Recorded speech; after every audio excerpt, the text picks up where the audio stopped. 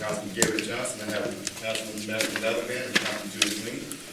I would also like to acknowledge the presence of all council members as they're sitting in the committee of the whole to discuss the budget. Alexander City Council meetings and council committee meetings are broadcast live and will be viewed by the public on Option Cable Channel 4. A rebroadcast can be viewed on Option Cable Channel 4 and the City of Alexander website, www.cityofalexander.com. This is discussed the 2026-2027 mayor proposed annual budget. Mayor, now I turn it over to you. Thank you. All right, good morning, everyone. Morning.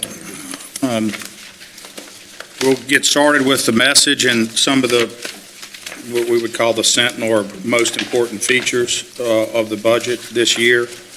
And then we'll get started going through it.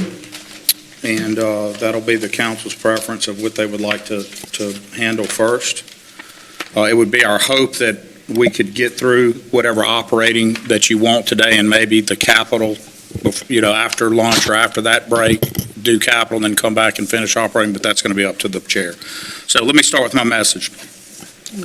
I'm required each year to not only submit a budget, but to submit all ordinances and all other features, whether it's additional legislation or anything else to enact the budget.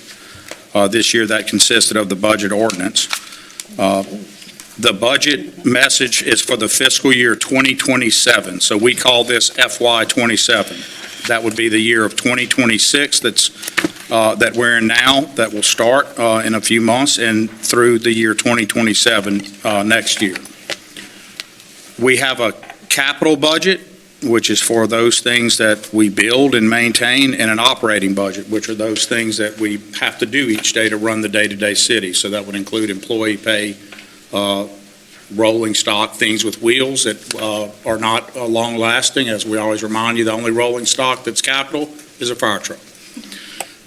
Both due to the money, how long it lasts, and how it's paid for. No other thing with wheels will ever be capital, right? Capital is going to be roads, utility, infrastructure, etc. I also remind people from time to time, I know you get this and we get this, someone will say, well, why do y'all have to spend that on that park or this? Just pay salaries with it. We can't pay money that the people voted on and dedicated to capital on operating. You could probably take operating to capital, which is not a good idea because you can't afford to, but there's nothing unlawful about it. But it actually is unlawful to spend capital dollars that are dedicated by a tax call in the operating side of the budget. So when someone criticizes and says, well, why is that walking trail there? Why is this here? You can't spend that on a salary, ever. And you can't spend it in the operating side of the budget, ever. It has to go to permanent, publicly owned infrastructure. Okay, so the features of the budget is, we'll call the operating and capital budgets until we separate them going through it, the budget. So when we say the budget today, we'll mean both the capital and operating budgets. They're technically separate. We used retained earnings or fund balance holdings to balance the budget. This budget was prepared using very conservative expenditures and revenue projections. What does that mean? Each year, we're required, I think by law and good practice, and I say by law because I believe the legislative auditor in any good practice requires you to use conservative budgeting practices. That means that you always assume that there are challenges to revenue or unpredictable changes, but you have to make sure you keep expenses low on the operating side. When I use the word vary, it's not an adverb that's chosen just to throw in there. If you look at my past messages over the years, it does not always include vary. It always includes conservative, but only at certain times as it includes vary. So that means we're making what we would call an austerity budget. This budget is austere. It is very tight on expenses. So much so that in one round, we're looking at $1,000 cuts in some areas. So that's not normally at a budget this size. While you look at that, you don't have that in your last round going through. So this is a very, very tightly done expenditure budget. Here are the features that go into what we would call our revenue prediction side that we use. So revenue can end up coming in better than we predicted. You guys will see that at major budget amendment. We'll come back and report revenue is better than the prediction. Doesn't mean we don't think right now it might be there. It means we're required to budget conservatively for it not being there and then make that adjustment at major budget amendment halfway. Here are some things I want you to consider about the current market for revenue. So we have to predict based on the revenue you give us. And let me make that clear to the council. The administration does not provide for revenue. That is a sole council function. The limited things we provide revenue for would be fees and costs, but those are set by the council. We just have to collect them. We don't provide revenue. You do. You decide what revenue the city's going to have. You can't decide, you decide it by how much it's taxed or whatever. Now, you can't decide what people buy or how much sales tax they generate, not directly, but you do set what that means to the city. Here are our assumptions. The national economy's recent unpredictability and market volatility, coupled with Louisiana's mixed economic outlook, does indicate risk. We would call it portends risk. So we look at that as a future thing. Let me be specific. There has been a lot about the national economy that we've all seen, and there continues to be places where it does well and places where people talk a lot about affordability. That word is debated very heavily politically.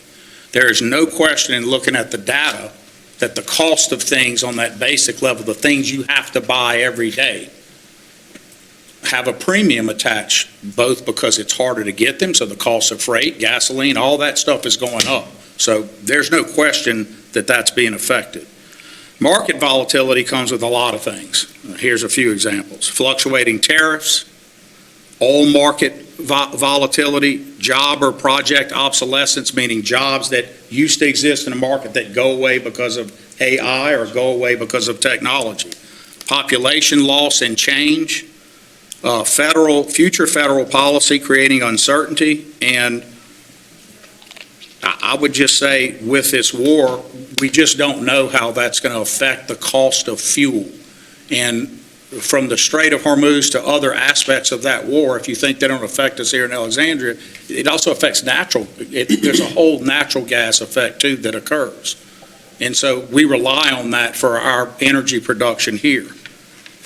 There are predictions that gas could go as high as between $5 and $7. If it gets way out of whack, if barrels start selling at 200 or more, you could see $7 gas. And there's also a phenomenon that while the prices of gas at the pump rise quickly with a situation, they float, they call it the feather effect. It comes down much slower than it rises as people try to make adjustments. And so we know that we're not trying to bore you with a bunch of stuff that you may see on the news. We strip away all the politics. These are facts. These things are happening now that you can go see the cost of gas. You can go look at where that's going to trade and how that'll happen. So all of those things go into what we would call the need to be austere in our budget. Our budget is indicative of the sentiments we just listed to you. When we look at our big source, what is Alexandria's main source of revenue? It's sales tax. We will predict sales tax to be flat. We will predict it to be flat. That just simply means we're not going to predict a rise or a lowering. We expect it'll come in with some rise at major budget amendment, but we're going to predict it to be flat. That's what we're required to do. We can't predict that it's going to be up in this scenario. We predict it to be flat. Sales tax collections through December 31st of 2025 and compared to December 31st of 24 was flat. We collected on the city side in 24-25, $33,282,000, and in fiscal year 25-26, $33,261,000. So we had less this past year of $20,000. So $20,000 in our relative terms is a flat. You could be missing that in an up or down. I mean, so we would call that breaking even. The parish one was up about 3.5%. So blended together, you've got somewhere between 0.6 and a 1% increase. The city has enjoyed in our best times a very even 2 to 4% growth every year. We can't tell you what will happen, but our total was So this is our predictions now. That was just giving you the raw sales tax data. Now I'm going to give you how we did against our predictions, right? So our predictions were good. In fiscal year 2024-25, so that's fiscal year 25, we did 7.31% above. And then last year, 25-26, the budget we're in, 5.24% above. So we're consistently able to get pretty close and be in that model of growth where we need to be on the budget versus the collections. With that data and going back, I then looked at a few years before.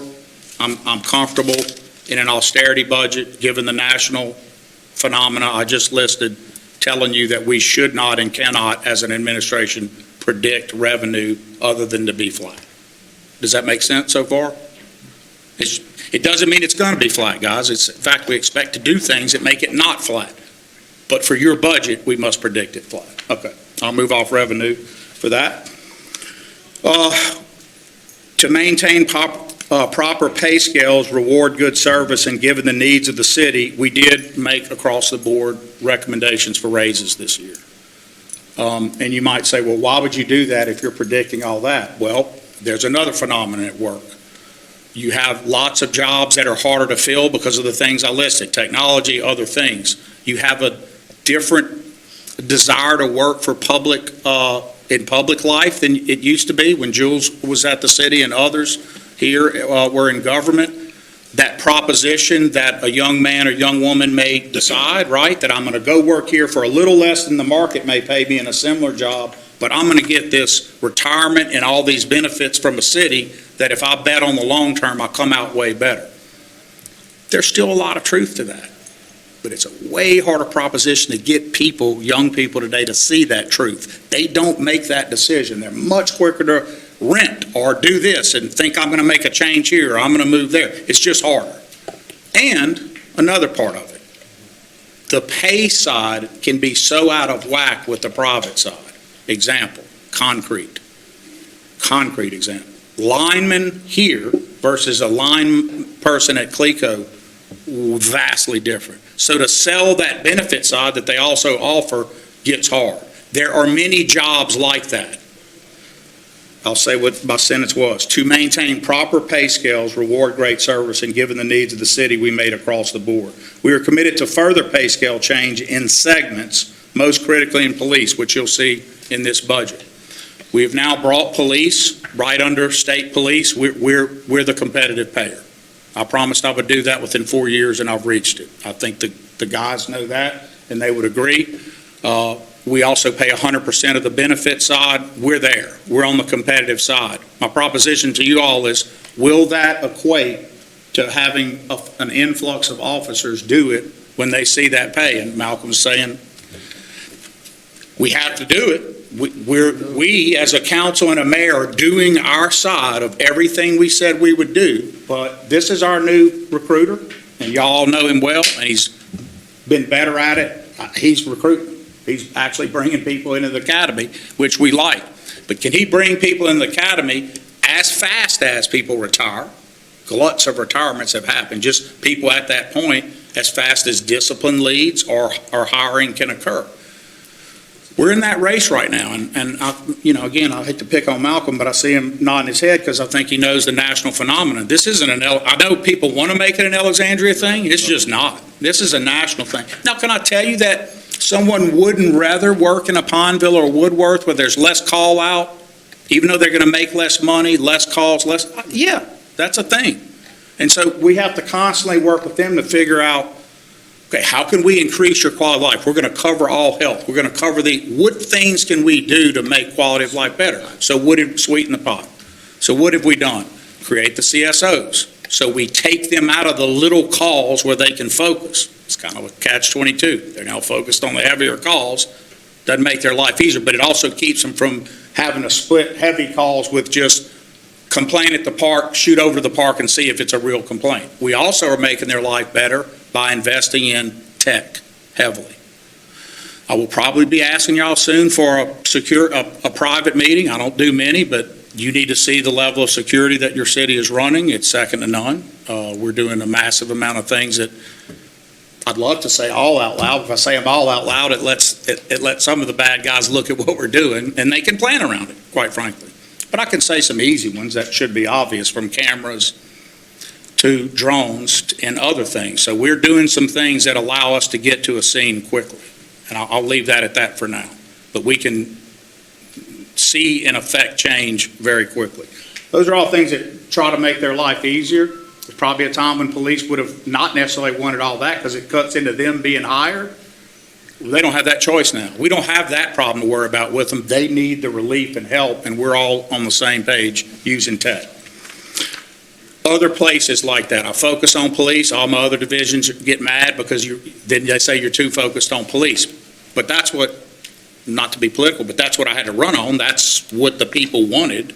That's what they tell you to get public safety right first. We got a couple of more, Mr. Johnson. Utilities, we've got those issues. And then there are some little things where we need, from garbage.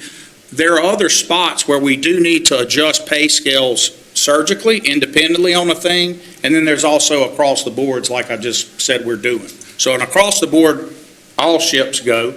And then the surgicals bring up things that just are way out of whack. And we constantly look at that. Ms. Lisa Harris looks at that in her pay plan. Pay plan work is tough. There's a pay plan for the general employees. The police, we do their pay plan through either contracting or working out. I'm trying to move them off contract to a pay plan. I think it's way overdue that they have their own pay plan. And that's sort of what we've done in this budget. Okay. I need y'all to remember this. Municipal expenses naturally increase over time. Always. Not sometimes, always. I hate to use a universal, because then you only need one exception to disprove it. I guess we could find a year, some miraculous year that I'm not aware of, since we'll just start with the year 2000. I'm just not aware of what year that would be. Municipal expenses go up. They go up because of inflation. They go up because of maintenance needs and delivery costs. And Gary, that was my big focus today, as you know from being a military guy. It just costs more to get a thing from a port in California to here. It just costs way more. COVID made it go way, way up, and the current trends nationally and internationally are affecting us quicker. Used to be Alexandria would be insulated, Malcolm, right? We would get a hit from something that happened internationally in 2 years. It's different. We get it a wave later. It also made our oscillations kind of do this, always climbing a little. Other cities might climb faster, but they would also have bigger troughs. Lafayette had a big boom in the old, and then Alexandria would always do this. So while people might complain it didn't grow in fast enough, it maintained a positive slope, and it would oscillate like that. We're seeing, because of technology, a faster hit from what happens nationally and internationally. There's good and bad to that. It's way beyond the scope of this meeting. Evolving regulatory requirements are a huge cost for us. Evolving regulatory requirements are a huge cost. So that's the nature of the operating budget. We are struggling with capital funding, and we'll talk about that as we get into that, but this is the first budget since the most austere one we had years ago, where a budget was not passed on time. This budget uses, so there's no transfer from utility. Last year we did it, and this year it's huge. We are having to transfer regular capital, your normal capital, to pay for utility infrastructure. In your whole lives, utility helped everybody else. Your utility, unadjusted, living on 1986 rates, it's having to take from regular capital. That's not an administration thing. That's a you thing. That's the failure to provide for revenue. We don't have a choice. We can't let there be brownouts or electric utility or water utility. None of those things can be allowed by law for us. But let me make a stark warning. I've written it to you several times over the last 2 budget cycles. I want you to think about the policy choice being made. When someone comes from out of town and drops some sales tax here, when someone lives here and drops some sales tax here, when someone pays their property tax here in Alexandria, that money is now being used to pay for utility infrastructure instead of pure park needs, pure road needs, all the stuff it's designed to do.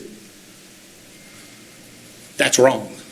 It isn't fair because the utility should pay for itself. It's an enterprise fund. We go over this every year. So when we take you through, what page would this be?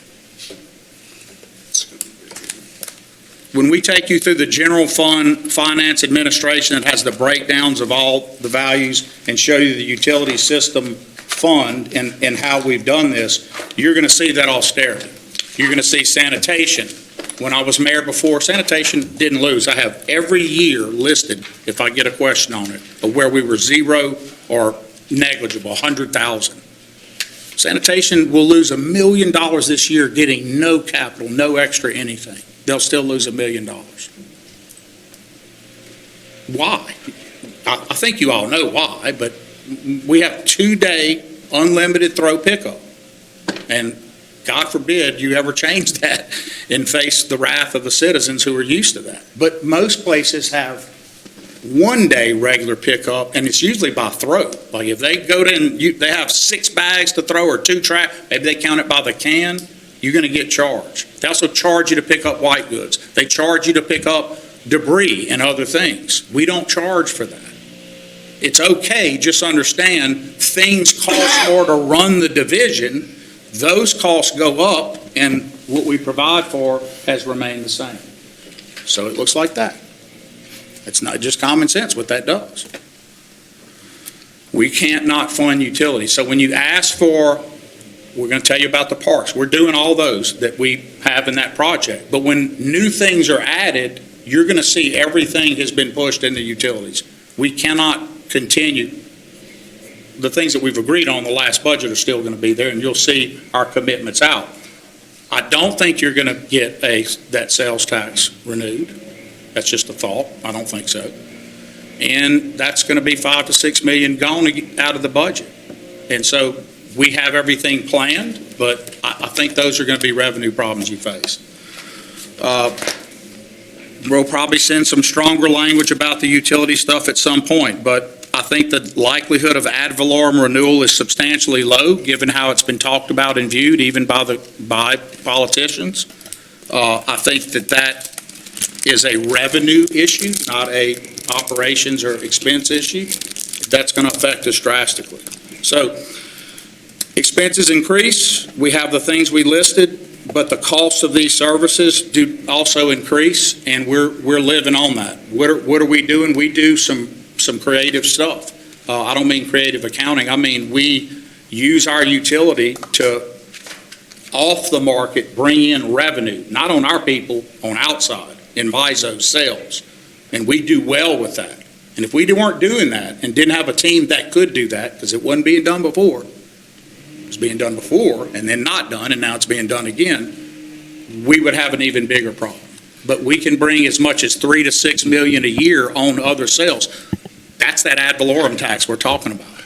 Matt, How great would it be to get it? could you explain Yes. it again? Explain exactly what you just said again. All right, and listen, please, Gary, if there's something you're trying to get out of that's going to the people to understand, make me do whatever you need to do. No, I just want to understand. All right. Someone asked me. So the utility has a function in 2 parts. There's a rate piece, which is the charge that is set by you as a metric that it should be based on the cost to provide the service to somebody, whether it's water, gas, or electricity, and cover these things. The employees for the utility, they're not general, they shouldn't be under the general fund. They should cover themselves, it's the enterprise fund. You wouldn't need those employees if you didn't have a utility, you follow it? So it has to cover itself. The cost of the employees, their rolling stock, their cars, trucks, whatever. Plus it should cover pay and fringe, plus it should cover some amount, it should cover its capital, plus it should cover some rainy day amount. That's what a rate's designed to do. Fuel costs that everyone sees on their bill and goes crazy about is that's the cost of fuel. That's an international function. We just pass that back. That's not a profit center for the city. That's a pass-through. It's a commoditized pass-through. It's a commodity. It's subject to the market. It's not y'all. Fuel's going to go up for the reasons I just stated. A war that affects gas transport. So fuel is a problem in that way, but it's also been relatively low for years. Natural gas is what we rely on. We made a bet years ago, and it paid off. We weren't in coal and other stuff. We've been a natural gas based. So fuel costs is not something you're doing. Let's be real specific, Gary, because it's a good time to do it. Someone gets a bill and calls and says, and this has happened twice last week, a pastor we all know, and he said to my office, well, Mayor, why is my fuel cost so high? And we went through these changes that happened. He said, but the fuel cost is higher than the rate. Yes. The fuel cost isn't higher than the rate because we're post-Katrina with some crazy amount, Gary. Your fuel cost is higher than the rate because fuel is a commodity that's gone up over 20 years. But your electric rate has never been raised since '86. So, of course, if you have two lines drawn and one's flat and one goes up. So when people tell you, how can it be more expensive to pay for the commodity to get me the electrons than the rate itself, it's easy to explain. Your rates never change. We don't control fuel costs. That's a national phenomenon. Do we control it internally with good practice? You bet. Hedging, we control it. Buying a big piece out front because we know, let's buy it low, next year could be fluctuating. Yes, we do those things. And we have experts that help us do it, GDS and others. How else do we do it? What you just asked for. We also are in MISO. So apart from how we take care of our own citizens, we're out in a market. And when we have Bayou Cove or our plant here, which runs all the time, when they run, the reason you don't see a lot of steam and it's efficient, so you don't always see it. People always say, well, I didn't see anything running. It runs. We can get you that data. It runs because MISO calls on it. Why does MISO call on it? Because it's fast start efficient. They want it to run. That's not us. We don't determine when that happens. MISO, the integrated group we're in, determines that. They point at our units and say run. They point at Bayou Cove and say run. When they run, Gary, we can, when we're in the market right, and we get ourselves there, that's internal work, we can sell to outsiders. So they'll take what we're doing and they'll make sales. And we get a profit from that. And when we get that profit back, that can go in the utility. And what should it do? So people say, well, if y'all make a profit, lower the bills. I just explained the rate has not changed since '86. Do you want us to go to 76? Would that be a smart thing to do to make your rate 1976? Bread isn't the same as it was in '86, milk, anything else. So what we do is give it back to the citizens, most directly. We give it back in the form of buying utility infrastructure that should be supported by a proper rate structure, but is not, because our rate structure is not proper. So we take those profits, we put them back in the utility, and we buy things, and that's what you'll see at the end of this budget. But making $4 or $5, $6 million is a heck of a thing to do with these challenges. And that's what your utility team does. But you can't guarantee it'll do that every year. You certainly don't know what's going to happen in this international climate. But I hope that helps explain a little of the utility. Mayor, you said the utility rates are set by the council. Correct. Just asking, when was the last time we got a report from a utility specialist on rate adjustment that you sanctioned, please? Probably last year or the year before, the Cure Commission met and did that. But you get a report in the audit every year of where we are. If you're asking for a detailed report, we're ready to give it. You need it, but I also don't want to put pressure on you right now. We're trying to figure out, so we're under immense pressure from your bond rating agents. They don't care about us and what we say in here. They watch it and they take notes on it. And they'll take a note that literally says, we see that your regulatory body is not going to raise rates. We're going to ding you. And they have. I was in A's when I left before. We're the first time have a B in front of our utility bond rating, not our sales tax. That's terrible. It's unacceptable to me. But if I read y'all why they say it, you're not going to like me to read it to you right now. But I have it here. But in essence, if we increase rates, that means ratepayers will pay more, correct? Well, of course. Okay, But, all right. Now, and also on that, wouldn't this problem also be addressed with more population?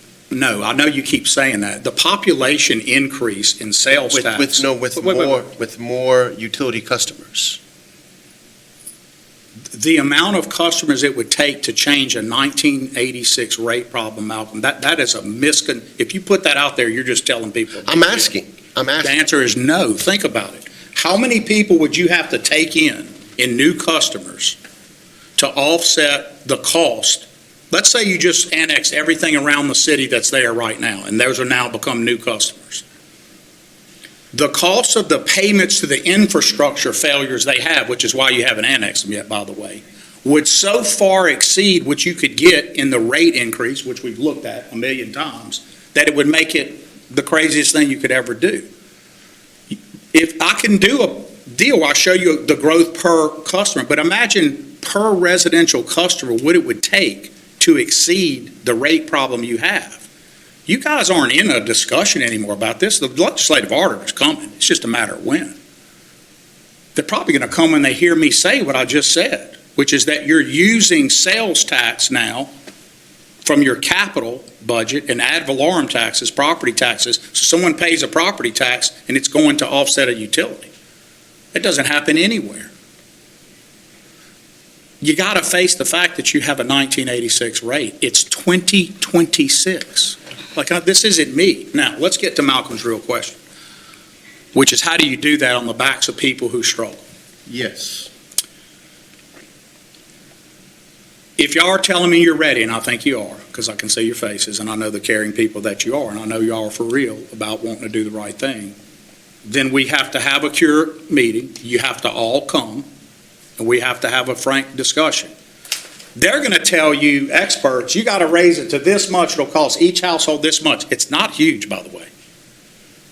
But Malcolm and I know, and many of you, that $20 difference on a bill for some fixed income people, $40, it may not be a lot to all of us, but it's a lot to them. That's right. I have ideas how to fix that if we do this as a team. I think there are ways to restructure rate. So when y'all hear me say rate reform, it's on purpose. I'm using the term reform, not rate increase. Now, I know the politicians out in the world who ding y'all in social media and ding me are going to go, he's lying, that's a trick. It's not a trick.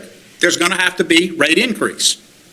But there can be rate increases done in a way on commercial and other things and create incentives in our classes of people who struggle the most to do things at certain times. I have a whole lot of ways to do that where the hit is negligible. In some cases, almost none.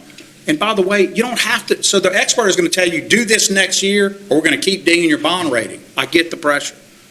But they don't live with what we live with. And so you can also bring things up in a different way. And we can get very technical in which rates we adjust when.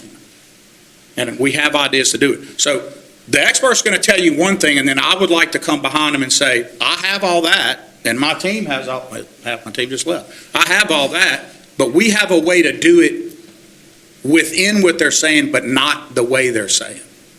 So that's a good example. So Go ahead. if we are allowed to vote on the increase of utilities, basically what you're saying is, with your project or whatever it may be, it will actually help these customers that, It does help, Cynthia, because we can buy infrastructure, which ultimately helps them. But I know people are going to ding y'all for that. They're going to say that's, what other utility operates its rate structure at a loss? Can y'all think of one? Well, most cities don't have their own utility system. But just what private utility does it? They can't. But you can't either, and that's what I want. I hear what Mr. Lawverdane's saying, but remember, this is an enterprise fund. You sit as fiduciaries. This is not your choice to fund one park over another in operations and regular capital. You politically have that right. Someone can say it's crazy what you're doing, but you have the right politically to fund the zoo even at a loss. You can make a political determination, not negative political, a policy choice to do that, because you think it's a good thing. You make a decision every year to fund transportation at a loss, a crazy loss. But that's normal. That's But normal. it is, I'm taking up for y'all, That's normal. I'm taking up for All you. cities. You make that decision to fund transportation at a loss because we all believe that there's an unknown that isn't measured of getting people to work, getting people to church, getting people that would really hurt the quality of life of the city if we quit doing it. We make that choice when you sit as a fiduciary over an enterprise fund. You're not sitting as the city council, you're sitting as the rate-making authority. You have a different set of duties, and Trey and Jonathan can back that up. It's in case law, it's in statute, it's different. I know y'all gonna say you're jamming us, you're trying to put the fiduciary thing on us. I've gently said it 3 years in a row. I'm not jamming you, I'm telling you, we've got to sit together and be an honest rate-making body, you, with us honestly advising you on ways to get you there that don't hurt people. I am aware of not hurting people. The idea of what happens in social media, I can't stop that, y'all. They're going to do that to you. They're going to do it to me. But the proof's in the pudding, right? If we do something that's righteous and thoughtful and equitable, then the proof will be in the pudding. But we can't do it if we don't trust each other at least enough to sit down and look at the data.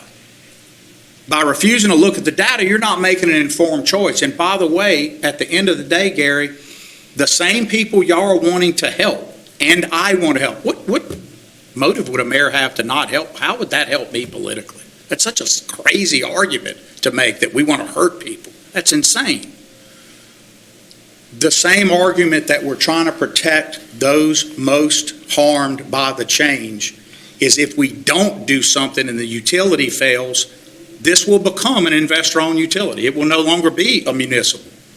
And guess what the price does then? And guess what your rights are then to control rates? Zero. And guess what every light bulb that we replace internally now costs?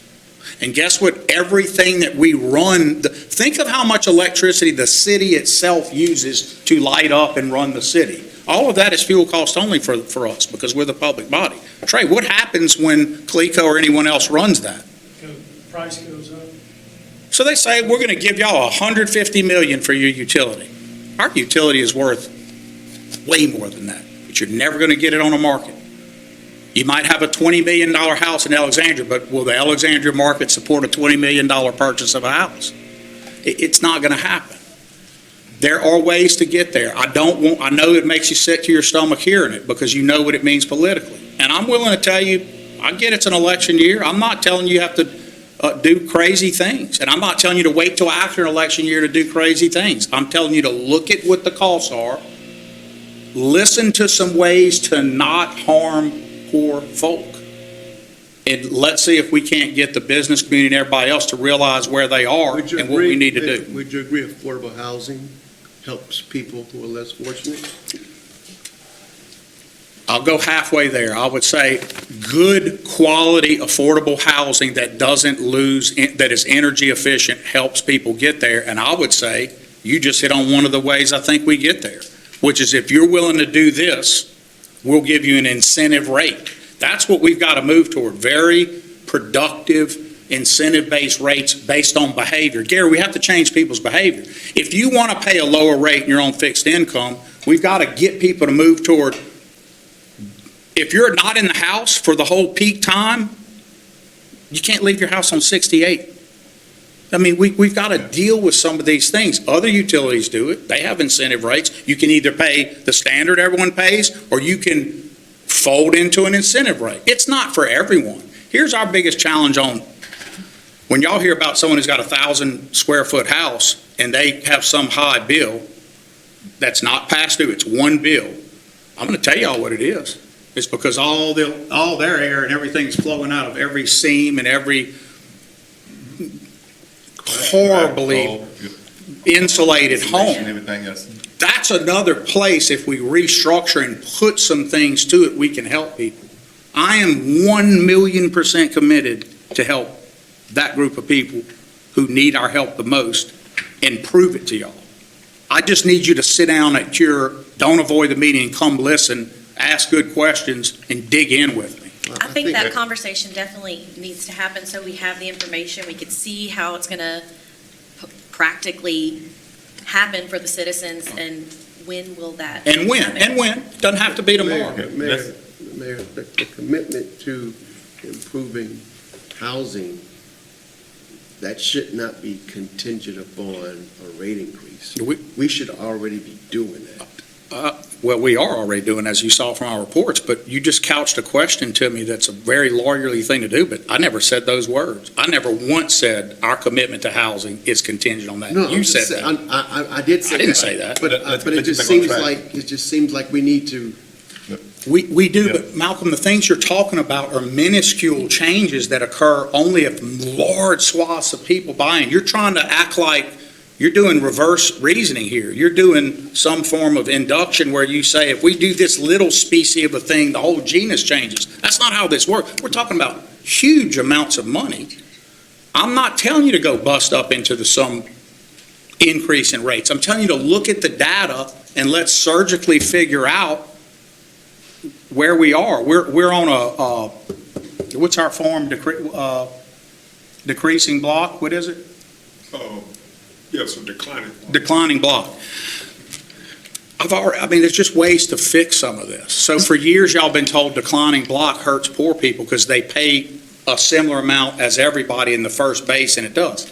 Because you technically get incented the higher and more you use, but that's not true. Everybody has to pay for what it costs to do it. But I'm with you. I don't like declining block, as a matter of fact. It's standard everywhere. I think we can adjust that alone and help people tremendously. So, Mayor, when we meet with you, Yes, ma'am. to hear your idea about the utilities and say we agree upon it, my suggestion is, once we do that, we also need to have a meeting for the citizens to hear their voice and, their point of view, on which way would they like for us to move.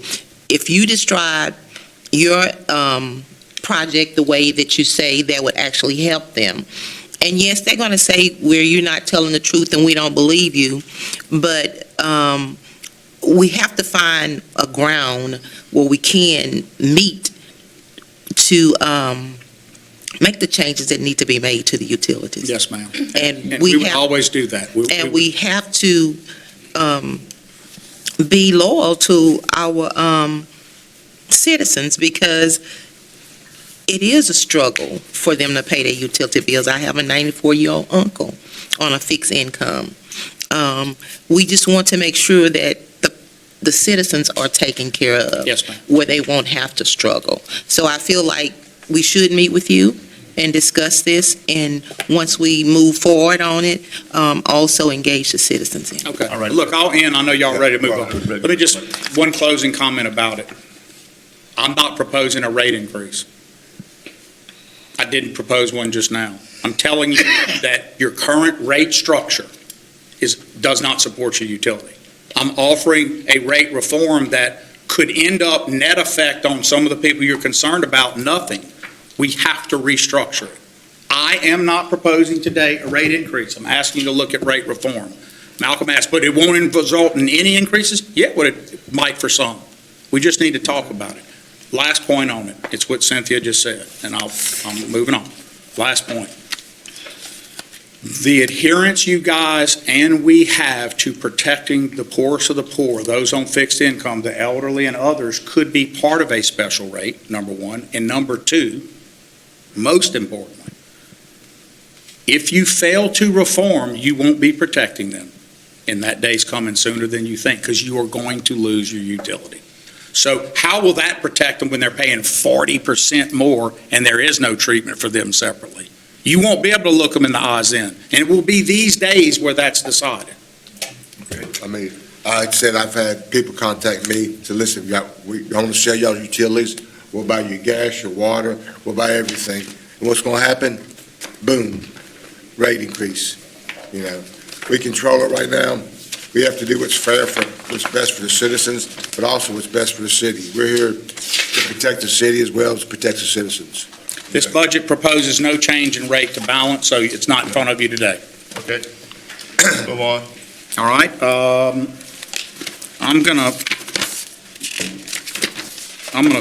about to turn it over, and first, let me ask you, Mr. Chair, how would you envision the 2 days go? What's the order you'd like, and let's figure out so we can allocate time right. So my main thing is everybody I've been spoken to, and the other people on the council, is to get to our projects. And where our projects is, I move our capital projects. Let's do capital first, because I think that's where the most discussion will occur, and it's fine. It'll help us educate through operating. We'll come back and do operating.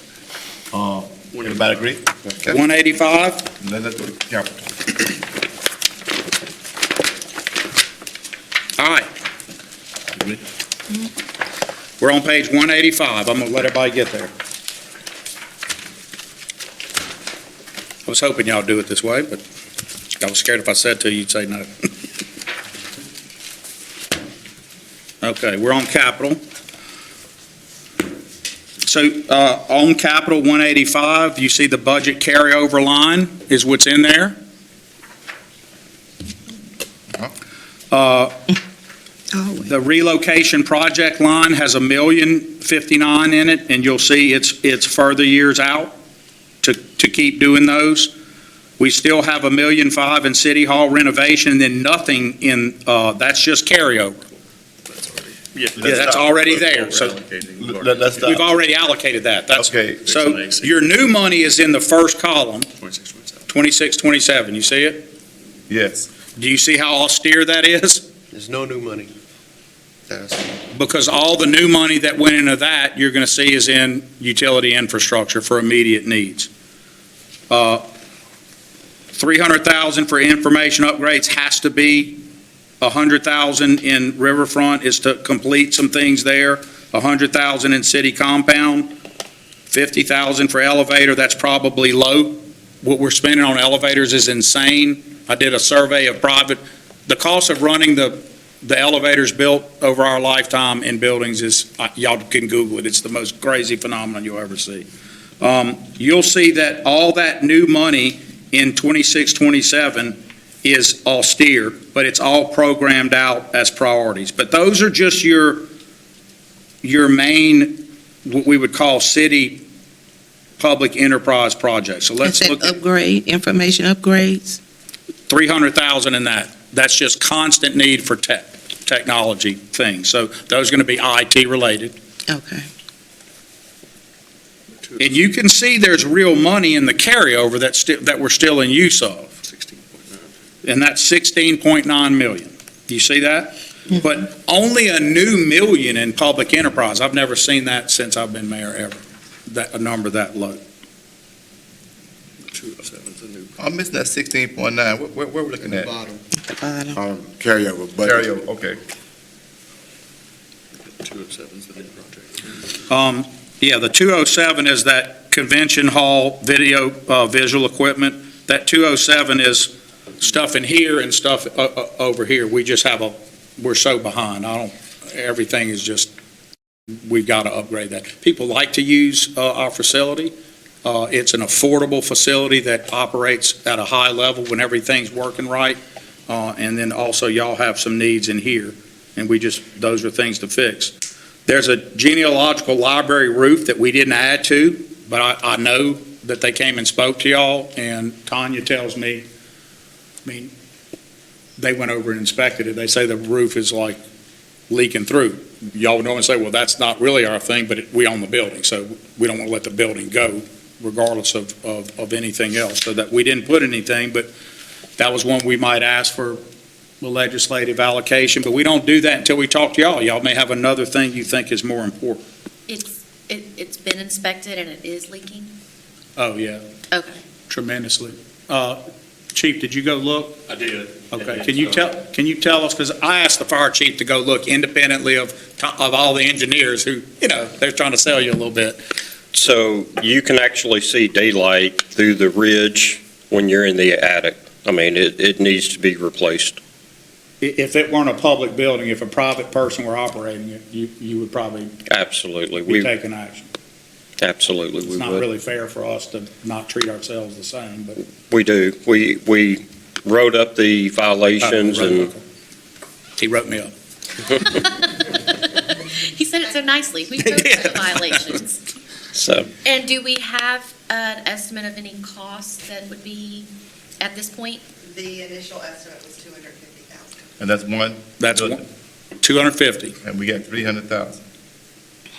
That's, There's there's No, nothing now. allocated. There's But nothing there. look, if, okay. once we get through this is an easily, we can, Okay, see, I'm. 250,000 I can figure out how to cover once we get through the major process. But I needed y'all to know, that's an example of a failure. There's also some failures in this building.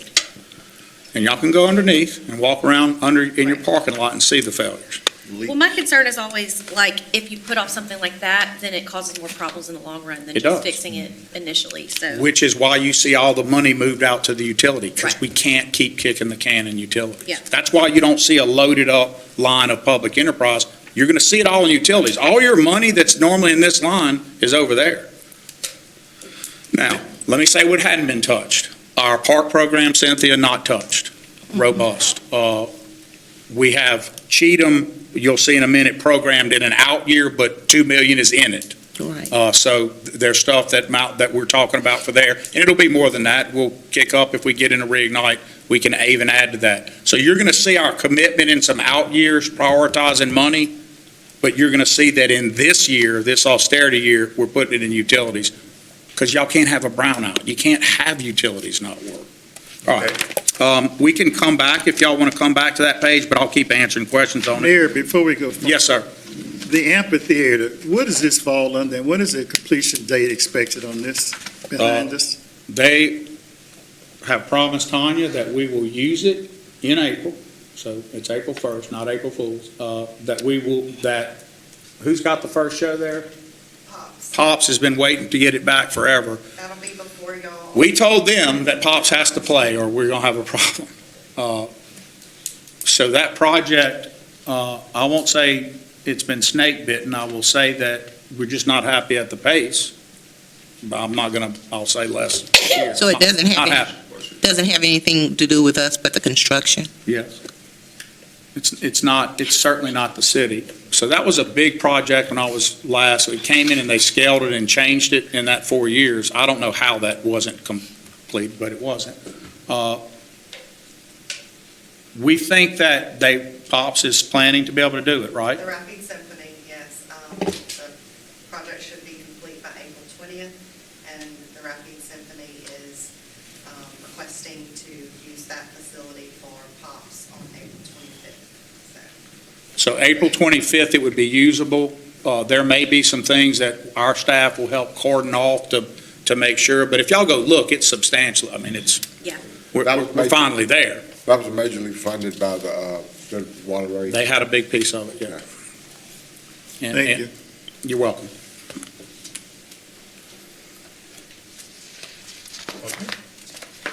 The LSUA initiative y'all saw was in there. That's a big number. Their bid did not come in, so we left it as carryover, of course, because we're required to keep it to show it's there. I trust and hope we're all still on, that we're on the same page about the need for that, the allied health and how much that can mean. We don't give them money until, We're last in. last in. We're obligated, Jim, but when they come in and bid and it starts, we give it in tranches. So we give like a 500,000 at Ribbon, another, I don't know if I think you're, it's three tranches. Yeah.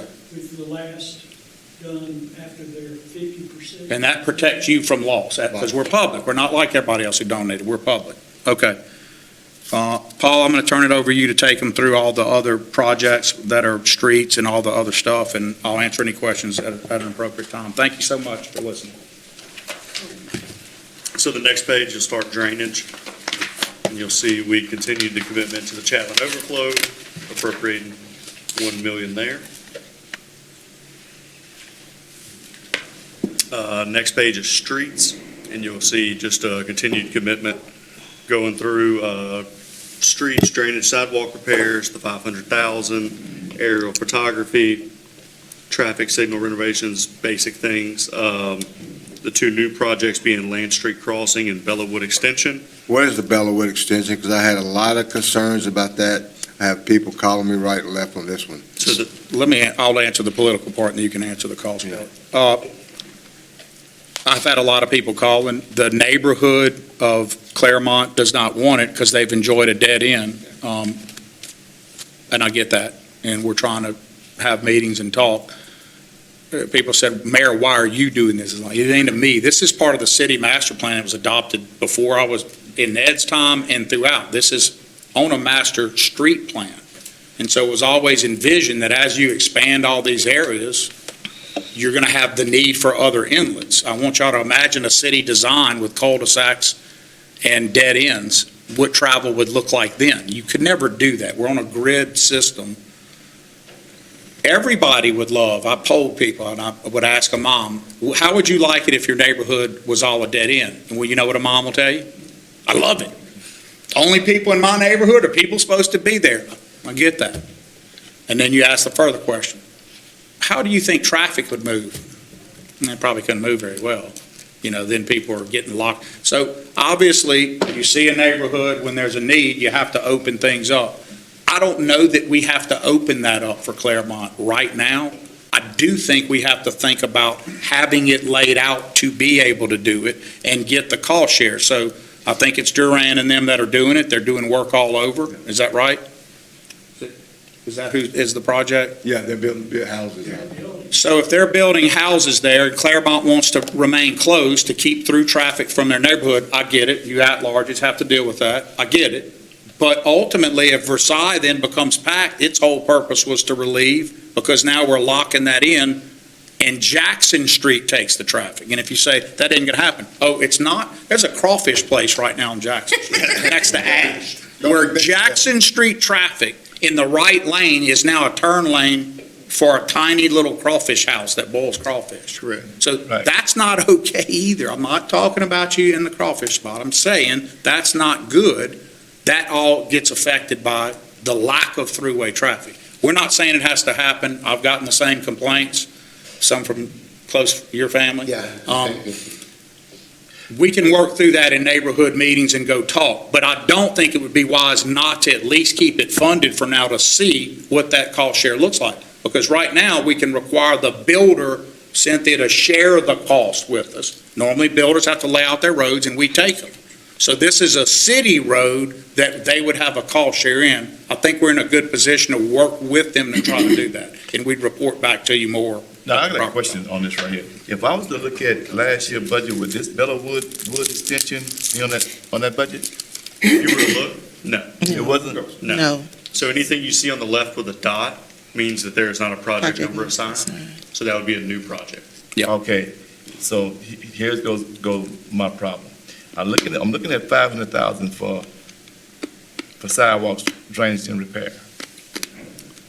And, of course, I've been asking for, it's my fourth year, yes, asking for money for a specific project on Culpeper. And the reason why I say Culpeper, because the school bus actually has to put its left tire across the line for those kids to get off the bus, which is not safe. And I don't know how we go by skipping or making one priority or other, but I always say safety comes first in everything we do. And I need, on Culpeper, you walk in the ditches. I know a long time ago we started on the end towards Masonic, but after you get down so many, probably, I don't know if it's a mile, then we go back to the ditches. And those kids on them school buses, sooner or later, something's gonna happen to one of those kids getting off the school bus. Gary, to fill in the ditch and sidewalk it, I just, some history. Before you ask Yeah. that, can we go back to Yeah. page 186? It's where we have the original ditch closure. Thank you, that's. I mean, you went fast, and I had this as a question. We have the residential ditch closing, we have the money there, But not allocated. but we don't see the project until 5 years out.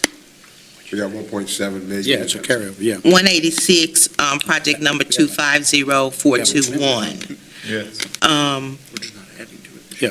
So, We have 1.7 in carryover. okay, so when do we plan, I see we go into 5-year plan to close the ditches. I have several ditches in my district that actually need to be closed. I have, I'll be sending you this request for ditch closure on Vermont Street.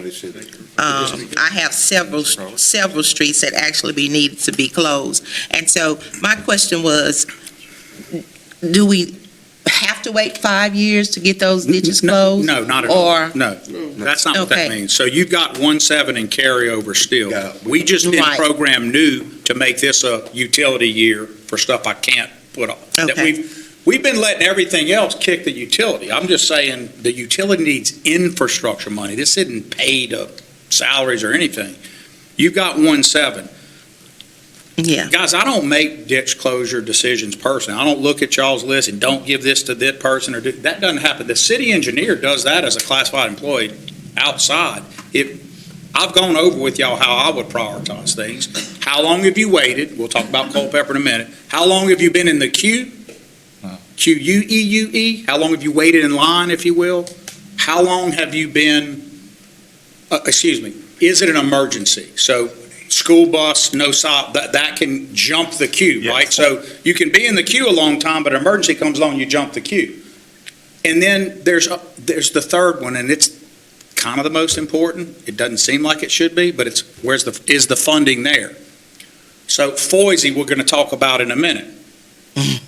Foisey is an MPO project that's already been prioritized by the MPO, which I chair. Jules is on it. We participate heavily in those meetings. We already have that project there. We're getting pressure to go fix it by the hospital because it's in horrible shape. But if we were to go spend $2 or $3 million fixing it, when we have a full resurface coming, that would be wasted money. Way wasted money. Now, do you have to wait for the federal? Yeah, but that's how projects work. When we have a match coming for a project we can't afford, we have to wait on that match and use it. So ditch closures, different. That's our stuff. Right. For the most part. For the most part, not always, for the most part. Ditch closure could technically happen in an MPO project if it's part of the, if it's part of the process, it can. But on regular ditch closures, y'all just need to send a priority, and then if it's past the city engineer's ability to say yay or nay, or they say, Cynthia, that's a terrible one to do, there's 3 that really need it more, but she has pressure on one, we should walk through that, right? I mean, there may be something she knows that the city engineer looking at it on paper doesn't understand or doesn't get. And there may just be, this has to be my priority because I promised this is the priority. and Those are easy things to fix, but it's not us saying no, it's just getting the city engineer's list and saying, I want to alter your list. You have the right to alter the list. So I have a question with the Bellawood extension, because there's developers starting It's projects like a out that match. way. Yeah. 100%. That's why this one is more of a need right now. That's why I can jump normal priority, because there's an opportunity for the taxpayer to get a benefit in the money. Also, it's a traffic issue for Jackson, which affects all of the city, all of the city. So the reason why I asked the question about the ditch closures is because I've been submitting, I hadn't changed my submission from the previous administration until this administration about the ditch closing. And I feel like it's important that, you have explained everything, but I've been submitting this same request for ditch closures since I've been elected, and nothing has taken place, especially on Vermont Street. And I have several more streets. So let me ask you this. So I can meet with Mr. Wilkerson I concerning would say if this? you have a list and he showed you his list, that it obviously didn't work in meeting with him, give me your list and you and I'll Okay. tell him that this is the new list. Well, I think what we should do is get together. I mean, Listen, guys, of course, if everybody did it that way, think about it. If Mike has an objective basis to cover one street and you only have a political request, not saying that, don't take me the wrong way, but it happens to all of us. If someone just said, I want my ditch closed from there to there, and there's a cost to get that team out, there's a cost to do all that, where that makes no sense. the amount of money the city would spend for one house or one, we certainly have to weigh that into a project. Understood. But here it is with me on the fourth year with Culpeper, and I say safety got to top everything. I don't know about these new developments and stuff like that, but what I'm gonna do is give it to the president, and we're gonna go, and I wanna see her projects versus my projects, maybe her and I could compromise, or whomever wanna compromise, because Culpeper needs, I mean, those kids get on that bus, and for that bus driver to do what he has to do every day to protect those kids, that should be. David, what do you think we've spent on Culpeper in 30 years? 30 years. I know. So it's been the subject of 2 listed tax calls. We finally had to take it out because every councilman who's ever sat in your district gets hammered about Culpeper. 88, 93, that's when it started. It was Yes, and the last person. Look, that's been a long time. I mean, obviously, it's a major thoroughfare that we have to do. But I don't want it, but there are other similar roads with similar problems. And so But Culpeper's bad. What I want to do, I'm going to get with the council members, or get with the president. I want to see her projects versus my project, and let her and I compromise. I mean, That's say, a okay, great, this. never That had way- council offer to do that. That's a great So- idea. If she has something that's more pressing than Culpeper, which I don't know, because, of course, I don't know. And let's see where we could probably come to a decision, okay, you get this part done, or whatever, because I don't know how much it costs to do Yes. a ditch. Yeah, how much would Culpeper be to fix that just project? I think Gary's right. I want people to hear me clearly. I think Culpeper is a priority because of its design or lack of design in these areas. But I think Culpeper is something like Foy's and others that you would look at as you'd look at as a big project to get some matching funds. I have a feeling it's not in the MPO for some reasons because of the type of street and where it is in the city. But that's going to be a huge project. That's not a small one. I just have a question. But I'm going to, Gary, we'll go look. Let's go look with Mike and others, and he can give us a dashboard. This is what it's going to cost. It might not be exact, but we can start figuring out what's the smart move first. And you're thinking you want the ditches closed in on Culpeper? He wants ditches and probably sidewalk Well, over. there is Take, sidewalk on one side, there, I know, that was, I mean, it's. Yeah. Huh? but it stops there. Okay, got you. I just wanted to know, Yeah. just before we got off of it. That's cool. Mayor, Yeah. as councilman at large, as one of, with Mr. Johnson's Culpeper, with Ms. Perry's Vermount, I've been contacted as much. The Willow Glen Road is what I've been watching. Is that, those sidewalks, are those ours, or those, that's a parish road per se? Is that state roads? Are those our sidewalks to repair? Because I saw a lady in an Mr. electric States. wheelchair trying to go down it one day and had to go out in the street because there was a catapult ramp yeah, right that's there. not. It's the state, Mr. Green. So that's what I need to see where I need to Yeah, I follow up had on, because I actually- got contacted about your Vermont. I know about his Culpeper. I've been contacted about that. But my big thing, when I saw that lady go out in the street on Willow Glen in that wheelchair, Yeah.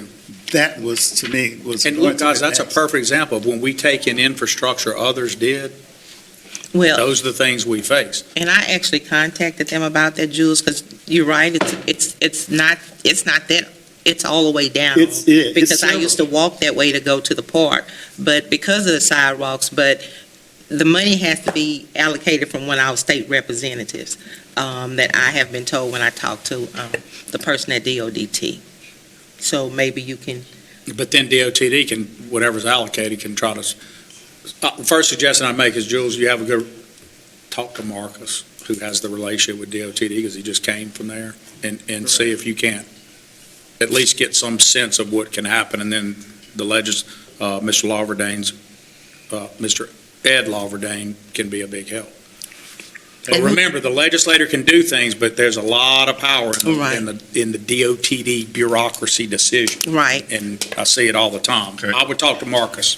Well, true, because in the repair of that canal bridge there on Willow Glen, Ms. Perry recall that I was it was reported to me at a church function. I reported to DOT and to this parish and to this city, and they went in and found some default in it. So working with DOT can rectify these problems, just knowing who to reach out to, and I'll reach out to Marcus, as you said, to get these things done. That was a big safety factor, that sidewalk on Willow Glen, to me. The other gentleman and a lady, Vermont and Culpeper, I certainly understand the need for those as well, Thank you. because they're flying down Willow Glen.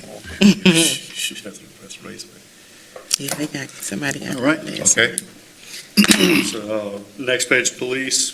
Just before you leave, Cynthia, you'll see there's still 15 million in your carryover for the Chatelain, so nothing affected a P1 like that. Even the other utility stuff we did, we count that as that. You can see the P1 is reflected, and another million in the next year.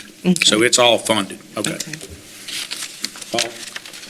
So, yeah, continue to page 188, you can go through police, which is carryover only, and the next page, fire, carryover only. You can see we're keeping to what we told you. It's not new. No new projects. We have spent a lot of capital and operating capital on police, but you can see us, as we promised you and told you what we did, it's all going to utility. On page 190, you get into Parks and Recreation. And you can see each line item added there, Links in the Bayou, tennis courts, and Masonic Brinkhurst restoration. And you'll also see at the bottom, the dot, so a P indeterminate, but priority is Cheatham, and you can see the 2 million in an out year, Cynthia, but that can be pushed up when new decisions are made that we're talking about. I have a question. Yes, sir. The park playground equipment reignite, that 2.5 million. Yes, So that's the money we're spending now? yes, it is. Okay, and that money is for all the parks or just one particular? No, the park playground equipment big reignite, I'm sorry, yes, sir. That's all your parks is your 2.5, and then there's a reignite, just the Masonic Brinkhurst corridor of 1.7. So that's a total together of parks and rec money. All right, so the 2.5 is for all city parks, but the Yes. 1.7 is just, excuse me? It's projects. It's for the 6 projects that we've agreed on. And that includes Clarkson, Helen Black? Okay, December Bowman, Franklin Runner, Cheatham, and City Park. all right, so 2.5. That was fine. Charles Smith. Charles Wow. Smith, yes. Okay, Yeah, that was the That's 6 that were agreed on the last budget. all right. So, sorry, Malcolm. But the 1.7, that's strictly for, that's all just for Masonic? Okay. Well, it's a, Masonic Brinkhurst corridor. That includes the sport court, the tennis court resurface. The That's pickleball quite a courts, bit, yes. The pickleball courts? Yeah, that are currently being built. That being built, okay. Yes. Okay, And you can see we're adding 250 to that line item. okay. Malcolm, I had your list of, well, we saw it. So I did ask for, in the same meeting that this 2.5 was approved, I did ask for extra 200 plus that K for my 2 little parks, small parks in Deerfield and in Morton Park. So, Gary, it wasn't asked for in the first round, it was asked for, but remember, this was a bid project. Right. You can't just add a park to the bid. I understood. But what I told you, I'm gonna say again on the record is, at that amount, I'll get to the money. That just goes from something else that isn't ready, it gets moved, and we true it up at major budget amendment. Okay. All your job would be is stay on us to get that done. Stay- That's not a hard thing. Stay on that. Councilman Johnson? Yeah. I'd love to hear your ideas. The playground equipment at both of those parks are Okay. really new and in good condition. And so I'd love to hear your ideas. Okay, and it's not really the playground. If you look at I take for instance, Deerfield, where the gravel pits that when you first get in, all the gravel, I don't know what storm came and just took all that gravel out and it's just rubble. That's actually on their maintenance list. If they haven't done it already, they're going to do that in the next Okay. couple Okay, weeks. well, I'll still go. Next couple of days, Weeks. weeks. Okay. I have a question. Where are we with the Civil Rights Monument? You took my question. Oh, my bad. You fine? No, go ahead. The Civil Rights Monument, where are we with that? So we programmed a big one that would have, we had a big project When I left office, it turned into something, Indeed, I'll just say different, smaller. much smaller. I remain committed. That takes commitment from you guys. We have a vision for it, a very detailed PowerPoint. So Where would be located? if you go straight down the Cat corner from the the two state office. parking that the state has across from its building, all that area is where we would envision getting that from the state or co-programming it with the state. And then behind the current MLK monument, all of that area. Behind your- So next to Chris's office is another whole piece of property. It's not his. It's, I don't know if we own it or the state. But we envision that whole trail that's already built could be where you have the monument itself has a statuary that leads to across the street from where the current Right. Reverend Martin Luther King monument is. It's small. Across from that whole area, we have a design for a fountain and a real park. And an interactive park, something that's education.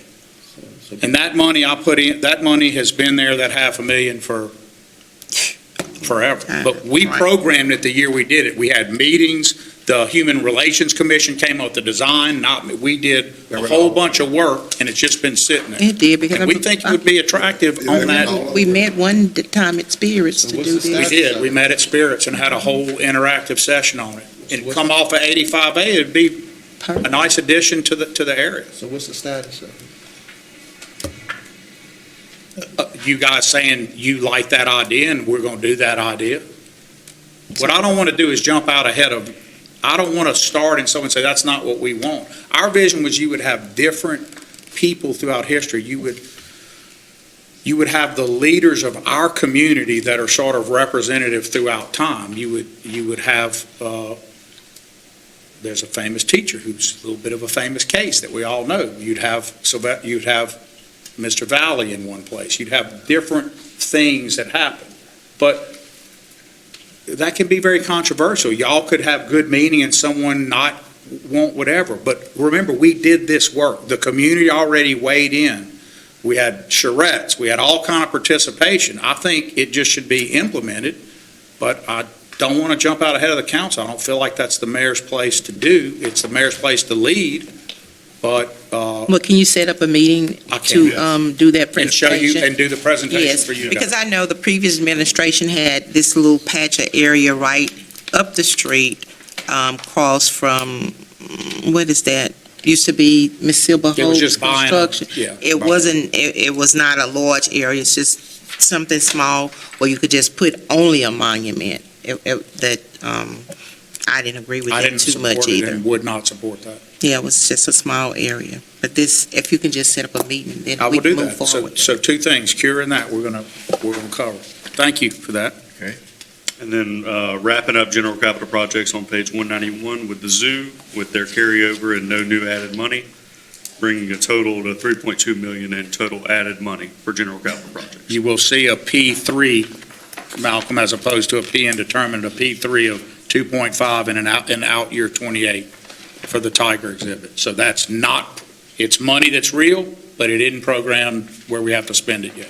So, Okay. I'm looking at the total general grant, I guess, total for the, is 3.2. Yes, Could we, New money. how new money? new money, yes. Of new money. That's super low in comparative years. And this is up on the parks, right? Yes, that So- includes all the previous pages and their subtotals at the bottom. No, Could that's we- the zoo, I thought. Could, So if you see, total for the zoo is 0, total general capital projects is the 3.2. Okay. could we do this right here? Just from, could we have a different page just for that number on it? Because if I'm looking at the zoo, if I wouldn't read it, I just think that pertains to zoo. So No. You can't take that 2.1 million and say total, or So put it in big if- bold numbers or something like that? So I could try to make it larger, but so if you see total zoological park, and then you look over, you see its total itself, and then next to that number, it says total general capital projects. Yeah. And that's where you see the $76 million carryover, Yeah, and the $3.2 million total on page 191. Yes, And look, yeah, so you'll see where it says total general capital projects. I just highlighted that way. yeah. That's, you're adding is the line that's down and has a double underline.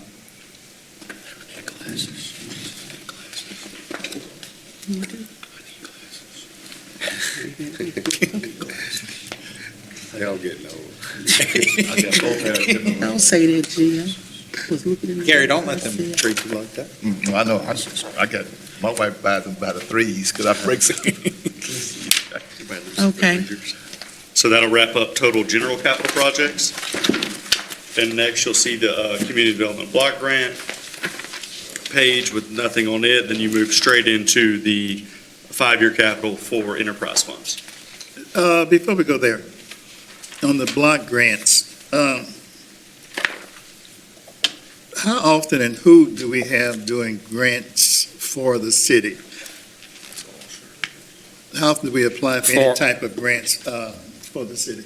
Well, we all, In all divisions. all divisions apply for grants, and we have a grant, a person that oversees where all are, but for community, anything in community development would be primarily Shirley Branham and above her, Melinda Grimion. If it's related to community development, use of federal funds for housing or anything, CDBG, home funds, anything like that is going to come out of that. Now, all divisions are responsible for having a grant plan for, so police chief has a grant, we ask for grants all the time in police and fire, all the time. Don't usually get them, but we ask for them. We ask for them at the federal level, and we ask for them at the state level. Any reason why we're not getting them? Competition. Scarcity of money, because it's up to your legislative delegation has to be able to put the pressure to get them. We ask, and we have some pretty innovative stuff we ask for. It's a limited amount of money. And everybody. There's still a big focus below I-10. As you know, Malcolm, is just, You gotta be careful with grant match and actually And be then- worth it. and then, as we've told y'all a bunch of times, we can apply for a grant where we would have our own map. We can sort of build whatever you want. It's operating and maintaining things. That's the problem. So you can get a grant for $1 million, but if you build something and you can't have the people to operate and maintain it, then it didn't make sense to do it. Or if grant compliance itself is more onerous than the grant. So we could go get a bunch of $30,000 grants, but the compliance to assign 2 people on staff to get $30,000 for a city this size, it's not there. I have a question that I don't know if we answered here, but with the infrastructure of Alexandria, I know the pipes underground are probably hundreds of years old. And I know the funding has to come from federal to help us to start our rebuilding our infrastructure.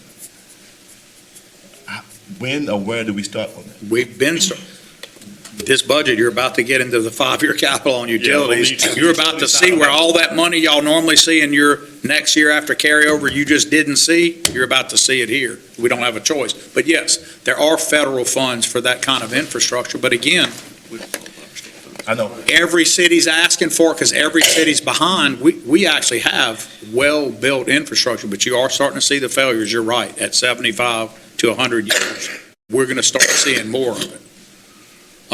Jules and I co-worked on a recent project of Elliott Street. That was our project we were semi-happy with, and then lo and behold, there's a sewer line under it that wasn't, so they go in and crack open our brand-new street. I'm driving to work, and Jules is out there, not happy, and I wasn't either, because I keep hitting it, but if y'all go over it now, it's smooth. They ground it out, it's smooth, but it was a brand-new street. We had to go in because there was a hole that I think should have been picked up before we laid the new street. Those are the kind of things that we're going to start seeing more of. But imagine, Gary, if you go all the way down Elliott or Jackson, how many things could be no longer flush? A pipe that's at a joint is like this, that we just don't know about. and the reason why I'm asking that, is yesterday I had to visit someone in Martin Park, where they could actually take a 3-foot pole and just stick in the ground and fall straight down. All his yard is. I had that in front of my house. It's Scared me. gone. I mean, you can see where it's falling in. Has somebody made a complaint on it? Yes, and I got somebody on that right now, and I walked the yard with him, and he could go and hit and drop a pole and just go. Yeah. So that's telling me something underneath there. 100%. There's It's a, gone. yeah. Even if it's on private property, that's not his property doing it. There's something that's causing a washout under the ground. Under the That's going to ground. be infrastructure of the city, I can imagine. And so I Anyway, asked- we'll figure it out. Okay, anyway, All right. Yeah, so moving on to the 5-year, in the enterprise funds, you start with electric. And at the beginning, you see adding a lot of money to just carry over projects, basic maintenance needed. You can see in the next 2 years, 26, 27, 27, 28, more money in electric, utility, and infrastructure than the current carryover. So Oh. you can see the commitment. You go years out, it gets pretty big. So on project 720803, the area street lighting additional, that's in the reignite. Where is this? Is it located throughout the city, or is it a particular? So throughout, but we do think that's one that we need to talk to y'all. We need to make some strategic lighting decisions, what we would call, to not bore you, but SEPTED 3, crime prevention through environmental design. There's places that obviously need better lighting, better. That's, What line did you say? That is It's 1, 2, 3, 720803. 5 down. Okay. And Oh. possibly we need to adjust that amount of money. that's 7. We have it programmed out as a significant number, but it's 100,000 a year. We might need to come back and revisit that in Reignite. If we get to the bond level, Mr. Lawverdane and Madam President, we would probably come with a specific lighting project for the whole city. And so, that being said, is it incumbent on us to go to our neighborhood and see where the lighting's at?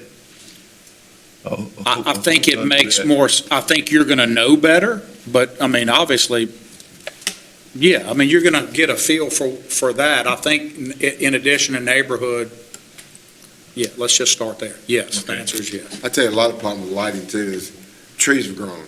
They grow around the lighting didn't give off much because of trees. Well, we also moved to those yellow, Yes. cheap, they're cost efficient for the city, but That dingy. I don't find that they light up. I mean, Right. it's not. I mean, I know what it looks like if they're not on. It's pitch black, but I just, they're not. It's not like almost the like a LED glow. lights. Yeah, they Yeah. kind of, Yeah, it's not like the LED hoping the lights that you technology's have getting in better other again areas. for brighter light, but I'm sure we moved to that on cost. But speaking of lighting, it's good, Mr. Cannella just arrived, but I've been in communication with DOTD rather, about all the underpasses on Jackson and Lee Street and all those areas because of the lights are out. And I got a complaint from a funeral home saying that their constituents at nighttime coming through there, you stop at Jackson Street, it's pitch dark under there. You don't know who's coming from underneath those pillars. So DOTD is supposedly getting on that to rectify that lighting situation on all of those underpasses that we have. Only one we don't have is the overpasses on Murray Street, but the rest of them definitely need to get the lighting fixed. It's ominous when you park up underneath there myself. You don't know what's going to come around underneath those poles, and I don't blame those people for being disturbed. So I did contact DOTD, and I did contact the funeral home that we supposed to look into. You're talking about under I-49, or you're talking about Jackson? Under I-49, there are 4 lights on each side, 2 on each side, Okay. on all the underpasses, and they're all are out. If you drive under there at nighttime, it's dark. It is. Is the Highway 49, is that DODT or is? DOTD. Okay, because I know they have a lot of lights out. I thought part of it was for the city. So that wraps up electric. The next page, 194, is your water. And you'll see, starting with water line replacement rehab, adding $800,000. That's the, kind of the main focus there.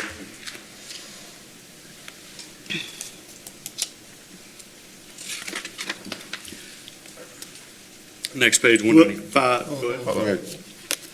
Water line replacement and repairs. Ms. Perry, myself, and y'all see we got the best water in town, that depends. We're still getting a lot of complaints about brown water. Yeah.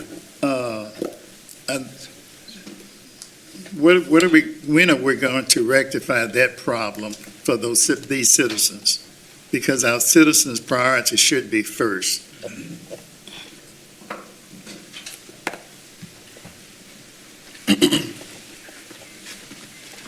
Excuse me 1 second. Go ahead. You want us to wait, Gary, or you? He has a daughter that had a baby. Go ahead. Councilman Green, we have an initiative for a valve exercising program, which we have a contractor that will come in and open up all the valves to make sure the water is flowing properly, that we don't have any valves that are shut off that shouldn't be shut off, so the water's flowing like it should. And then we have, under contract, we'll start soon, a unidirectional flushing program where we Approved that last year. So what we'll do is, we'll flush the lines very, very hard. It'll strip a lot of those iron deposits that are stuck inside the pipe, and we'll flush in one direction, we'll flush in another direction. It'll upset a lot of the water, but we'll be able to flush that out. And, you'll have a little bit more of those brown water complaints, but it will clear it up. So it's something that we're doing that's very aggressive. A lot of cities have these programs, larger cities have these programs. And it's something I think that's worthwhile to try to minimize those brown water Have we complaints. seen a decrease in complaints? Or maybe when people complain, you can I connect have them seen to the a flushing? significant, but Now, we've been doing our own in-house, but it's just going to a neighborhood or a spot and just trying to clear up the brown water. This is actually like a zonal type Yeah. flushing where they take a whole, it goes through the whole city. They take a section and they flush it. Yeah. And they just keep flushing and trying to get all those iron deposits out. Imagine the city is this grid of underground pipes are going everywhere, where you don't know where iron deposits exist. Yes. So the idea of what we've been talking about for about 2 years is you flush in a specific to push it out, just like you would do at home you're calculating the flush in zones and areas to finally get it out. So if you're in an area where it is, our job is to properly warn you and tell you, you're going to see an increase because we're breaking up iron deposits. But we keep denigrating the very things that are our best competitive advantages. There is no doubt of the quality of our water. It's not something to debate. Kisatchie Wellfield, it's the finest water in the state. We get an A+ 100 grade every year. The problem is, once it leaves there and goes through our pipes. Correct. Right. So that- the quality of our water is not in question. Yeah. And what's in our pipes is The not quality of typically pipes at certain areas in question. a danger in our pipes. It is iron. Of course, iron in a crazy amount can be dangerous, but that's not been it's the aesthetic discoloration. Yes, and I think my question was, since we are doing these initiatives, have we seen, okay, the complaints go down, and if people are complaining, it's due to, okay, the flushing, it's stirring it up for a little bit, but then being resolved? So we haven't started the valve exercising, which is phase one, and we're working We do with. flush with the hype, we do flush. Yes, but we are flushing today, and overall, if you look at our Alex Connect's complaints, our complaints are way down. Way Well, down. I'm only getting like, My personal ones my ones from y'all are way down. And Alex Connects is down, so it's down. Now, I have a question. Do we have a master plan for our water pipes, and we can see which ones need to be replaced or which ones have been replaced? That's a great point. that is a great question. Okay. So historically, what you would have is a systems facilities plan for each utility. Okay. And for water, you would have a hydraulic model for the whole system, and it would show you some choke points where you might need to upgrade a 6-inch to a 12-inch, or if you have some expansion, some growth, you could model that. Those are rather expensive. I don't know if we've done a WaterCat model Because since I think 2014. I We think even know where our water pipes are. Well, yeah. Well, yeah, we know where our pipes I are. know. I guess Found some, Yeah, all that is modeling can be shown. We don't publicize, that's security info. You would never do that and make that public now. That would, But Malcolm, to your point is, we don't have the funding for these growth projects. We're just trying to maintain what we have. We have such aging infrastructure That's what we're telling. that we're just putting Band-Aids on what we have. We really don't have an extra $2 million to extend a pipe. But tell me something now. Water, I don't get many complaints about water bills.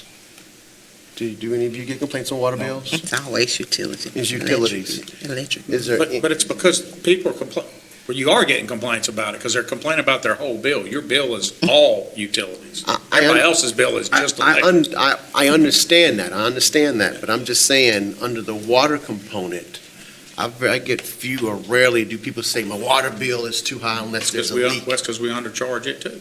Okay, all right. It's grossly undercharged compared to. So we can't borrow the state money and grants y'all want us to get. We no longer qualify for water grants when we would qualify for them tremendously because. But the point I'm trying to say is, we may, That's a council thing though, Malcolm. but could rates be adjusted for water?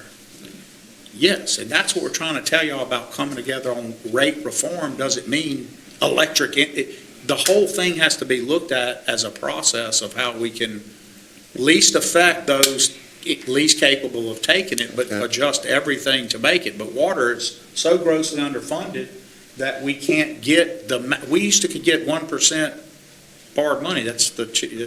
And you get a grant, half the time they write it off at the state. They just tell you, okay, you complied, it's all granted. We can't get those because of the lack of rate support. And don't take my word for it. Y'all call Tom right now and say, the mayor said this today. Is that true? Tom who? Davi, okay. All right. But this goes back really to what we was talking about earlier with the infrastructure. Yes. And that's so much money. That's right. Pipes up on not only Alexander, I'm pretty sure Pineville, everywhere else. And that had federal help. I think our infrastructure, though, is still better than anything around us. But it's almost impossible to know, because we don't know when the pipes will put on. But Gary, just so y'all know how much we think about it, and I've had many meetings and challenged him in the meetings to probably hit a little bit of his chagrin. I've kept imagining there's got to be new technology, and there's technology where you can throw a bunch of balls that sense. Imagine pouring them in, like you have marbles in a vase. You pour them into the system, and they go through and measure everything, cracks, problems. And lo and behold, of course, that technology exists. I just was kind of making it up like it has to be. Well, it does exist. And there's other versions of it. There's robots, there's all kind of things. The cost to put that in a pipe, and this is what it takes him to explain to me. I thought, well, that's got to be cheap. No. It's an insane amount of money to run these programs because of what it takes for them to identify. First of all, if it's sewer, for example, everything has to be spotless. Right. You can't see what's wrong, right? There's all kinds of challenges that even though technology's there, you then run into a new challenge. The point is, these all cost a ton of money. Y'all are asking about preparing for the future. We're showing you to maintain, you're out of money. How in the world would you ask for the expansion projects, which, by the way, we believe would, over time, lower everything anyway, or at least keep you competitive? You're not going as high as others at the same time. But now, you guys do this a little better than I do. But water usage isn't primarily dependent upon the quality of insulation in the home. The what? No, Like water No. usage. not the consumption, no. Not consumption, but Yeah. but the cost to treat, the cost to have the employees, the cost to everything I to get that- deliver I it get that safely, point. it goes up. Okay, I get that point, but the point I'm trying to make is, for those who have the least, typically water isn't the bill that's dinging them, because they're living in a home that's not quite up to par. If their pipes are bad, it can be. But generally, like. They can't afford to replace. Well, but I guess I'm speaking in general terms. Like they're not losing the energy for electrical. Yeah, if to the cool pipes their aren't home. leaking like. Yeah, Right, they're not losing it. right, but just remember, we talked about scale. But the scale of what water costs versus the electric utility is totally different. I'm not refuting that, Mayor. I'm just trying to get some understanding that, we get complaints about brown water, and we may be able to sell that to people with the rate increase to say, look, if you want to, the question isn't the quality of our water, the problem is getting it from the well to your home. The infrastructure underneath the ground needs to be addressed. And that's the same issue with electricity. I understand that. Okay. Well, but It's the cost of getting it. But the electricity, that's a different, the issues are similar, but selling it to the people is different because, I got people on fixed incomes with poorly insulated homes. Right. That's a harder sell versus water, where generally, if there's a leak, you can get a plumber out there who can fix that individual leak, and that typically cuts off the loss.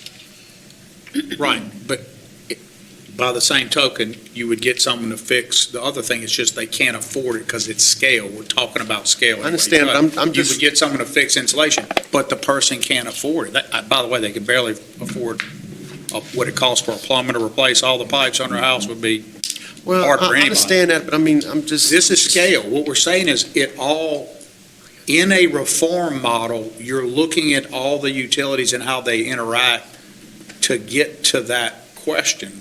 We're not undercharging just residents, guys. It's commercial too. We're way under everybody. I brought all the charts. We're cheapest every day, every year. Every once in a while, someone will be, that's a fact. People can tell you we're not, but we are. Okay. I'm just trying to get Mr. understanding, Becker. that's all. Yes, sir. Yes. Becky. Oh, well, Understanding. unless y'all have, I'm just here to answer questions for you guys and ladies. For Ms. Cannell, I just want to say, being that I think I live in one of the oldest part of the cities, along with the mayor, in the Garden District, and that major fire we had on Marie and Bolton, I know it flushed that out, because I was there, it was like 4 hours of hard water pumping.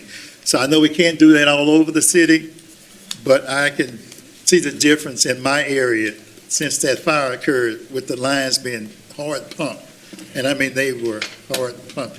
And I'm so proud of that truck, big truck mirror ladder, Our new fire truck. our new fire truck over there for Masonic.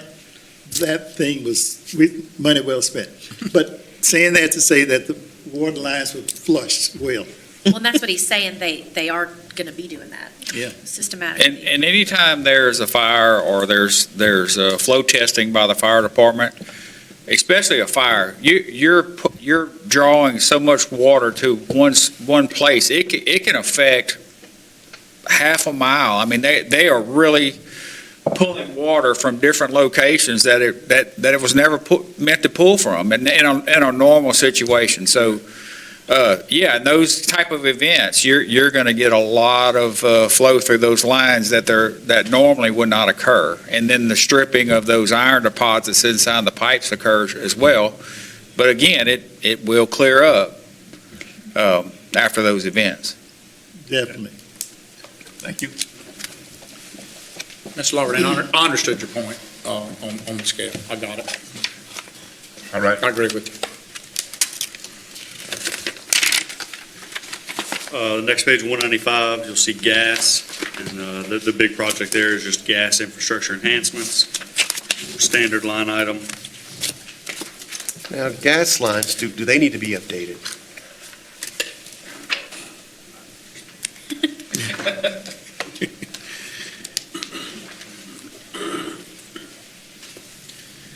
Yes, this line item is for upgrading our regulator stations. We have 35 regulator stations in the city. The last maintenance has been a while, so I'm trying to catch up on those things. Those are very important things. Not SCADA, I'm talking, is he talking about SCADA, or are we talking about the larger item, the? Gas infrastructure enhancements. Okay. That's for maintenance of mains, regulator stations, it could be upgrading of odorant stations as well. So, gas department historically has been underfunded for a while, until last year. And so we're just trying to catch up on some of the major maintenance items that I feel are very critical at this stage. And I appreciate y'all passing the budgets. Each year, we kind of have a theme in capital that we focus on. You've seen a double, triple focus on public safety. Just, it should be obvious to you, but this year, we call it Marcus's year. So Marcus would come in everybody else's meeting, and he was pushing people around, and he got that because I said it's Marcus's year. It had to be. We were so behind that we were getting fearful that y'all were going to run into an infrastructure challenge from kicking a can that you're not allowed to do. So it was his year. And so all of these projects, all this new money that would go other places, he would get first bite at. And the other thing that is critical, I want you, y'all to know, is that specifically for the gas department, we're operating at a 33% deficit in personnel. So we're missing, we have 12 vacancies and there's 36 positions. That's a lot. Sure is. But pause that point there. I noticed it seems like overall employee numbers have dropped, but you guys can expound on that. But I'm just looking at gas infrastructure. Typically, gas lines don't rot out, do they? Oh, yes, the steel ones do. Okay, excuse me? The steel lines do. The steel lines do? Yes. All right. Now, we've replaced a lot of our steel line infrastructure with polyethylene pipe, which is great, but it still doesn't mean it doesn't leak. okay. Or a lot of times it leaks at the fittings. Okay. Because a lot of the old fittings that when we replace them, they're steel. They weren't So all steel. PE. So The steel is what corrodes. Do we have a lot of steel underground? Yes. And we're actually going after grants to help replace those, PHMSA grants, that we're actively pursuing federal dollars to replace those, or some of those. Is there a master plan for the replacement of gas lines? Again, that's part of those system facilities plans that I keep talking about that you would have if you have the funding to actually do those projects. But right now, we have one on, I think it's near West Sandy Bayou, Lower Third, but we have a grant opportunity there that we're working on to do that small section. But what's the average life cycle for a steel gas line? For most infrastructure, I would say 50 years, and we're beyond that. Okay. And I have a question. When you have maintenance or something that you have to kind of fix, when you fix something, are you trying to kind of slowly replace the steel as you fix it? Can those tie together with the PE, or? Those are point repairs. Those are digging, excavating. What's that? Band-Aids. Yeah, we're just excavating down and repairing those. I'm going to tell you that I have 2 welder positions in gas. I have none. None. And nobody wants to come for the money that we offer. And so I'm going to have to contract that out for 4 or 5 times more than what we pay our employees. That's where we're headed. I also think we're not reaching young folks the way we need to reach them. I agree. To get them to understand the good jobs we have. Because I know we put out a lot of stuff, and Lisa do a great job. They do fairs and all that. I just don't think people do that the same anymore. They don't go to a job fair the same. It's not happening. I won't say exactly where, but I was in one of your districts yesterday looking at an encampment, a pretty developed encampment, almost like a village. Organized, leadership, whole things. Wow, to see. But while there, I talked to some guys in the neighborhood, and there was a young guy welding at his house, and we were asking, look, are the folks bothering you, what's happening? He was giving us some intel, and the chief was with me, Chad, and he said, come up out of APD, and he goes, man, I don't want to be a cop. I'm into my whole family, we're all welders, we all do this. And so Dante was with us and we got that job too. So we started, and this guy, in 5 minutes, hearing what we offer, he lit up like, well, man, this is something to think about. I just don't think we're reaching that kid.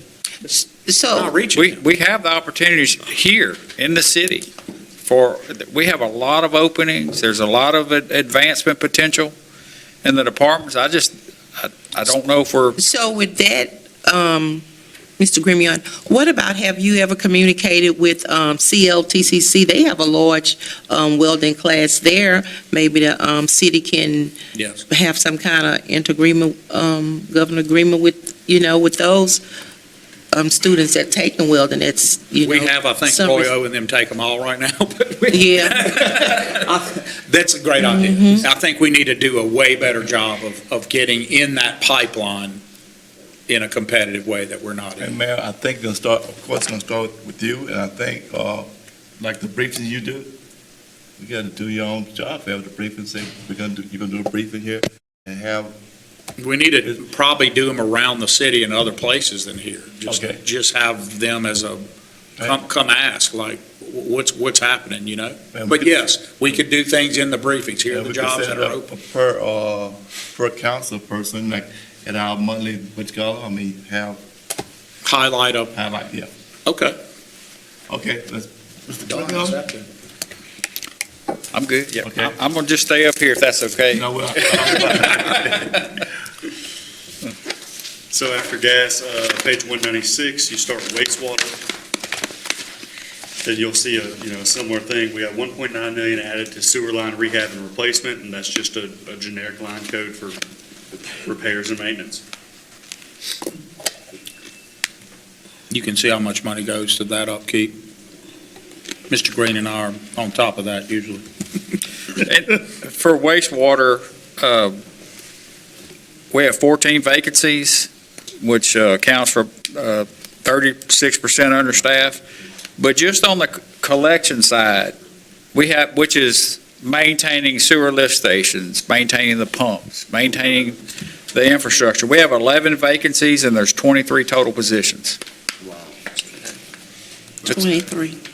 So Y'all can see the difference between a veteran DOT city employee and what he knows to tell y'all about the job side versus anyone else up here. He thinks I don't know what he's doing. I don't think what he's doing. Well, clearly. Well, and it's the same thing as we heard last year, and I think it really is due to the pay. Other than fire, we see it in police. And- We see it in utilities. Yeah.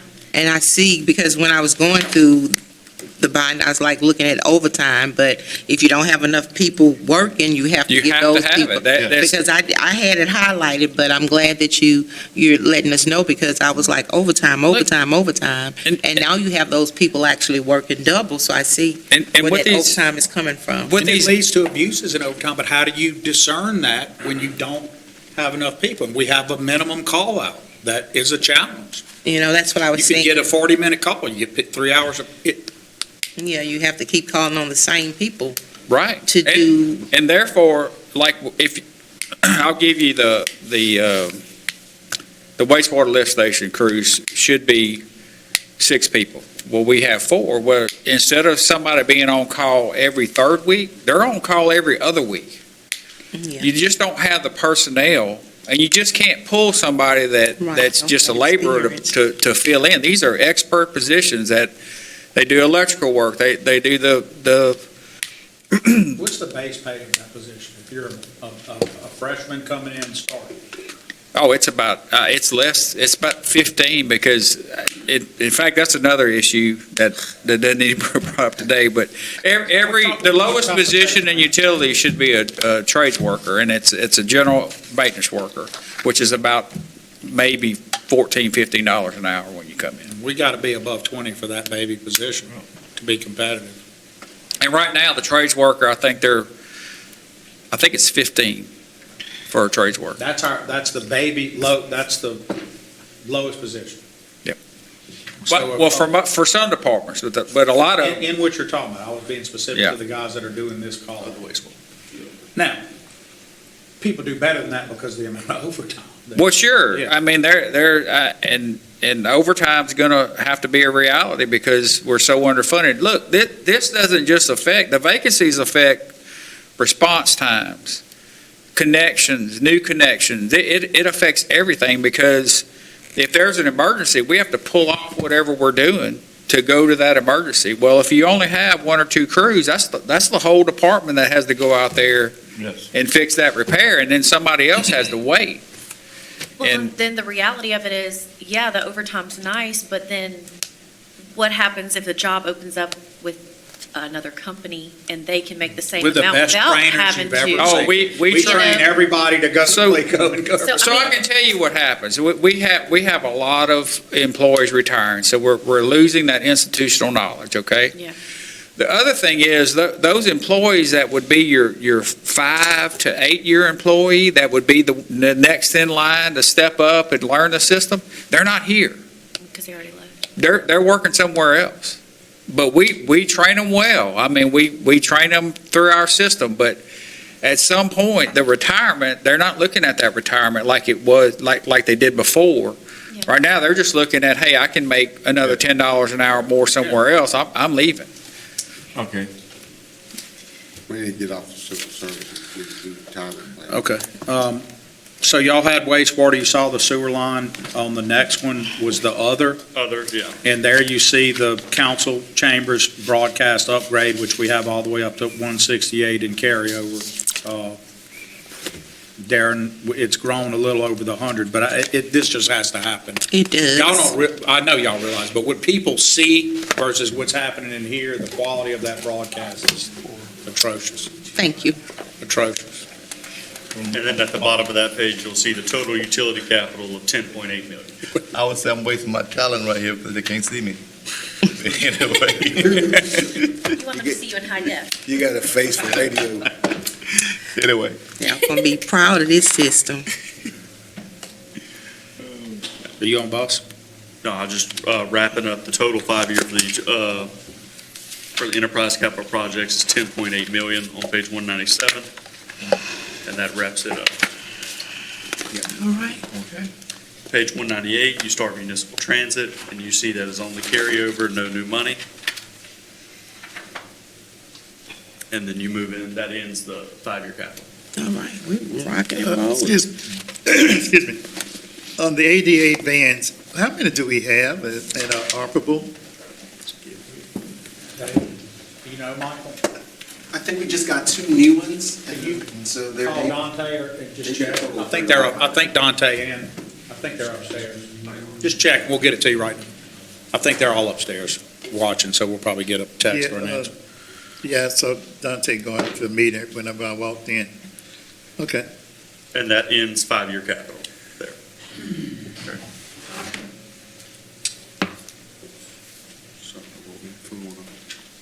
keep on rolling? Yeah, keep it rolling. Where would you like to start next? Well, let's go ahead and, So we can flip to the beginning, yes.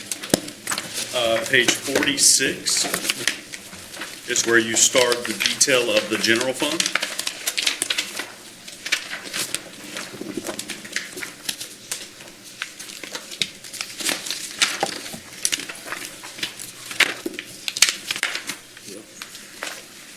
And starting here, this is the revenue side, and you'll see from adopted budget last year to admin approved this year.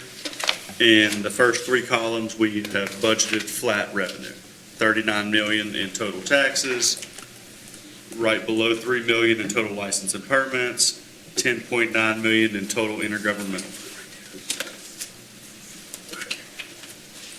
Where you start seeing the change is towards the bottom of the page, where we went from. Well, Paul, just point out too, so look at y'all's 25, 26, you'll see adopted. Flat means we adopted it for this year, what we adopted that year, but you see, Malcolm, as I was saying, it came in ahead, right, at 42. We would tell y'all, it will do that again in some likelihood, but we can't budget that because we don't know. Guarantee it. So we budgeted flat, that's what we meant. So that's a flat on our sales tax, From a And then- budgetary From a standpoint, budgetary not standpoint. actual. And then, projections. then y'all get to adjust that at MBA. You get to see where we are and make thoughts and move things around. Go ahead, Paul. And where you'll see a change is in the bottom in total internal service and interfunds, you'll see the removal of the 5% transfer from That- the utility fund. That's me line- taking you off that the utility can support others. We're doing the opposite. What number are you at? That is the very Last last line. line, 388401. And you're on page 46 still? Yes. At the bottom, right? 46, he's right. I can't see that far. So he's right here, 5%. Okay. Yeah, transfer from utility systems. Okay. So you'll see, going back to 24, it was the 5.2 million, which Yeah, is the. roughly 5 million, Malcolm. Which is Add to the the 4, you'll 5%. see the 9 at the other end. Roughly, you're taking 5 out. And then you see in 24, 25, it went to 878. Last year was 0. This year, we are budgeting 0. But with the scrub budget, you're going to see we come in with the predicted use of fund balance way, I will tell y'all this, from a relative standpoint of scrubbing and what has happened, relative, meaning relative to the challenges and where we are in revenue, this is the best budget work I've ever seen from a conservative budgeting standpoint of cleaning up, scrubbing, and doing what you've got to do. On the next page, The hardest work I've seen. Historically, because of the previous council with a policy requirement, there was always an attempt to do the 5% transfer from utilities. This budget will not have that, and y'all have the right to adopt that budget, obviously. Okay. This assumes that there will not be a transfer from But more than likely it will be, right? But you can't adopt the transfer because you don't have the ability. You don't have the money in The money's not there yet. yeah, so you would But not. people used to get on the, it's so ironic. This is what people should be upset about, is how we're having to do it today. What used to happen is people would go, that's wrong for the utility to give that money. That should just be given back to us. But all utilities have if you were with CLECO, you'd get this franchise fee to do it, that you as the council could allocate to anything you wanted to help people. You took your 5 million before and you paid for something else that helps the same folks that would complain. The loss in transit, any of those losses, it went to cover them. So there was never anything immoral or wrong or unethical. It's a choice you have to make. Here, you're losing that choice, which is not a good thing. And then continuing on page 47, you'll see no change in revenue on total fines and forfeitures, total charges for services. And then finally, you'll see the change in the bottom under 399999 of use of prior year revenues. Last year, we adopted a $17.3 million use of prior year revenues. This year, we're only adopting an $11.5 million use of prior year revenues. How much does that keep us? Oh, man. For them to get to that number, I told them I wanted it at 12 to, so remember what I'm doing. It's not me being austere for the sake of it's saying, if y'all were to use at the revenue prediction, a certain amount of fund balance that had been happening just a minute back, you would run out of your fund. If this line's moving at that speed and that line's moving at that speed, you were going to run out. So this is about ratcheting that back, getting austere to give y'all a point of inflection at this major budget amendment coming up to see where things shake out. And so you're going to have the room to do that at a use of that. If you were going to use 22, think of what your fund balance is, and if you were to use 22 2 years in a row, guess what happened to your fund balance? Zero. You would be Wiped zero. out. So we're keeping us where we historically were with a healthy fund balance that only makes sense and you're actually required to have. Y'all have an ordinance, I think, that only requires, Trey, we adjust 15%? 20. Or did y'all go up to 20? Past councils, Myron, they wanted it higher. They wanted to make sure we kept a certain amount in there. We were always higher than them, but the council wanted a floor, We did better than the council policy, always. and we built money up, which is a good thing. Starting last year, we began to see the use of that savings account for fund balance. This fund balance, this year, the budget, this year end that ends April 30th, you will not know until 6 or 8 weeks after April 30th what that actual amount is, Mr. Lawberdane, because they have to pay the bills and Yes. they have to study it. And then y'all will get a report that will tell you the exact dollar, but it's going to be a significant reduction of your previous fund balance. Will it be at 20% still? Oh, yeah, you'll still be. Oh, 100%. We've never come close to that. It started in four. I have never seen uses like that. So from the day coming back, I was like, you can't continue this. Like, we have to start. So my first year back, I ratcheted off and put more in utilities and started dropping, or the hint that we're not going to be able to use the transfer. And by last year, we were there. But what did that do? It shoots the other side. You're not getting that, so you're using more fund balance. So this year, you got to crunch that too. You need to do this to get a picture of where you guys are. This is your fiscal responsibility. This is not a close one. This is just one you need to do. And I'm sure people at home are going to say, why do you need such a fund balance? Why do you need such a fund balance? And I explained to them, look at the winter storm we had this year. If that would have hit Alexandria, how much would that cost Alexandria? Where it hit Monroe, you know? Well, you need that fund balance because the minute you go under it and can't balance your budget, you're committing a crime. Right. You need it for that reason. That's a good reason. It is a good reason. And we need You can be removed from office for budgeting under that. Shreveport had a rupture of the 48-inch water line. And when that happened, this just happened 2 months ago. And when that happened, and they were already in a water line replacement program. But can you imagine what replacing a 48-inch water line is costing the city of Shreveport? I mean, those things happen, you gotta pay for it, you gotta fix it. Not as a utility, but still, you gotta have some money in case something happens. If a tornado comes through town, The big freeze that hit Monroe, how much that cost the city of Monroe? No, man. we can't even. Worse than our big fred. That was bad. I mean, that was bad. Just think how much that'll cost us. We have to get our infrastructure fixed after that kind of thing. And so that's why we need the fund balance. Okay. So page 47 wraps up the total revenues for the general fund. Starting on page 48, you'll see each individual department that's in the general fund laid out in each page. I'm not sure, Mr. Johnson, how you'd like to go through each individual department. Just go through them. Let's just go through it. We shouldn't take that Okay. long on those. Starting with y'all. City Council, on page 50, you'll see the breakdown of all of y'all's different types of expenses, and we kept it the same.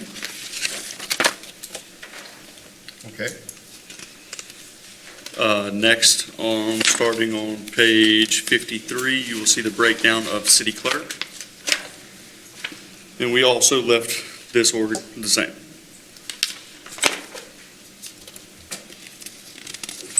Do we need to get about people already? Yes. Absolutely. This is time to, I mean, it's the time to bring up raises? Yeah, we always let y'all do it. We're, just so on the record, we're never saying don't do it. I know the girl's like, Mayor, put us in. Yeah. I We agree. just feel like if that's in the charter, it's not my role to ever do that. It's only yours. But we are doing the 3% across for everybody. Y'all are not subject to it, but you're subject to whatever it is, subject to reasonableness. So you can tell us today, or you can tell us and we'll amend it. It's going to come out publicly, but whatever you're going to do, you don't have to decide right now. That's not going to be material to the budget. So we definitely gonna give them a raise. Yeah. Okay, when you say them, who's? Emily and That's- John. that's- Okay, all right, all right. It's Emily and Donna. You So want a just raise? remember, it's not material I'm to good, the I'm good. budget right I'm now good. for y'all to have I'm to good. worry about. I don't have a raise. That's What we would do, the bottom I'll line. tell you what, let's discuss and then come back. If we Yeah. get to tomorrow, we come back. to We can discuss the come raises. back tomorrow. Okay, huh? No problem. We gonna finish this up today. And remember, you're talking about the positions. No problem. I know we. Not everybody not the thinks a lot persons. about people, but it's the positions and what you put the position starting pay is. Okay. And Mayor, you mentioned about 3% pay raise. Is that, That's just our across the board. That's not pay raises. There's massive pay raises in police and surgical ones we're making. That's just an across the board. Everybody gets unless you got a surgical one. okay, so you're telling me that every city employee is going to get a 3% pay raise? No. No, unclassifieds don't get that. That's separately done, if at all.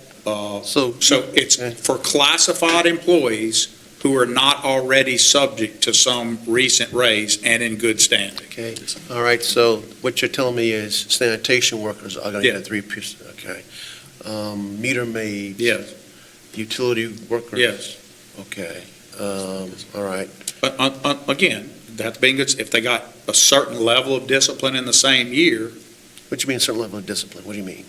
if someone got a 60-day discipline that Oh, year, okay. they're not Okay, going to be that, eligible for a all pay right. raise. Provided Yeah. there are no We have a performance issues. standard good standing, we're happy for y'all to see. We've had it every time. Provided that there are no performance issues. Yes, yes. So that 3% raise is, it's for It's expensive, and we also are picking up health. Is We're going to show y'all. different classification? Am I saying it right? Across the board, so let me be very specific. It's across the board, not unclassifieds, not my appointed people who aren't classified. And then police, it doesn't apply to, because they got more than, they're And having a whole separate. Police and fire, they're separate on their own. Fire is separate because they get a statutory 2% even when we don't do one. The state kicks. They always get No, the 2%. state. No, we fund Makes it. you fund it. The state okay. makes us fund it. So fire gets it regardless of anything. Okay, So they already have a 2 all right. that they get. So, Fire and police are separate. and anyone that Lisa and them identified that got a big adjustment. So in utilities, there were some big, I can't think of all the ones. Well, there were classes. If someone in the same year, in the last year, has already had a large adjustment, there could be an eligibility issue. We don't know. But if you just got a 12% raise, your job, then you may not be eligible for a 3 across the board. And that's determined by your policy. It determined by HR if they got it, but it's a standardized thing. It's not something we change each time. It's always that. But that's a policy, That's a policy, internal yes. policy that you. Yes. It's on me.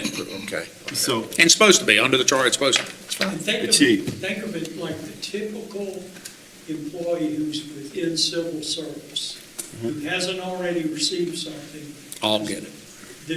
in the last few months. Okay. That the typical employee, the guy at the garbage truck, the trade worker, that individual, whether they're in the utility system or the general fund, they're going to get a across the board 3%, and so will their co-worker, Okay. unless they've already received something significant. And it does, but what's significant? Well, like a lineman, they may have changed the scale for all the classifications of linemen, but that only affects a few individuals. And how long will that, I guess, that prohibition be in place? No, it's just every year. Y'all decide, we decide this every year. Every year, y'all make that Yeah. decision. There's no prohibit. Look, if someone got a 10% raise this year, then a 3 across, right. It doesn't go back down. They won't get a 3% this year then, is that what you're telling me? If someone got a 10 already, an adjustment of that level, probably not. Okay. I don't know I'd have to look at the policy, but probably that would offset that so greatly that it wouldn't make sense. and Chief, Because then other employees would say, I got a 3 across the board, it's not fair. So we have to weigh in what their thoughts are about that. Chief, could you come to the podium? I have a question for you. So, yes. So, did you guys get a raise to the clerks? Did the city clerks get a raise? The one that worked at the windows, the one that do the reports and stuff for you guys, would they be? For workers' court? Yes. They received a raise Last year. Last We year. adjusted all of their stuff last year. Okay. I did. We ordered, so first we treated the badge, called them gun toters. The Right. gun toters we treat separately, but I promised him and came in after, and then we adjusted all of the A significant raise. significant to all the clerks. All civilian employees at the police department, non-commissioned personnel received a raise 12 months ago. So we just exempt them from the 3% because they're subject to, historically, they would have their own contract and a pay matrix. Instead of a pay plan, they had a pay matrix and a contract. So fire and police, we just treat them separately, and fire has to get credit for their 2. Right.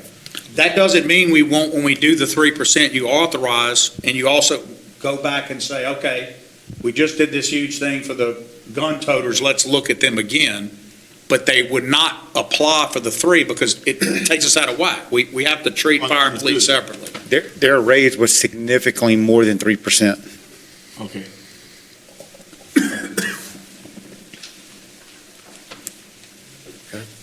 Mayor, you hit on one thing too about, since we're on the 3% thing, by keeping the amount we pay for health insurance the same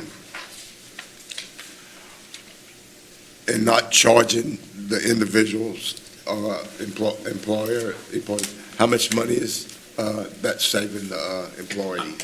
I meant to have normally I have a calculation where I can tell you it's equivalency in a raise percent. Yeah. It's usually pretty significant.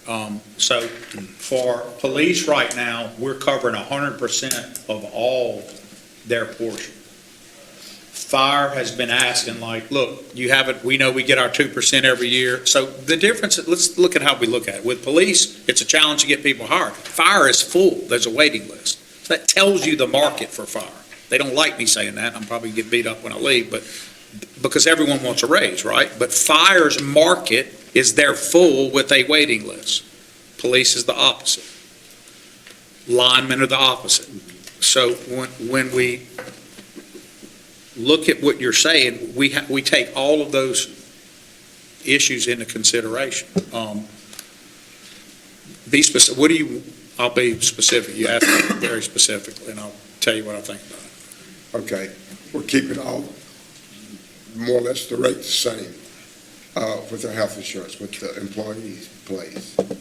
Not everybody gets so police was declared by me to be a special hiring problem that we all, over the years, have agreed. I did an executive order, and then we followed up with y'all. They don't pay anything. They're 100%. Right. The regular employees have a percent of share, so it's always been 80-20 or 85-20, something in that area? No? Or better. Between 80 and 85, 50 city side. Point for clarification, when you say they're 100%, what do you mean by that? So we pay both the employer and employee portion for their health. For employee, okay. Employees only, not for family, for employee only. Right now for police, as an incentive for police, we're paying both shares. So we're paying all the health Yes. insurance? Which is equivalent to the sheriff. Which the sheriff, I mean, look, chief is being defended, the sheriff does it too, but we also do other stuff they don't and have higher pay. But that was an incentive to say, look what we're covering, and you see other departments are starting to do it too. It's a coverage thing they do in lieu of a salary increase that lets them get there. But we also now, as of this latest adjustment, the salaries we're competitive, guys. I mean, there's no way that you can say that all the equipment that y'all purchase, everything y'all done for the last 3 years, tech, equipment, pay, benefits, and everything else, as we said earlier, we're going to see recruitment, we're going to see what the truth is on how much that moves the needle of getting new people, or is there something else we got to talk about? So outside of fire and police, the city health payment is 80-20, or? We just did. So it just went up. I think this is your last one. Yeah, number 40, so it's 8218. So 82-18. It's always been between 80-20 or 85-15, 82-18. It went up substantially. Yeah. And if we did more, So we pay 82% of the health insurance. their employee contribution is 18%. And that's on an individual, that's on an employee.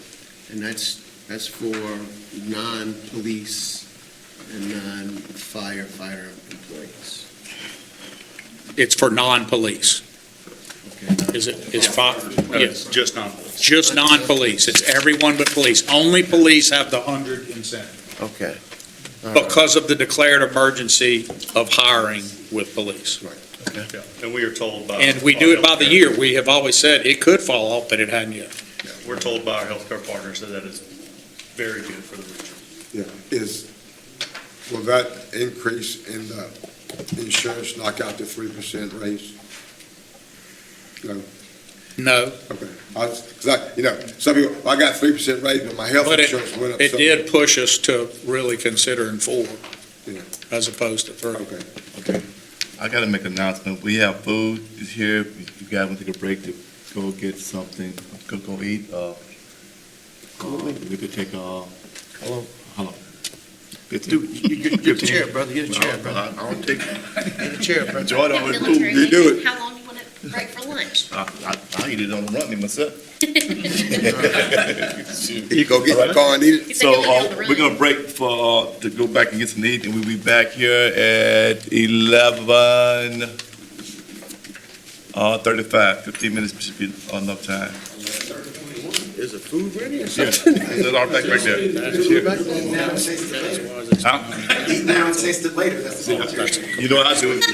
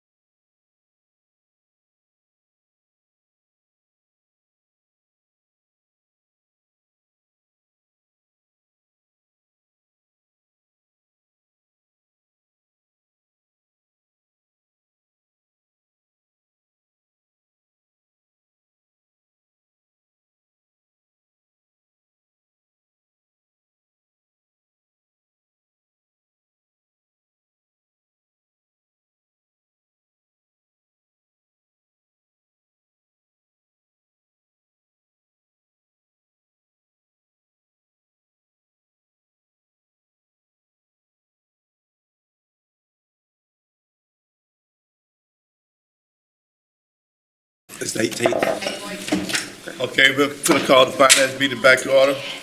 Okay, you wanna start where we stopped at? We're on page 56. Yeah, Could you give me an estimate of where we are as far as, starting on page 56, excuse me, if I ask you a time frame, we over half, I know we're over half to the capital budget was the man with us. the capital budget and the mayor's message is a good portion. It really just depends on how fast we go through each individual org. So we'll have all of general fund, and then we'll have utility fund revenue, Okay, then all of utility fund expenses, and then we'll hit the smaller funds such as zoo, golf course, sanitation, the little ones. But this portion would go faster, I imagine, because it's mostly labor and a little bit of expenses versus the 5-year capital, which is okay. kind of usually the focus. Page 56? Okay. Page 56 is the office of the mayor. See, the mayor has got a rate increase, which I'm told is mandated by the charter. Yes, so the mayor's pay is mandated by a CPI. Okay, what's the CB or CP. CPI. Consumer Price Index. Okay. So the, Not to interrupt, but we are on the air, but we're not on YouTube right now. So just to let you know, we won't be up there eating. You're in charge, okay. Sorry. So a CPI, CPI. Yeah. Okay. which is a, Consumer Price Index. yeah, a federally released number. Okay. And that's based on that information? Yes, Okay, that you guys get? yes. Okay, all right. And you'll see, And it's audited. I mean, it's not, Yeah. I have no say in it. You got no say over that? Like, how, really? You just, I don't have a say in my pay. It's Okay. It's an audited number each year. okay. The pay is established by the first charter that was adopted in, I don't know, Trey would have to tell us what year.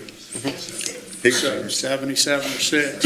And then there's a set pay in it, and then it refers it to a consumer price index. So from Okay. all those mayors, Ned forward, each year it is adjusted by that. It's not, I don't sign anything to adjust it. All right. I just wanted to know, that's all. yeah, it's just automatically built in. And Next question. Okay. that's, you're the only one, I guess, on the executive branch who has that right. Because, Correct. yes. CPI. I'm the only one who's automatically CPI, Okay, right? yes. And the only mayor I know of in the state that doesn't have a retirement that he can go into. What do you mean? So I can't, I'm not in the city, I can't be in the employee's retirement. I think what you're saying is that I'm getting something special when all the No, mayors under I'm not saying you're getting anything special. I'm just trying, Making sure, I just want to understand the numbers, like, I'm not. so in essence, the retirement Mr. Goins is a part of, you're not a part of that. No, I can be in that one, but I can't be in a retirement like other mayors can be with this many years of service. They can get into a retirement program where they would get something the rest of their life. Okay. Defined. So, Mr. Gibbs. A defined benefit plan, which every employee can be. The mayor alluded to you saying that you could tell us when these automatic raises were introduced for the mayor When the in charter the started. charter. When was the charter started? Oh, that's in the home rule charter. It's a cost of living,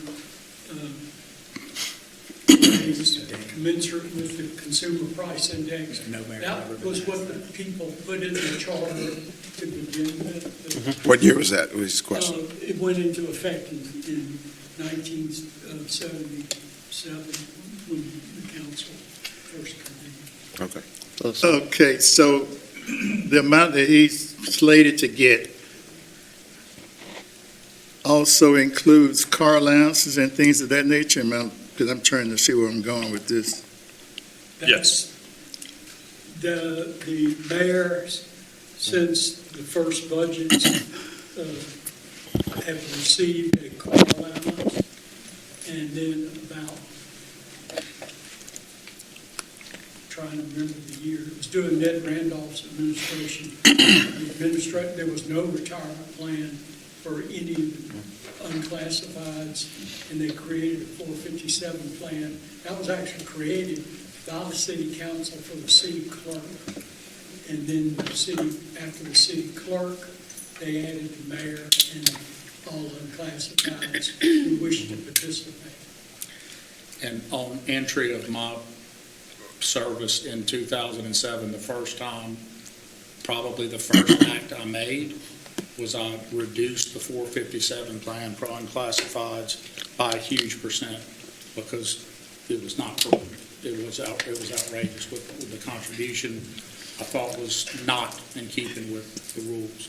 What do you mean by that? Well, It was a large amount being contributed, and I reduced it probably by half. there's two components of the regular retirement plan. There's the employer regular contribution, and then there's a second larger component called the employer's actuarial requirement.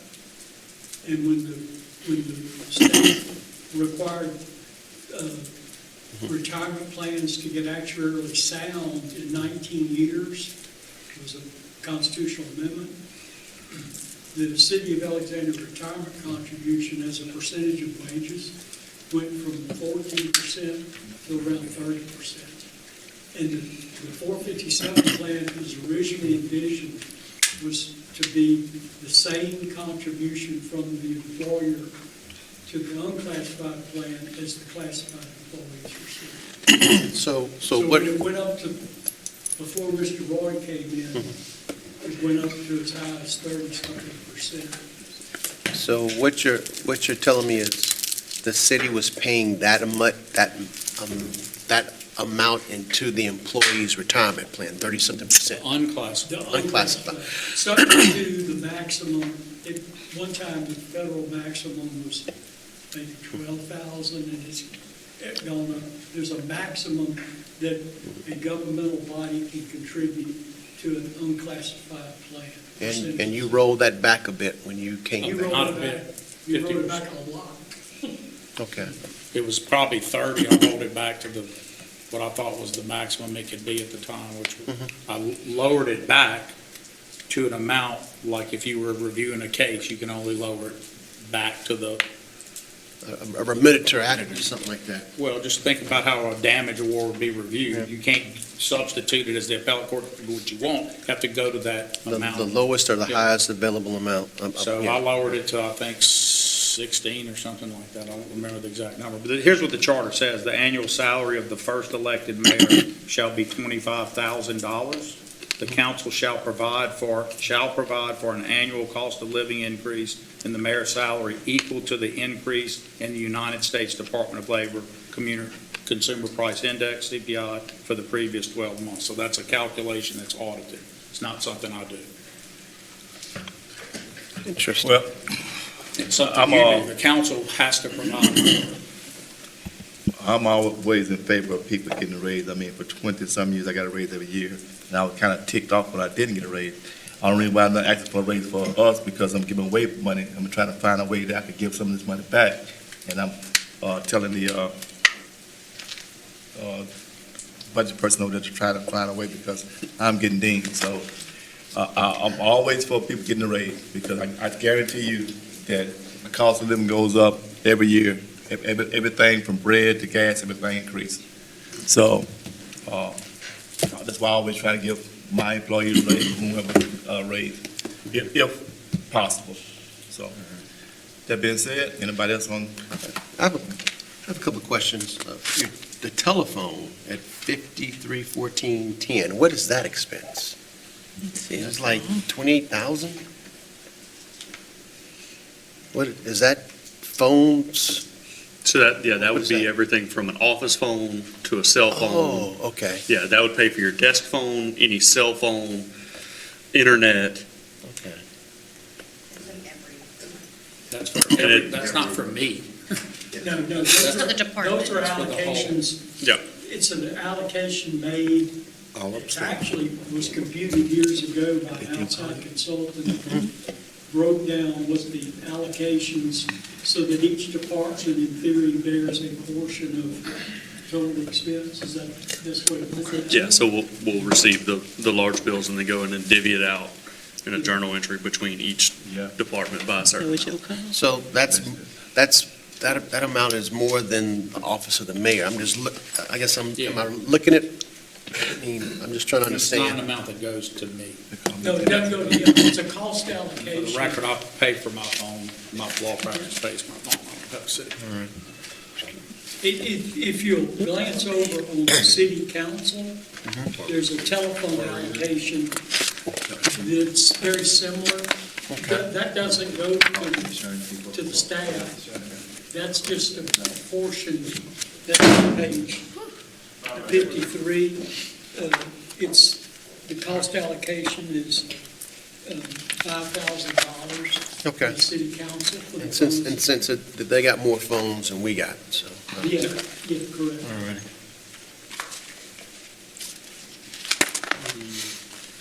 Starting on page 59, is the general government org.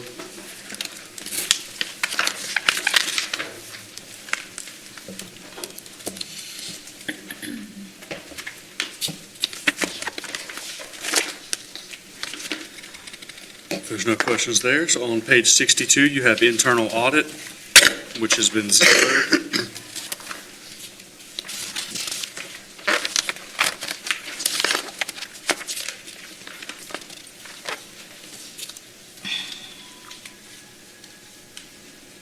On page 65, you have intergovernmental.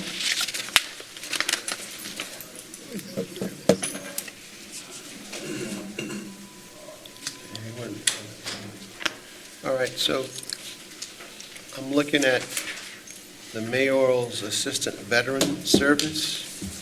What's that? It's still in there, I don't think that's filled. What page are we on? 65. 65, 480-211. And it's like, Yes. We talked about it last year. So if you look at actual 24 and actual 25, those are both zeros. It's budgeted, but there's no expenditures in those previous years. Gary walked out, we talk every year that we want to fill it. We've had even someone in mind that you know well, Mr. Lawberdane, but so that position is currently vacant? yeah, so in the budget, we'll leave line items that are budgeted and approved for me in the mayoral assistance, but it doesn't mean I always at any time have them filled. And so that money just rolls back into your next year's budget. It isn't lost in any way, it isn't spent. Okay. We'd always thought that it would be, we talked about doing this museum, and we talked about the interaction with Fort Polk and Beauregard and what we could do to have someone liaising services. Mr. Johnson, we're on the mayoral assistant for Veterans Affairs that we've never filled. So we've just never filled the job, but we've always, when I came back this time, it had never been created. I saw other cities were doing it, and no other city is next to a base like, it just seemed to make sense. We just have never done it.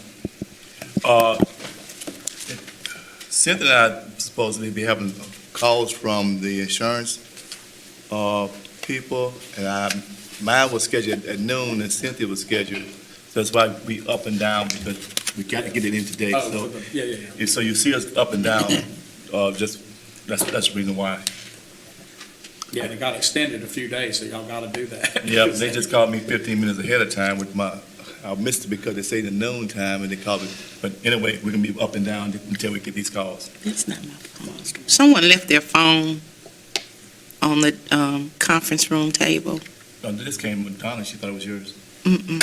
My phone's on Ms. Jones's. This yours, then. She thought it was Cynthia's. Okay, sorry about that. Okay, so any interruption because these are important calls that we have to get in today because you'll miss the deadline. Okay. We're on page 65. You was telling me my age. Page right before. It says 2, yes. Okay. They was talking about the Mayor Assistant Veteran Service, 1 to the 3rd item, Yeah. 480-211. Mr. Johnson, I was pointing out that it's not a filled job. Just keep it open for 6 more years, and I'll fill it. You got me out for 2 years. I didn't out you, but That's why I said 6 it's years. somebody we know. Anyway, just kidding. You got me out of That's why the it's council for 6. 2 years before you get it. Yeah, like I said, if you look at the No, the previous look, past years, the I'll actuals are I'll zero. disclose who I've been pushing for Jamar Gales to do it, and Tomorrow, too busy, go ahead. Jamar's on the England Authority as one of my appointments, and Jamar has a pretty good gig. I'm not sure that this fit has ever yet overcome his fit now, if that makes sense. It's I don't want not. to get into another man's I just think Yeah. it's, we continue to talk about it, but we just never got there. Okay. But that's who I had in mind when I District when one, I thought about it. District one. I know who you had in mind. You knew it was him? Yeah, oh, yeah. Okay. And then, okay, so going to page 68, you have the city court budget. I mean, if he sees this and comes back and says he was thinking of it, I mean, I would feel it. Oh, by the way, just look, not to call the airstrike in on myself, but I just want y'all to see these, and if you go back to 165, the 147.9, that's 2 positions. So there's not a PR community service person being paid 147 or 126,000, that's 2 jobs. Go to the previous page on 64, look at that item, and you'll see 2. Yeah, I know. I just making sure. I got 2 people down for that. Gotcha. All right. Yeah, so 68 city court. There were no questions there. Now, 71. I have a question about the city court. Okay. Does the city court own any CDs? No clue. Any Did CDs? he do any certificates of deposit for them? As investments. Yeah, do they have? We don't investment? purchase We any don't do anything for them. for them. It's Their funds are separate. Okay, so they can do their own thing. Yeah, there's a percentage of their funds that we provide, and there's a percent. And they have self-generated funds. Somebody told me they had some CDs. I was just curious to know what we know about They that. may. They could, they probably should. Yeah, they're not probably- held by us. Okay, all right. Well, I mean, I'm just, Yeah. this is a question and answer session. I just want to know. Yeah, I'm if not they getting own started. any, we are not aware. I'm not getting Judge started in this. Just asking. All right. 71, page 71 is the city marshal.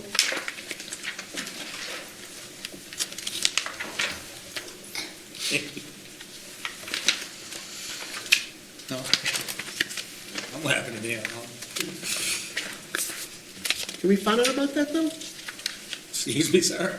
Can we find out about that? I know that they are audited, so if you were to look at their audit, it would show as an investment. Okay.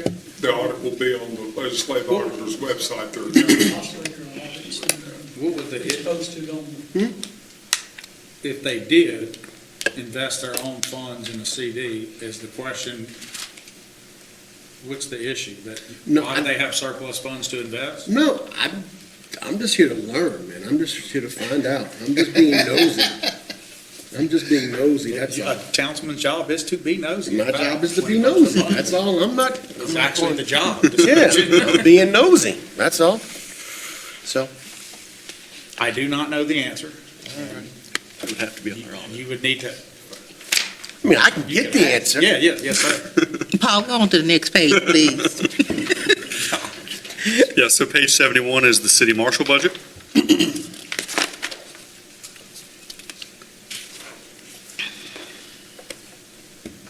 And then page 73 is finance administration.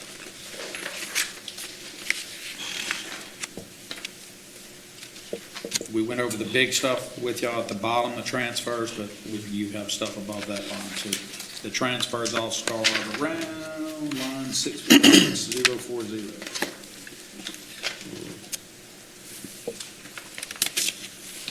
Now, I do have a general question. All right. If we wanted to do an affordable housing piece, where would those funds be? Where would they come from?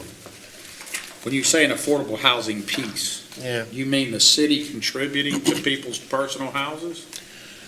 Or you mean us contributing to a program for some Both, sorts of both. offsets? Because don't we offer a program, I remember that people went to Bolton Avenue Community Center and they submitted applications for renovations. And I was just also wondering, an affordable housing piece where we help people, or there's some type of federal funding in place, or whatever the case may be, to help people buy homes. So that, it's currently in Shirley's minor rehab, Paul saying, which Malcolm knows. I think he's talking about something more. So I have not sent to you guys yet, but I did send Trey, you received yesterday from me, 2 resolutions on Reignite. One is a certificate of need, a cone for housing to implement the executive order and the work that Mr. Lawberdane and I did. And the other is on Reignite in general. It does not bind the council. It's resolutions for them to adopt policies to move toward those studies and implementation of it. And in Reignite, we are building such a housing piece.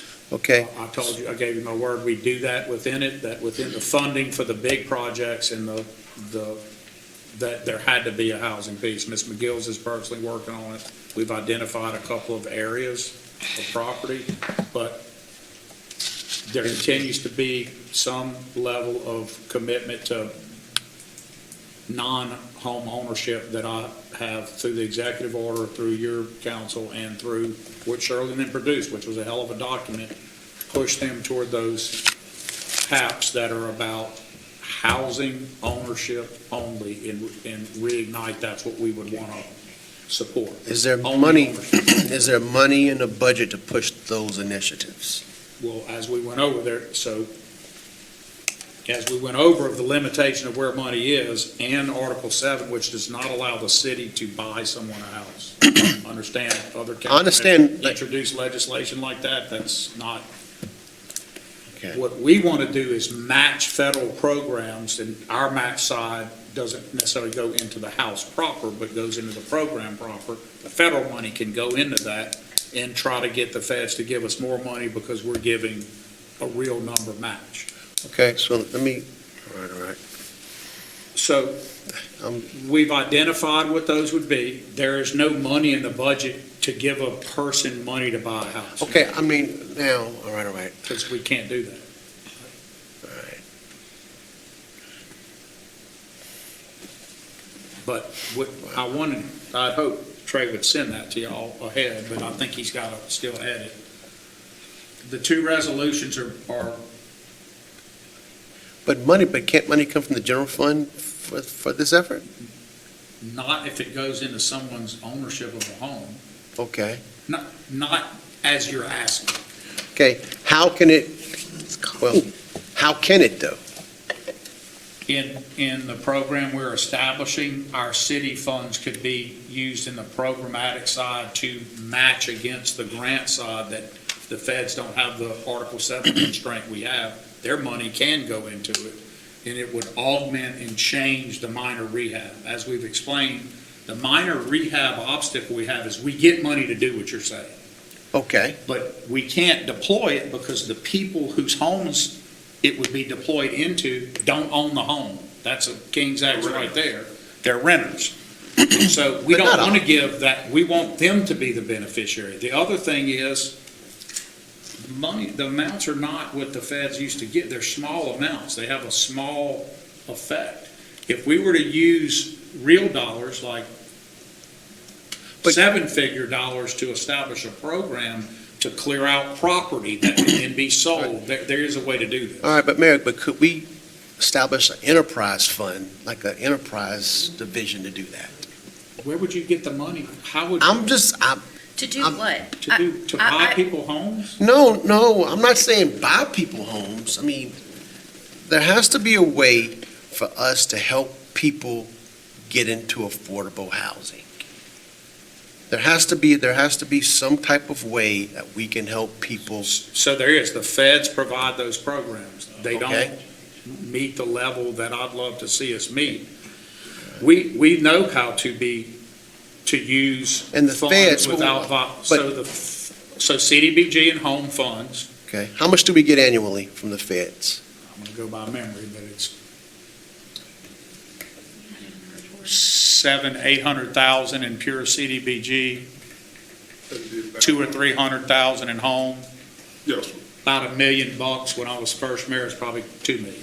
Okay. So 1.89, I think, was my first year in 7, and I think it's gone down considerably since. All right. And the compliance to get just that million has gone up considerably since. It's hard to deal with. Okay. You know that from what's happened with the apartment complex. It's just, you're left holding the bag when other people fail, that you have no control over what they're doing. So the private partner fails at the apartment complex or fails at whatever, and the public of Alexandria is left holding the mortgage.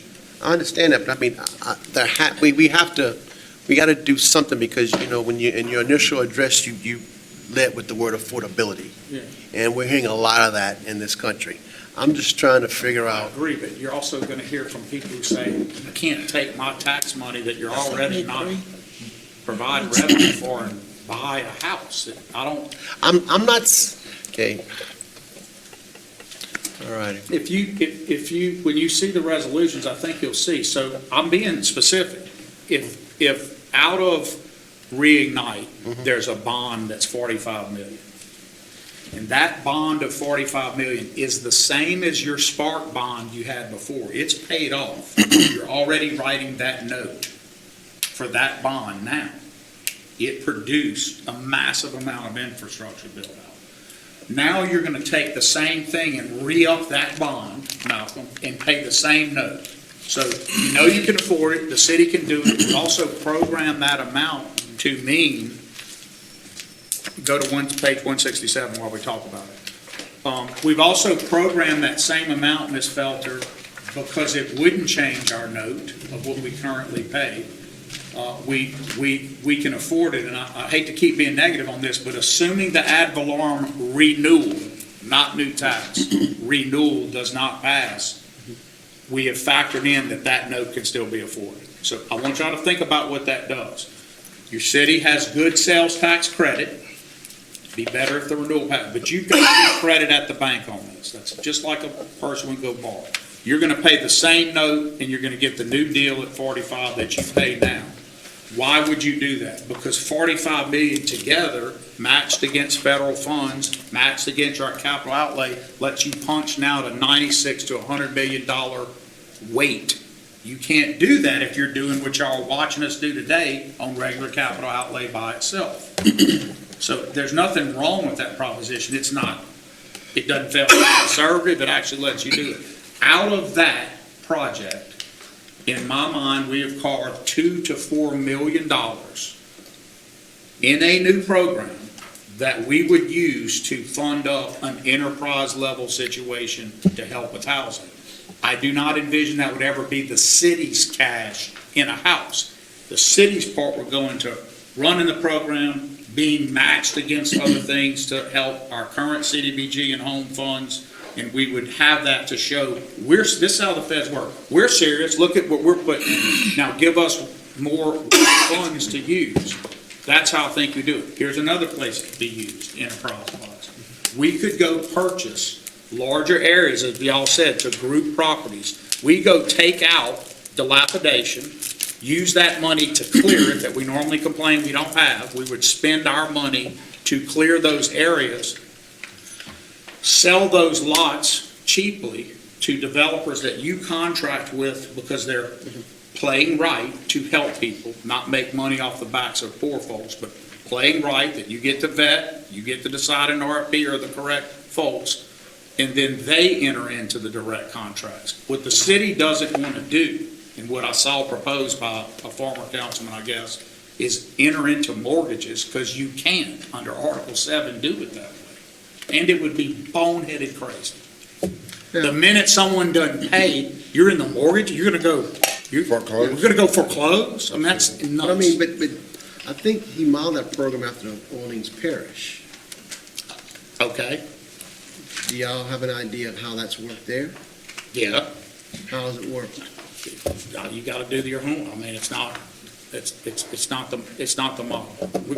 We don't have the staff or ability to be in the foreclosure business. I think- We want to be as a matter of fact. Excuse me, I think with what you and Malcolm is trying to do here today, is something that you all need to meet. Okay, move the meeting along. Move the meeting along. Yeah, y'all need to meet All right. about this. We'll move the meeting along.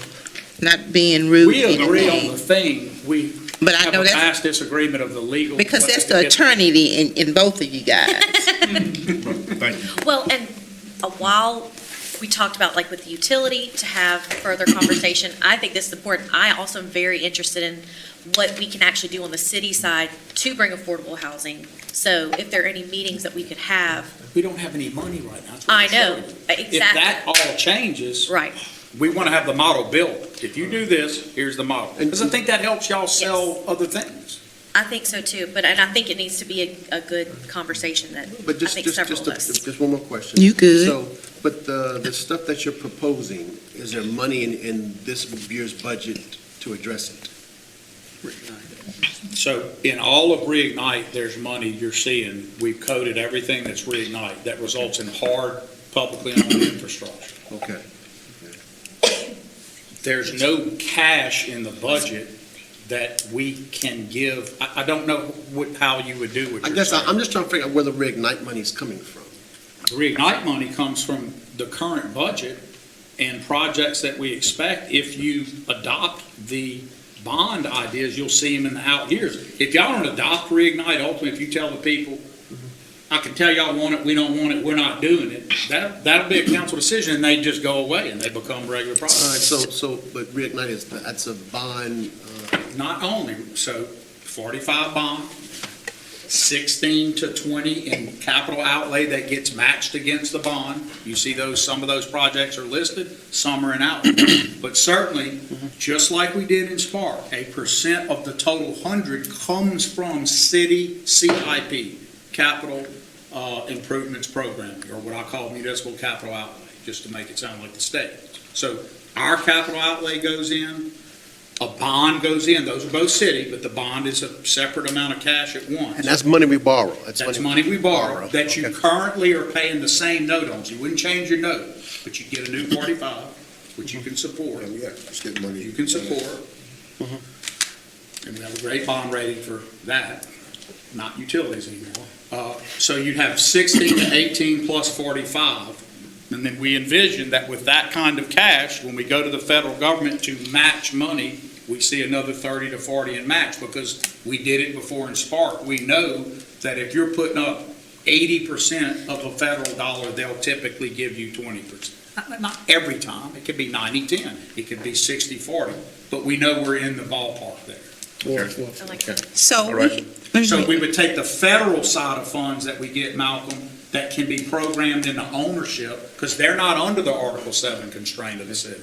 And New Orleans and others do stuff like So that. just make sure, so for reignite, that current, we don't have any federal funds in play for that. No, but I think we're in violent agreement here. What I think Cynthia's saying move on from is we do need to talk, but I think we're doing what you're saying. While I haven't allocated all the funds here because they don't exist, so I can't budget them, what I'm proposing to give you is the plan to do it if we have the bond and the funding in place, and it's mostly the bond.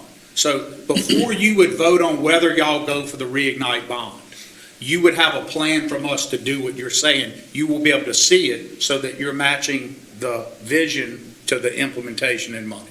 But aren't we already spending reignite money on Masonic Drive? So that's our money. That's part of our capital outlay going in front, because it's part of the reignite vision, things that we've come up with to do in reignite. Okay. You're fronting your capital outlay. It's totally normal. So if I said 16 to 18 million would come from the city in reignite, and 45 from the bond, still the city, and another 30 to 40 from the matches, we're starting to front load the project so you can see that vision. They're already good projects. They're just monikered as reignite so people see these are the things that go together.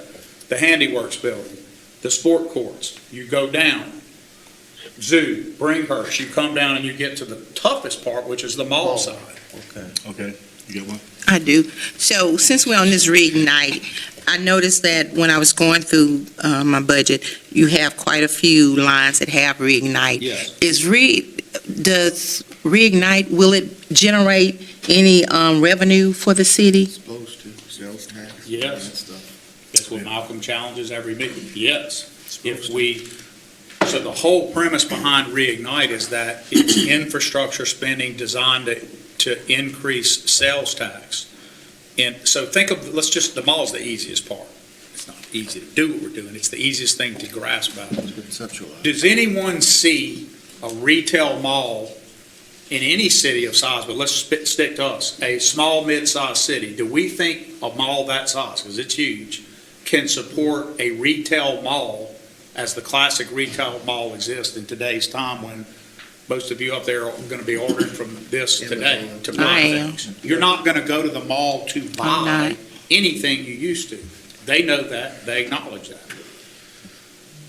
What we think is that the mall doesn't stay a retail center. It becomes a recreation and experience center of all kinds of things. So yes, there'd be some retail, food and beverage, those, and there's going to be some stores they want to keep, and Dillard's is usually the one you want to anchor around. But in the vision, doesn't have to be where Sears is, but roughly that corner, could be Sears or could be built in all that wasted lot that'll never be used again, is a children's museum. I have commitments and ability to fund that. And I'm talking about at a knock-knock level like Baton Rouge, not something cheap. Now, what's a knock-knock level? So knock-knock is the museum when you're turning the corner down by the riverfront area of Baton Rouge, that big museum. Yes, so changing exhibits. Cynthia, imagine Clico would have a sponsored pavilion, perhaps Crest Industries, and it's like a STEM level for kids to learn. Some things change, some things stay long periods of residency and then move on. So that would be one of the anchors. And you're building out this experience center. The other thing is a lot of kids stuff where we are partnering with private people to get better controls, but lots of stuff for kids to go do. So was a cost analysis done for Ignite to see? That's a great question. So I brought, thinking we might get into it, a lot of the study stuff we have. So CSRS is our partner. Des Moines Rutledge is the lead. We have started our meetings. We are planning an April, is it April or May? What's the National Day of Prayer? Yeah, it's going to be roughly around the National Day of Prayer. I'll tell you all real quick. So right now, we have either May 6th, 7th, or 8th. May 6th, 7th, or 8th, we're planning an open deal in the mall where you would be able to go. I mean, we're getting ahead of ourselves, but they're planning that where you can go all day, videos of what it looks like now and can be. It's going to show the progression. We've done our market studies that support the market study, and I have all that data. I said it in a briefing, but I can tell y'all today, or we can do it another day. We'll do it another day. But the data we show of whether this thing would be income producing for the city through sales tax is there. We are losing our fund dollars to other communities that we don't have to lose. We can recapture those fund dollars. When y'all were kids, if you lived in Gina or anywhere else, you came to Alexandria to shop and experience the mall. People don't do that. They order everything from home or they have their own boutique shops. The mall has to be a different experience to get people to come. Something that's recreation oriented. So that whole corridor does that. I also envision healthcare would be in the mall. All kinds of anchors that now make the mall make sense monetarily. It's private sector money. We're spending money on the periphery, on the stuff we can buy and permanently, publicly own on the article side. Museum and other things. It's a well-developed implementation model, guys. This is not just vision, but it does take more than we can cover in this meeting to get there. And we've done it before with Spark. This is way more private sector driven than Spark was. Mayor, Madam President, Chairman, I'm sitting here listening to what you're saying on selling the mall in the initiative. And you say we're going to do some meetings with the people, some people to come out. But I'm looking at Cartana Mall in Baton Rouge that went to FedEx or one of the larger manufacturers. And hearing people here in town until we really show them something, they're not on board with it. And I'm just repeating what I've gotten. And people are saying that mall is dead, which we all know it is. It's in bad shape, which we all know. Anybody shops there will not stand here and tell you that lie. We need something to draw to Alexandria. As you say, people shop by smartphones. My daughter's bad about it. Mr. Green, you said we're repeating a lie. We're in agreement. We know the mall's current model won't work. So does the mall ownership. I don't know why we beat them up about it. It's not something they did. It's the change and evolution of shopping nationally, internationally, worldwide. That's not, we're saying the same thing. Like we're not trying to put city money in the mall to make it a propped up retail mall. We're talking about building infrastructure around it to make it a destination. And in exchange, they have to change their model. They have to quit. We're not going to give them anything to keep doing what they're doing. Correct. Prop up their failing model. Quite the opposite. And we have an agreement with the mall to do this. I hate to out people, but I got his permission. They have said to me, and they're witnesses to the call, we're out of the game of saying, we are, whatever you in the council are going to require, that y'all do your part. We are going to be there. They are asking us in CSRS to program this for them. I've never had a private sector player ever do that. It's kind of scary. But I trust that CSRS and them, their New York ownership, will be at the table working on their part. We don't give, guys, just like with LSUA, we're not getting, they're public, and we're not giving them a dime except in tranches as they perform, right? Well, this would be the same thing. We published all the term sheets. That's a bunch of, y'all don't have to read all that. I can explain it a different way. But you don't get $1, Jules, until you're in the private sector, commit to the performance y'all want. So you're never getting $1 because you have a lemon tree or whatever something may be called. If you got some store in there, they don't get money from the city. That's not what we're saying. We're saying if y'all will attract and bring in golf simulator or some other thing, whatever it is. I don't want to compete with anybody else's stuff, but whatever things you have, then we're going to build out this. Right now, they own all that ingress and egress. Think about the mall, the size of that footprint. They own all the roadways. We don't do that. They can't afford to do that with this failing model they're in. So that's a place where we could come in and take that off their hands like we do every other development's roads once they build it. That saves them money every year. And in exchange, Jules, they must meet what Jules said. So you would have a deliverable. I will do this for you, but you must do this for the public. There's your exchange of value that meets Article 7. This is unique to us, but malls are being converted elsewhere in the country because no mid-sized city mall, especially one that size, can make it in that model. We're agreeing with you. We're not proposing to spend $1 of public money to prop up a failed model or retail. Hard stop, period. That's not what Reignite does. It builds up the public infrastructure around, including housing at the mall. Student housing at the mall for CLTCC, workforce housing at the mall for the hospitals and other things, workforce housing and student housing for LSUA. Those are the kind of things where we see our role, and they have to meet our role by adding to it and not doing stupid stuff, because we're not giving money for someone to go, this was failing, but if we got this money from the city, we can keep doing it this way. And none of that. And they have, to answer y'all, they have said, we agree. Okay. In writing. Okay. Continuing on, page 76. I got one on 73 right fast. Okay. I don't want to overlook this. So I look at the $7,000 for Department of Veteran Affairs. Yes. So they are moving, and they only requested so much money for new furniture. So we didn't get anything from the city. So we got private donations. I know a couple of us donated money for those guys to get new chairs and desks and to modernize their new building. And they was asking for a small amount, and we didn't give them anything from the city. We actually just redid the contract. We pay them every month. Okay, what that pay includes? It was whatever they had requested. And if this amount's not enough, we can fix that in major budget. But we pay them, we pay them. So okay, so.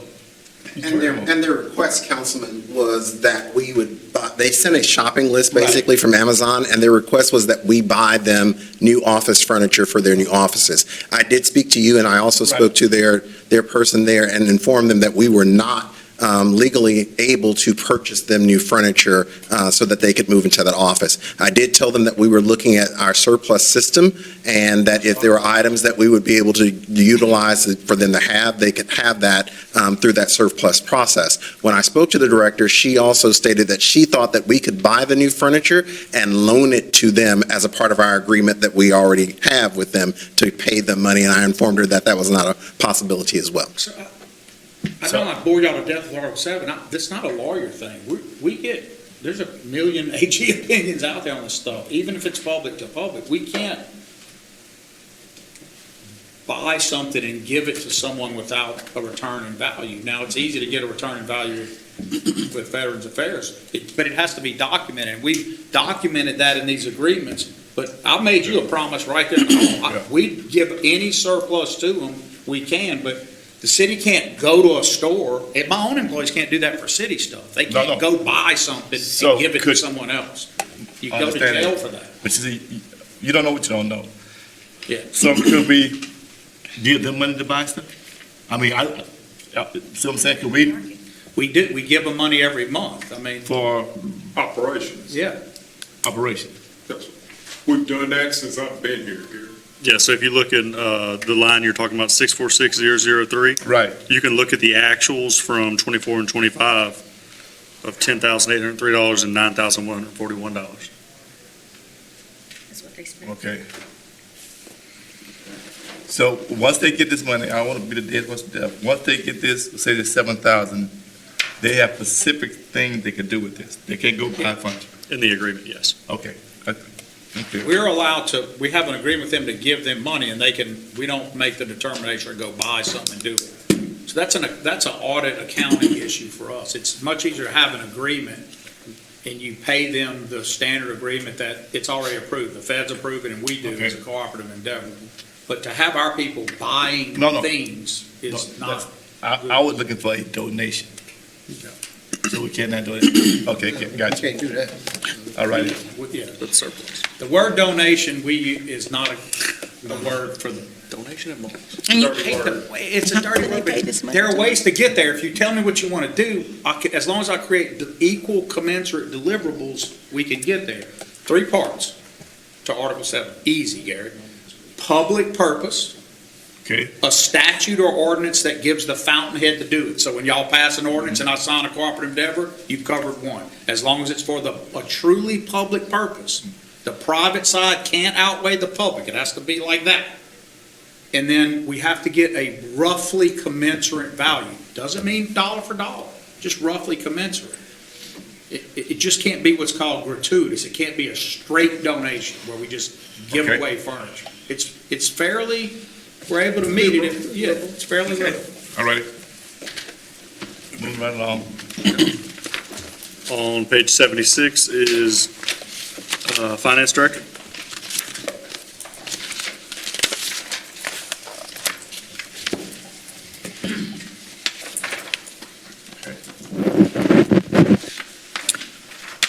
On page 79 is the Business Office. Now, back to the Finance Director. Okay. At 480103, the pay went down? Yes. Wow. Why is that? The flip of positions. Because I have these 2 guys covering Finance and Budget Director. We flip positions. Okay. Mr. Johnson was here, 40 years. Yeah, typically he's the one talking to us, I know. Yeah. Okay. He still could be on budget, but I'm we're making some decisions about Paul being in this permanent role of finance director. Oh, because it's So we made typically him. do it That's 2 right, years to see- okay. All right. See his commitment slow. and fit, and so far, we But like see, it. we gotta have. DJ's not mad, DJ's happy, he's, And see, DJ might this not is be his here. favorite job, budget. He might not be here forever, DJ. Okay. He swears he. All right. Good catch. I had matters personal that I had to trade some things off. Okay.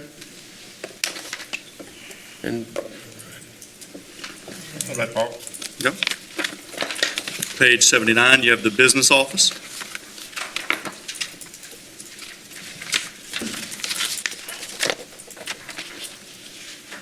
Okay. Page 82, you have accounting.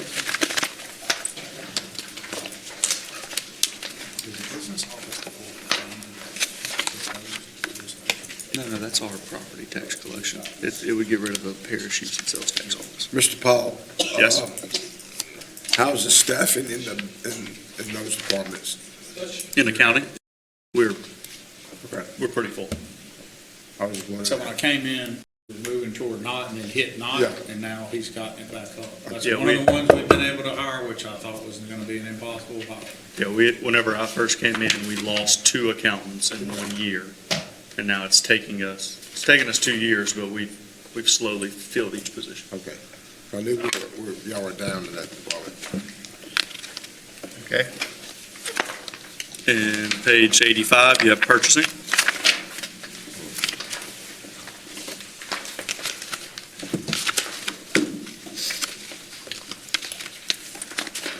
Mr. Johnson, I'm sorry I have to leave. I have a previous doctor's appointment I have to go see. Okay. Thank you And I'll, for coming. and I'll be back after the doctor's appointment. Just call before you call. I'll make sure you know where we at.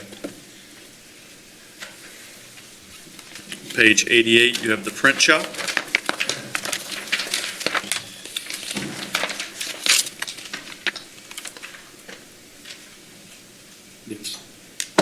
Maybe in the future we'll mark a no change or a non-material change so they can. Yeah, And put that's some what- tabs in these books, please.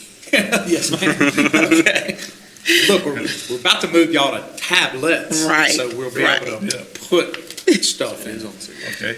And the budget is on the city website, but we're gonna move them to tablets where they each have their whole agenda. Page 91 is the central warehouse.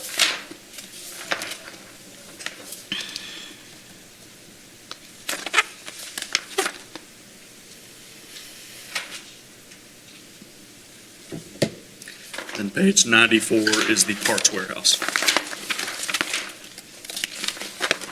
I mean, the easiest thing, Gary, on these would be to just go to that last total department, and if you move across the lines and there's Zero. non-material change, you Zero. just move on. Yeah. Unless, I mean, Yeah, I you mean, might want to look and make a change, but Well, there'll be a change in each one because of the 3% increase and the healthcare change. Correct. So there's always going to be some change, but all right. in a lot of these, you're going to see a decrease.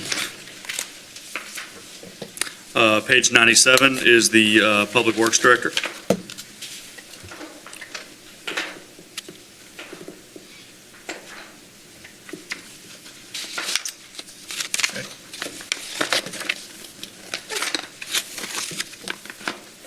Page 100 is Code Enforcement.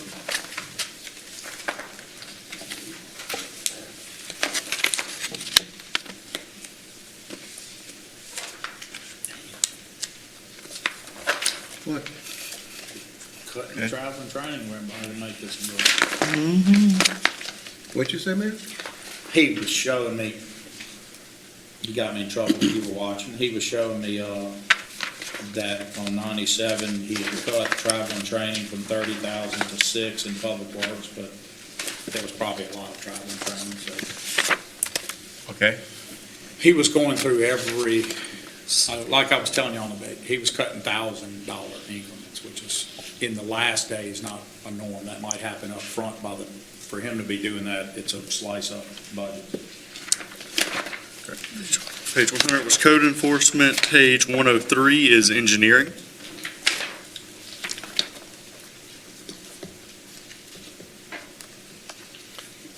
Now, do we have the capabilities to do a lot of these projects ourselves since we have engineers? We do, like Masonic Court Sports, we designed in-house. Okay. On our Reignite to save money, to add back. Yeah, I mean, they do it. Clayton, I think, just retired yesterday, so, or today is his last day, so that was our other engineer. Marcus, even though his utility director was he can do some help there, so we do use them. But we don't have the department we had 10 years ago, 20 years ago, 30 years ago, because it's hard to attract an engineer at city pay. You know, it's just hard. The young engineers don't want to get a PE and be in a firm. But what we do have, can we do more with? We are having them do a lot of design on public enterprise projects. So these buildings, some ditch closure, not all, they ended up having to do that out. But we do maximize them doing public enterprise style projects and some recreation projects. Now, something else to that point. With AI, can't we just get AI programs to help us do some of this Well, stuff? AI, last time I checked, can't sign off as a PE on a project, so, But I mean, like to assist our team. I mean, they use it. Okay, I'm pretty sure you, yeah. Yeah, Okay. but it doesn't carry a license. And if you're a lawyer, you better be careful using it. That ain't right. All right, check them sites. You better be watching.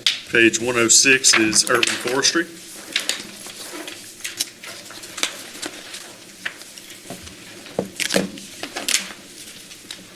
So that's a unique thing of the city. That's Darren Green. And I try to encourage people to use it, and I can encourage all of you. You talk about our Article 7, this guy can go to your house, Malcolm could call him and say, Darren, I got this tree, I'm worried about it. It looks like it's struggling and it could affect. He is legally allowed to go to any private house and give them advice. He can't do the work, but he can go diagnose problems, tell you what you might need to do, give you sort of a plan, and people don't utilize it, they don't know, but Darren Green knows what he's doing, and I would encourage anybody within the earshot of this or y'all to use it. Or he can come, Gary, you could have a problem on your trail where you see some discoloration of trees and you're worried something's leaching into them. You call Darren, he goes out and he'll either determine himself or get LSUA involved or get, he can get anybody involved he needs to figure out the problem. Okay. And not every city has that. It's a nice thing to have. Page 109 is streets and right-of-way.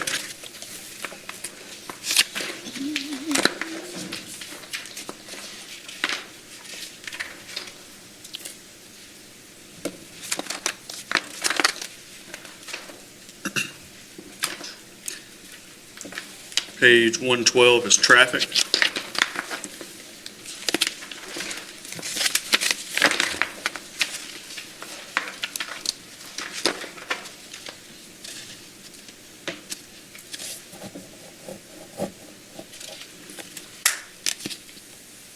Page 115 is building services.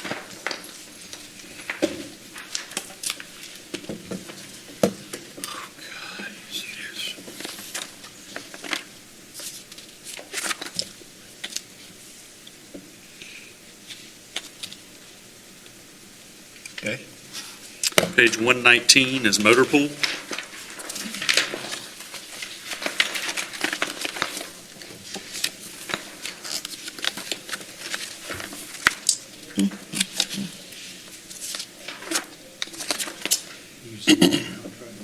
Always do, so I have to approve every.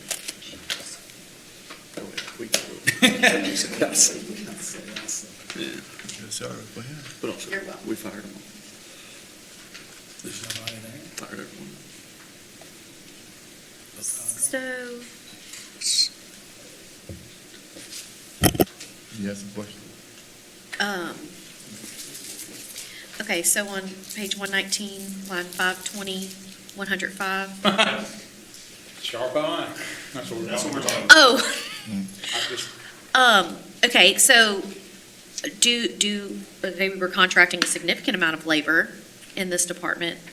we don't have the people we had. So these are contract places covering for what Right. used to be a full motor pool, another great thing the city has. Hard to get those jobs and have them. So what Paul was just telling me occurred is, there's another member of the staff who's maybe in the room that has been watching this issue and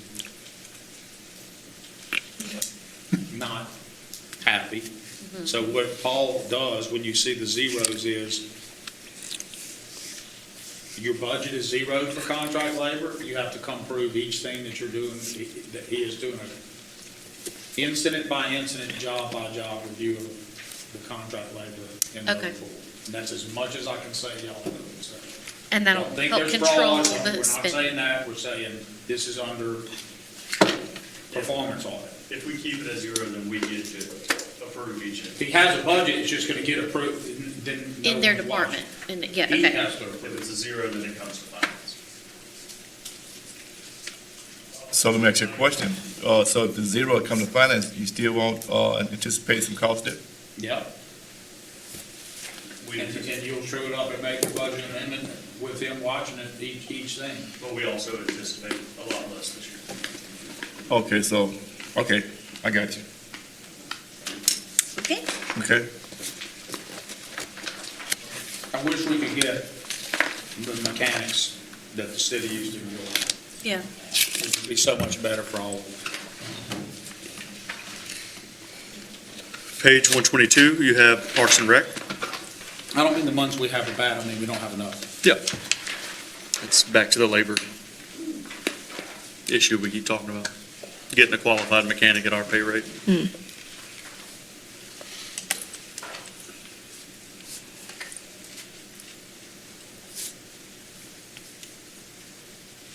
So do we still use temp services? Yes, for certain.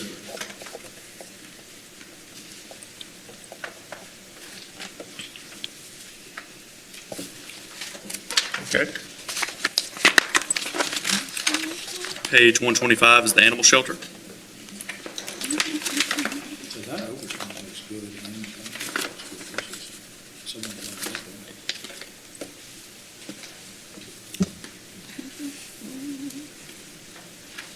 I just wanted to point out, because Ms. Corley's in the room, that page 122 is when something's being run right. Look at it. Both her contract labor and overtime are down. On 122,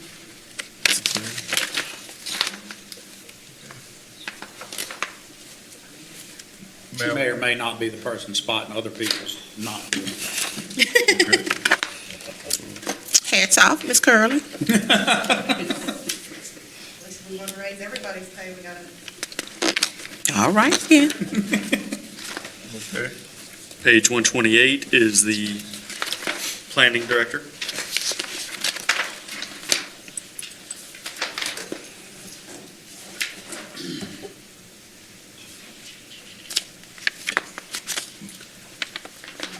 I got a question just hit my mind, Mayor. Yes, sir. We still haven't got reimbursed from FEMA from years ago? That's a DJ question. 120. We've gotten some, Gary, on the three big events. We've still got some out. So we going back years, we're talking about, because we haven't had a major hurricane here in years, so we still. We're talking Laura, Delta, and winter storms of Yeah. 2020, I think it was. All that happened in the same year, but to answer your question, we've gotten some reimbursements, but we're getting it in pieces. So my question to you, are we in steady contact to try to get some of that money? I mean, I know, Oh, yes, we're in contact with them all the time. GOSEP is where it is now. It's already done all the federal stuff. It's back at the state level now. okay.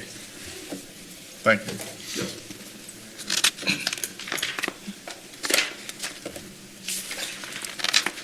Page 131 is community development. Malcolm, on 129, just some of your description stuff, just for you to remember to remind yourself. On 129, in the middle of the page. So as we think through our discussion earlier. Page Okay. 131 has the common topic of demolitions on it.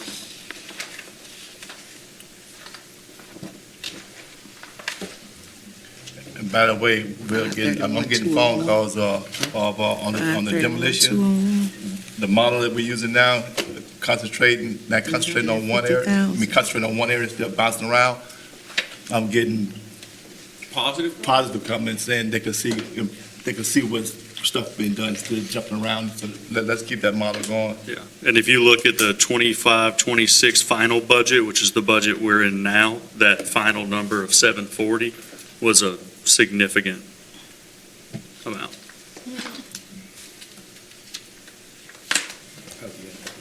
Okay? No, that we actually spent and did that much work. We're going to spend every dollar of that. Like Daniel's. So that also shows what we're saying, that y'all know we're moving more because you hear it, but there's your proof. Okay.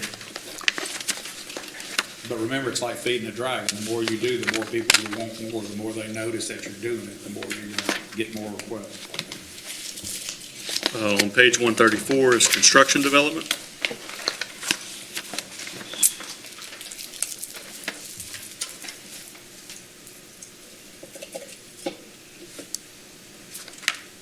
Okay. On page 137 is police. This is a multi-pager.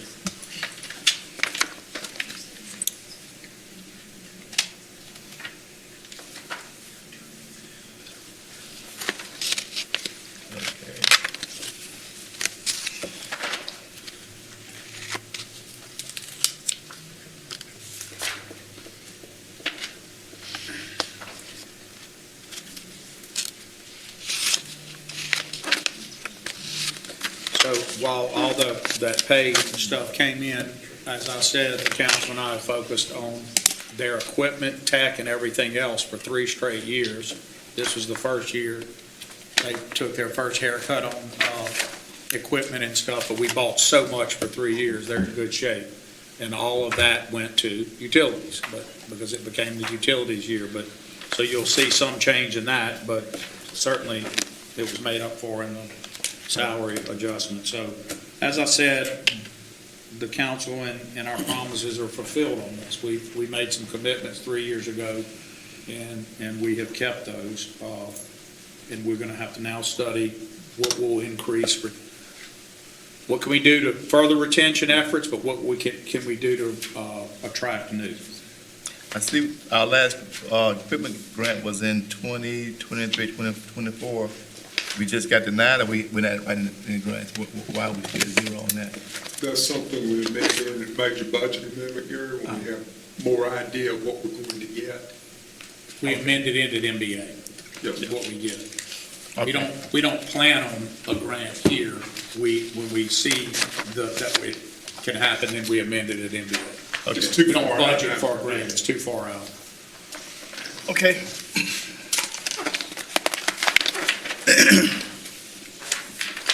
On page 141 is police and fire civil service.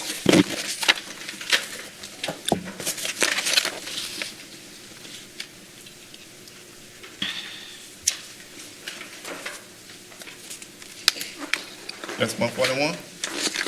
141. Why is such a small amount? That's just their civil service. It's just a board, it's just a board, that's not civil service. Okay. It's just Yeah. a board, Gotcha, okay. And only for police and fire. Okay. not city. They ain't get no money. They have no employees and not much else expense on Yeah. the attorney fees. Okay, gotcha.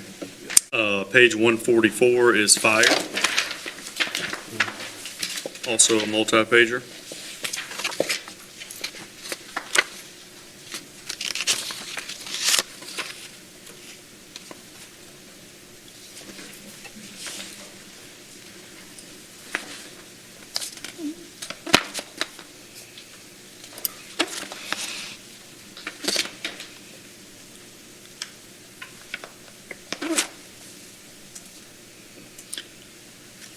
On 143, 440128, salary, chief of communications, y'all, you eliminated that position?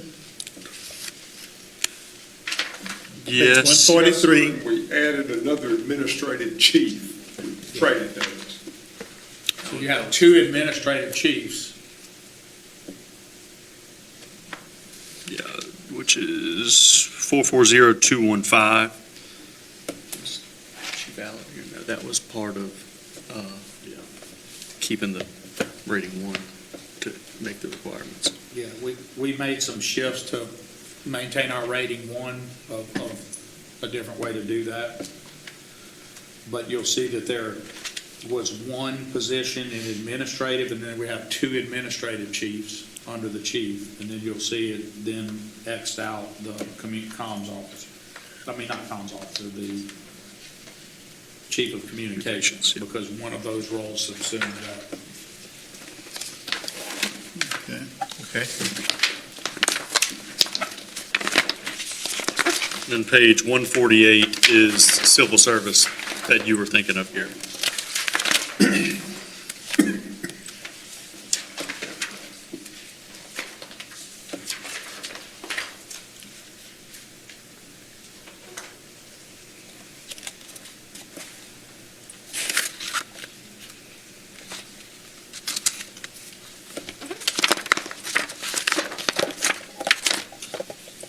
On page 151, you have human resources.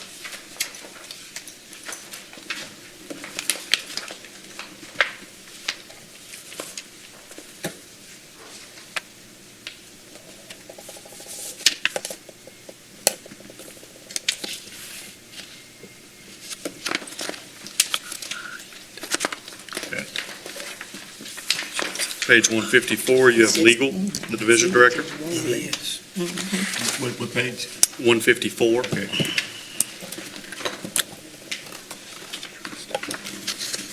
Yes, you should.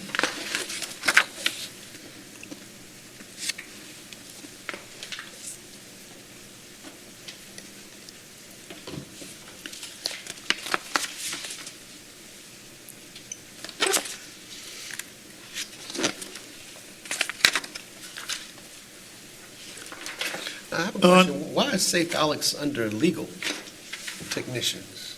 Wouldn't that be, Because we did not organize them purposely under police. okay, It's all part-time positions. And so we felt like the CS, anybody doing that kind of work needed, if they're not going to be under police, there's no other division that That would we be more felt could be appropriate. more appropriate and regulatory. Okay. However, there is a movement among staff.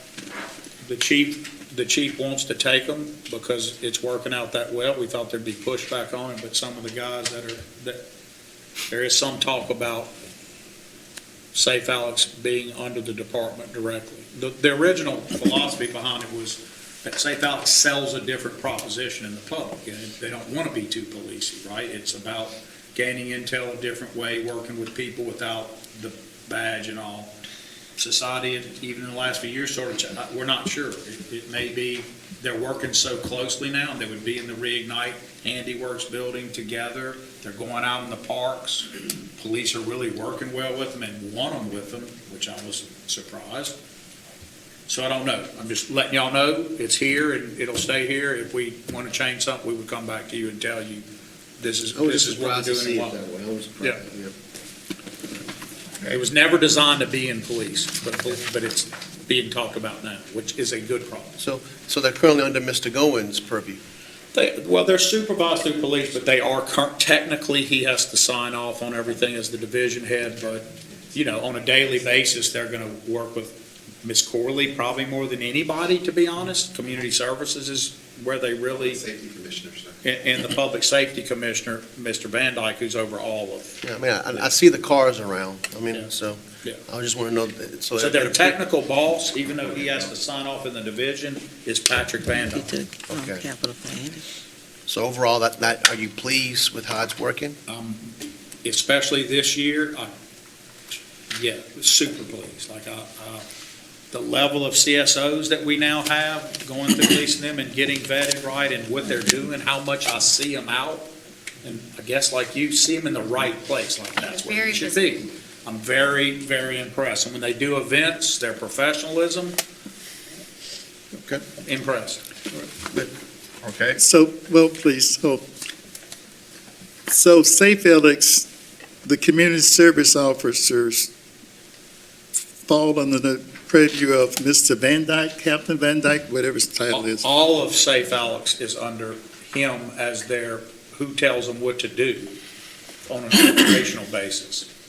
When we budget and we have to organize in a budget, there has to be a division always where they are. They've always been organized under legal, because the only other place they would fit is police. And our concept back before, and the best practice around the country, was if you want to have the neighborhood community services type team that Safe Alex was envisioned to be, it's called Safe Growth. If you want to look it up, back then it was called Safe Growth, like Smart Growth. It was about building trust in communities where if you had them just full on with the police, you might not get the neighborhood level trust or trust.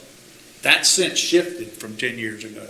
People everywhere want to see police involved, and so we're working through that because police are. I have a question too. All right. Are any of those technicians trained to deal with mental health issues Good question. and de-escalation and stuff like that? So they don't go through the full academy, but The they go. CSOs or the Safe Alex technicians? Which Safe one are you- Alex. So all of our folks get through Patrick and his professionalism, the level that the commissioner brings, and the interaction with the police, they do go through a training.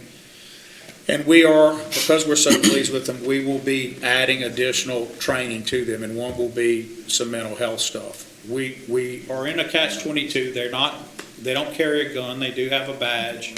They're not going to be post-certified. They're not going to be allowed to carry a gun, although some might have been post-certified and retired or doing it, a deputy or somebody, yeah. Chief Howard is there. We've made him maintain that. But I guess my question that's going to pop in my mind is,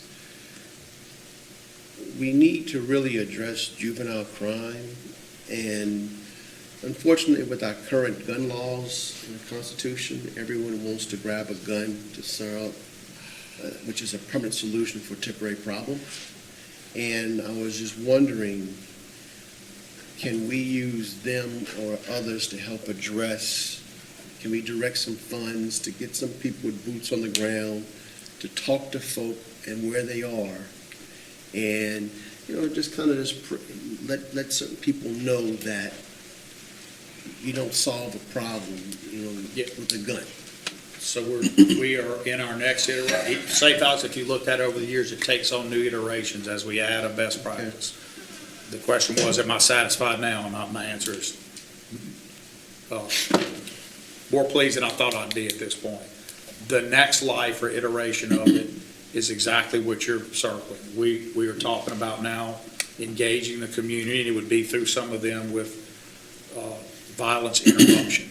So you've seen us do focused deterrence and all these different models out there. Violence interruption, again, calls for that trust in the community of getting someone who might be a little salty. They might have been in a little trouble themselves. Yeah, But they've turned a corner and they want to help. That's And a so- good point, Yeah. because I've met Mr. John on the senior quarters and Mr. William Goins. They're trying to do de-escalation. Yeah. And I would just like for the administration to kind of reach out to them, because they've gotten some training. Because they're able to touch people we really can't necessarily touch. That's the idea. I have reached out to Philip on at least 2, if not 3, full occasions. We've had at least 2 substantive conversations, and he's committed. He said, bring me your model, and especially if you're helping to fund it, I'll man it. We would like to get the Giordano resource that was there, that building, something back going with violence interruption, and so that we would man it. We would probably come back to the council. After talking with some of the parish folks, we think that Safe Alex, in its best iteration, is not limited to the city of Alexandria, is out in all the periphery that touches us. And we would be getting some agreements with other folks to do that, because we have the people. And if we keep building it right, we think it would be touching everywhere that touches us, where there's a hot area or a hot. Because the gun laws are not going to change. They are what they are. And I know our governor to address juvenile crime, his solution is to build more beds at Renaissance, which I get that. But I just think we need to be creative to trying to find a way to address crime, juvenile crime, young person crime, because crime is not political. It's not Democrat, Republican, or Independent. It affects us all. So if we got some people out there, and I've spoken to a couple, and I'll work on getting their contact information to you. If they're able to help people where they find them, because they're just some people that, they're just some people that we just can't reach, that they can reach. I agree with that. And, those are the individuals we need to And that was start. the original concept of safe house, to not be heavy police. But now we live in a society where most people they don't care. They want the police, and there's still some, there's distrust. There's so much to bridge that. Well, here's the deal. People want the police, but we also want to know people who could be potential troublemakers or know when there's beef out there. Yeah. And you might not necessarily want a cop like Officer Bankston going out there with APD on the chest and tasers and guns saying, hey, there's a problem. You may want to have somebody dressed like Reverend Earl to say, hey, yo, look, fellas, what's going on? I'm hearing that y'all got some beef with some people. How can we squash this? The interrupters would be that, and there would be a general call, not an RFP, but an RFQ to the public to do that. But we also have to be creative about that, because typically the people that might help us don't respond to RFQs. Well, right? So we have a different way to reach them in an RFQ that's not a request for qualifications. It's a talking to you, who do you know? It's also talking to people in law enforcement. And a DBRAD can come, I should call him anymore, the deputy chief could come and say, this guy's been he might have a strong word as a Marine for it, but he's turned a corner and I think we need to use it. So it'd be like, not CIs, but people who, not confidential informants, people who are literally, were in gang, they've changed what they're doing in their lives. Let's get back, because I think me and Malcolm spoke on this, we doing something, and this is not one size fit all, because it's a problem. Yeah. It's a big, huge problem, and. Chairman, Yeah.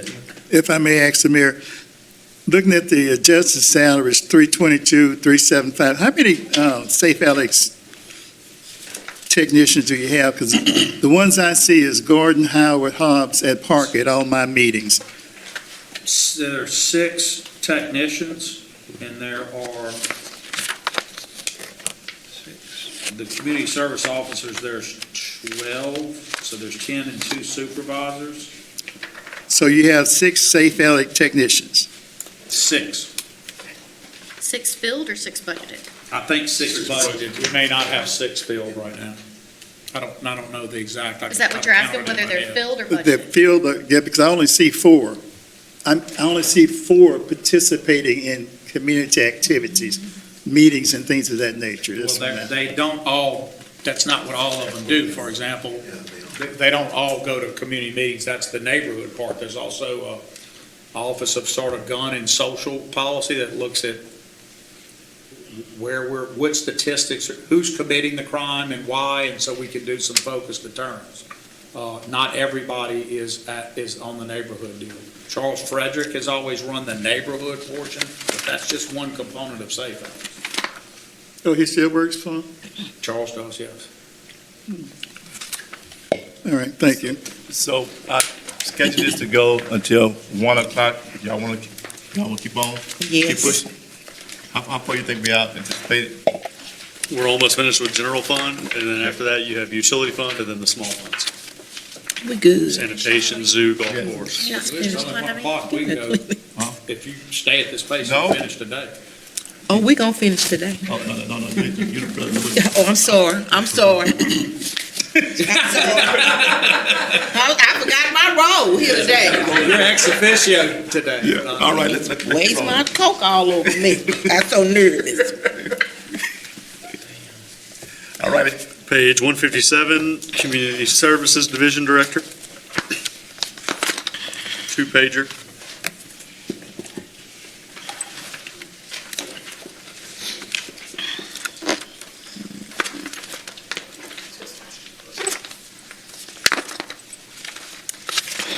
say, I like the programming that I'm seeing coming from the zoo. I think they're doing some creative, different things that I've noticed. Little things like the teddy bear clinic, or, where you can go to the zoo and get your teddy bear worked on. I just thought, just different little quality of life things. I think the new director is creating and implementing with his staff, so. You take the other people, there's human beings out there and get them worked on. All right. And then on page 161, you have community services. That's the rec enhancement. And this is the last page of the general fund.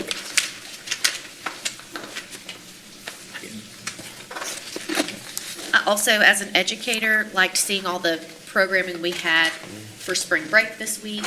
I thought that was some good art, sports things for this week while the kids were out. I like that. So thank you. Also was the River Fed announcements. I don't know if y'all caught that. That's all I have. All righty. Page 161 starts the PTI fund. PTI. 162, sorry. You'll see no change.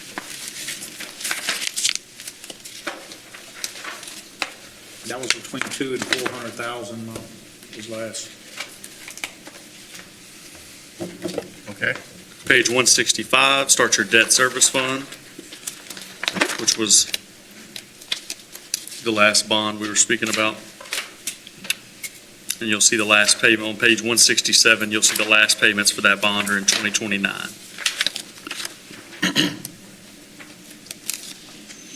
And that's the one we proposed to roll? That is the one Yeah. you proposed to take out the new bond and keep the similar payment. Now, Mayor, can you tell us how much overall debt the city has? Yeah. So for this bond for general fund, you're looking at the 5.664 million. I believe that's all the debt for the general fund. There's no general fund debt. This is general capital project. General capital project debt. 2015. There's no general Everything fund else debt. will be. Everything else would be utility debt. Yeah. And We how much don't is have any general fund debt. So this would be the general capital projects debt. Okay, and how much is utility debt do we have? There's a display on it. Yeah, that's going to be, Is that coming up? Not enough. Oh, yeah. Yeah, it is. Is it coming up? It's yes. coming up. Okay, Yeah. we'll get to it, man, we'll get to it. So no general fund debt, these are. General this is capital bond projects Sales debt. tax project debt, and it's, obviously, if you look at the size of the 5-year capital budget and you look at what's left, that's not debt. Okay.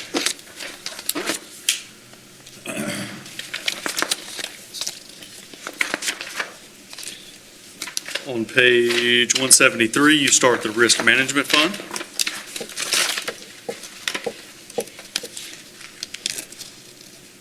I told you on the back what happened to that number.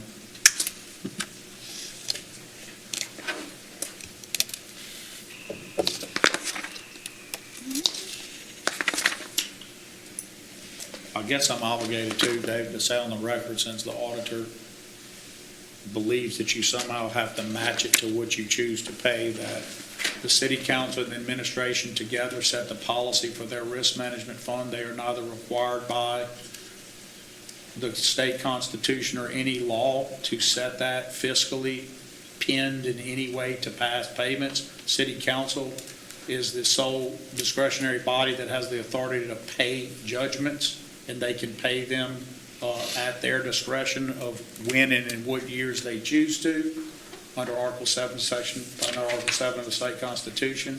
And the administration, in looking at these issues and in consultation with members and legal staff, lowered the amount because of the extremely high amount of judgments paid last year that has a direct effect on this challenging budget. It does not mean you would ever not pay your judgments. It means you have the choice of when to pay them and set expectations accordingly.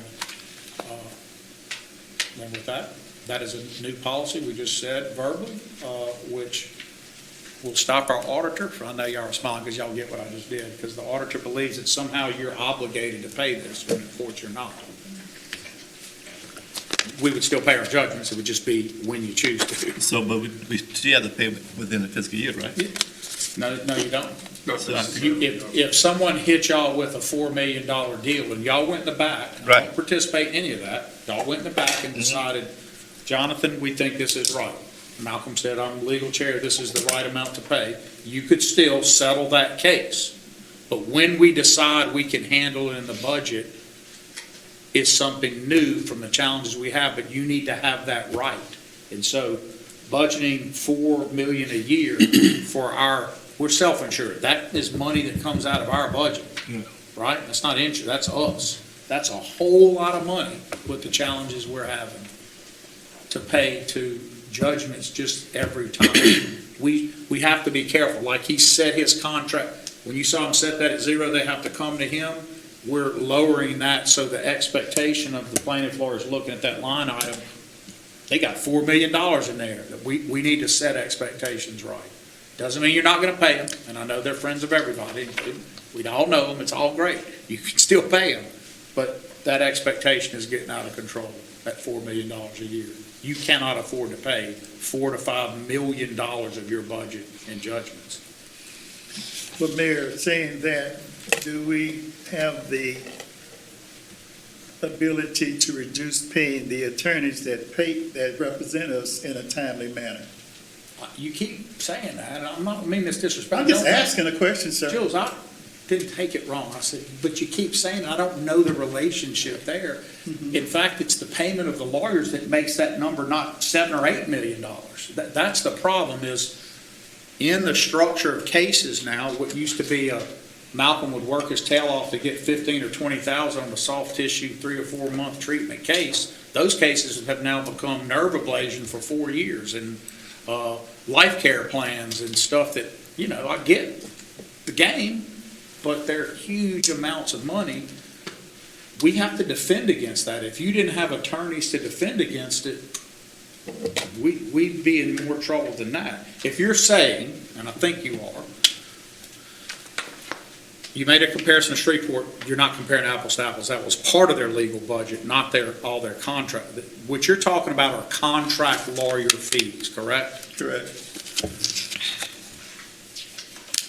I believe that I fully admit to you, I think we're short in the civil staff of lawyers and that we could have slightly more civil staff doing some of the smaller accident cases. But we would never be able to hire the lawyers we need on civil staff to defend against a potential $500,000, $2 million case or whatever. We just don't do that. And the reason, Jules, is not because they're talented in there, it's because they won't take that job at that amount of money when they can go make more money somewhere else. We just wouldn't get them.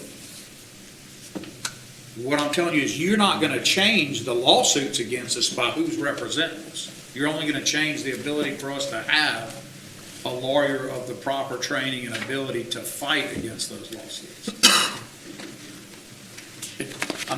It doesn't make you wrong. If you want to make a different mix, turn the knob in a different mix, we can talk. I think you're on to something there. I think the mix is worth a talk. Does that make sense? Correct. Okay. Page 176 is the risk manager.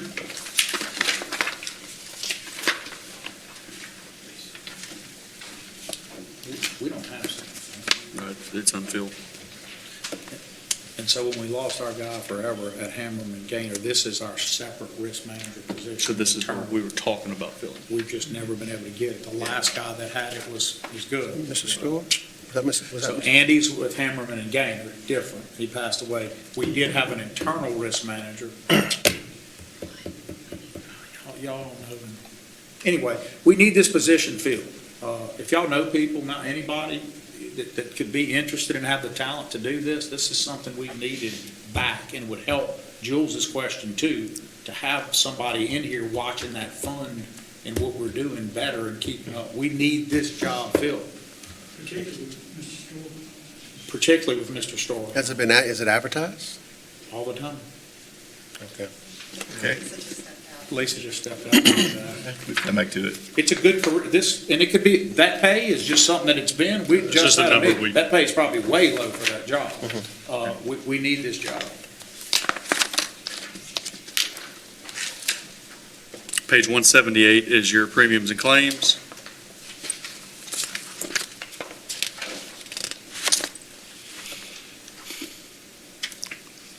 Okay.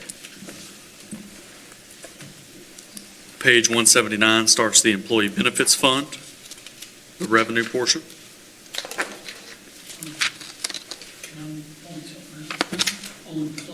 On premium claims, you'll notice there's been a big increase in the last few years in premiums for not only general liability, but it's so pronounced in general liability, premiums, and that's an annual premium of $628,000, where just a few years ago it was $266,000. And even that, the city has a very high retained, self-retention portion. A deduction to laypersons, correct? Yeah, but it's, Okay. I forget exactly. Our self-insured, what we pay first is super high, right? Yes. Okay. I thought that's what mine was saying. But that is something that kind of goes to some of the general discussion y'all were just having. Trey, do we need to look at some other forms of other insurance on insurance, or you think that it's the opposite problem? It is something that ought to be looked at for practical reasons. All of our insurance falls due at the beginning of the fiscal year. And it would probably take us 6 to 8 months to study it and to go out for new proposals. Whereas right now, I think it's May 1st. We're doing that right now. Yeah. We decided to do it. Okay. Yeah, May 1st, we have to renew it. Remember, I'm not saying we don't pay the planning floor. We pay our judges. We believe in that morally here. And I'm not saying you wouldn't pay however many y'all approve. I'm saying we can't afford $4 to $5 million a year when we have employees to pay. That's, Mayor, you had can't do it. 3 different settlements, $350,000 in a 6-month period. And matter of fact, if y'all remember, y'all had the MBA, we had to put some money in just to make the last 3 months. And that can be bargaining too, Gary. You could say, Malcolm could say, if y'all want to be paid this year, we're settling for this. If you want what we're agreeing we might do, it might have to be in a different year. The legislature does that. Not everybody who settles with the state gets paid in their year. It's in House Bill 1. They have to appropriate the money to do it. Y'all do. But it might be something, Mayor, you're correct, it is something we ought to look at, and certainly that would take some time, general discussion. I think they went out for it this year. Okay. Page 179 starts the employee benefits fund, the revenue detail.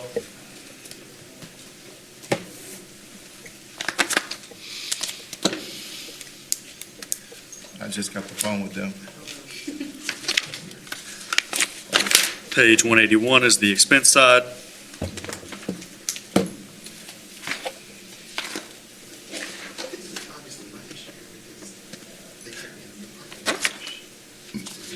Explain the stop loss, because this is a terminology that we use in the military. Stop loss is an insurance policy you purchase, and then anything over a set amount, it picks up. That's what I meant a while ago when I said about reinsurance. I mean, Okay. exactly. So if the a same, claim but is that's what I meant. under that amount, we just pay it. If it goes over that amount, we pay it up to that amount, and then the stop loss insurance pays the rest. In the military, it means that you can't retire when you want to. They take it till you get that, you have to stay in until they take you out. That's why I seen it just jumped them, might have some stop losses now since they decided to go into war. Page 182 starts the unemployment fund. That is the revenue side, and page 184 is the expense side. So with unemployment, it looks like we're paying out less for those claims? I hope. That means we're firing people the right way. Yeah, it means people are staying at work and Yeah. They're being Attribute let, a lot of that to the clinic and what we've done with all that.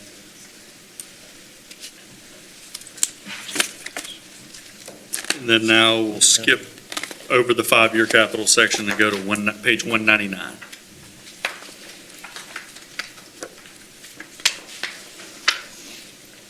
Less people being tired, less people being.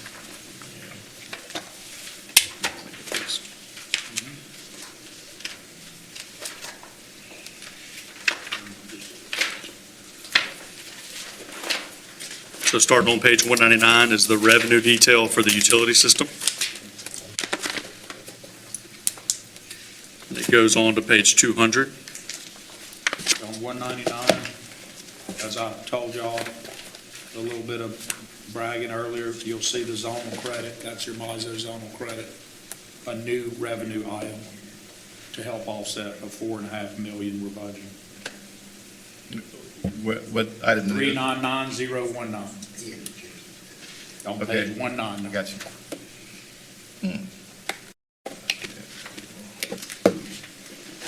So that's y'all as the rate maker doing well with your asset. And it does not come off the people. It's to you. The market. And then on page 200 on the bottom, on the last line item, 399999, is use of retained earnings. And you'll see a budget of last year at 7.795 million, and this year we are only budgeting 1.534 million of use of retained earnings.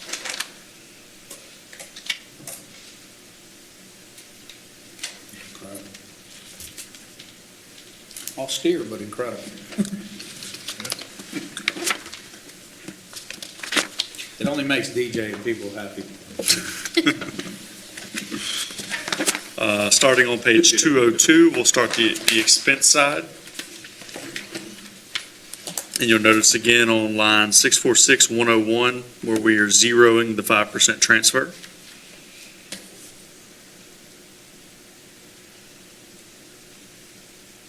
Which back to the zonal credit, as rate maker, you guys, when people beat you up and say, you aren't talking about reform or anything else, but you're also doing your job, creating new forms of help to the utility by being in MISO and making those, you're doing your role to make the utility work. Okay. On page 205, you have the budget office.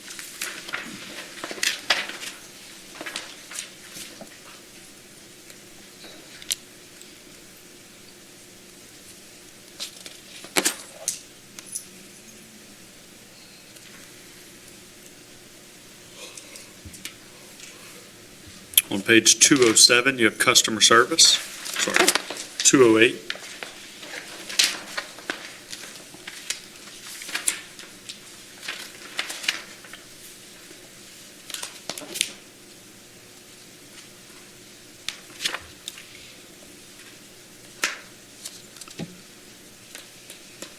Those are the young ladies that sit downstairs, customer service?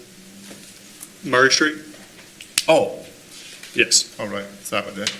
Yeah, that's customer service for For utilities. utilities, okay, Yes. got you. On page 212, you have customer field service.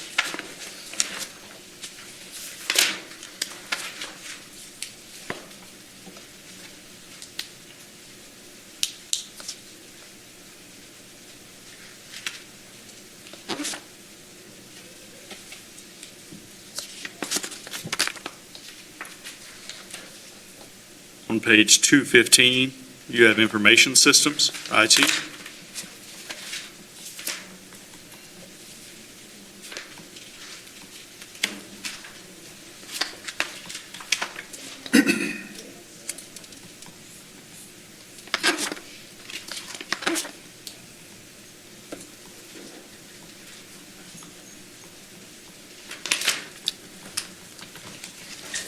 On page 218, you have the utilities director.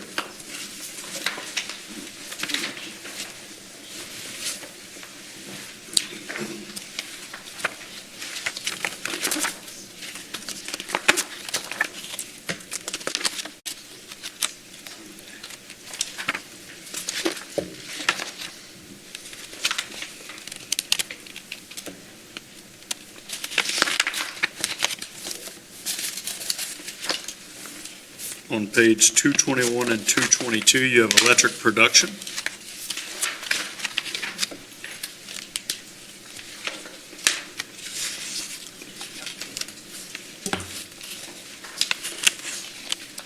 And who are these guys?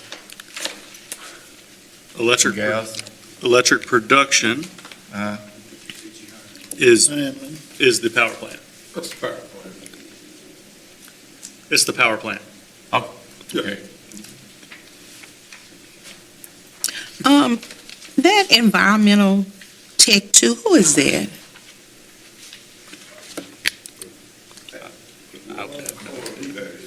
Okay, can you find out, because I want him to look at something for me in my district and just shoot me a little email. That's why I was That's asking. environmental tech, we don't deal with the power plant. Yeah, We're not, we have an environmental compliance manager, and we're in the process of hiring. Oh, okay. That one retired, but when that one is in place, Mhm. we'll let you know, But they would, please send me an email. they would They not wouldn't- do that job. He would do that, and he would bring whatever resources he needed. Right, you would just need to let me know what you have.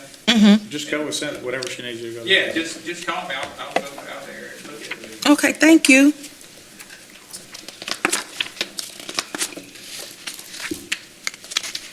Okay. On page 225, you have electric production by UCO.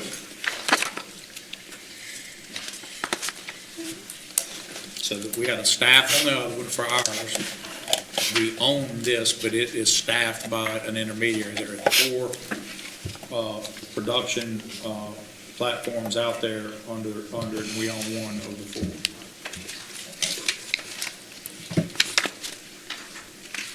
And it is what helps us get that zone of credit you saw, that 4.5. Okay. On page 228, you have electric distribution.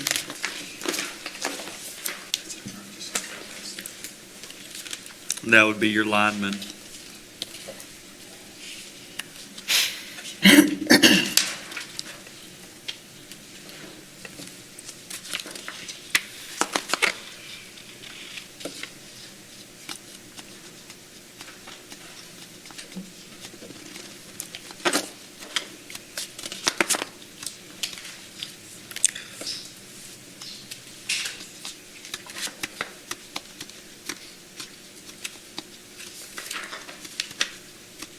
On page 232, you have water distribution.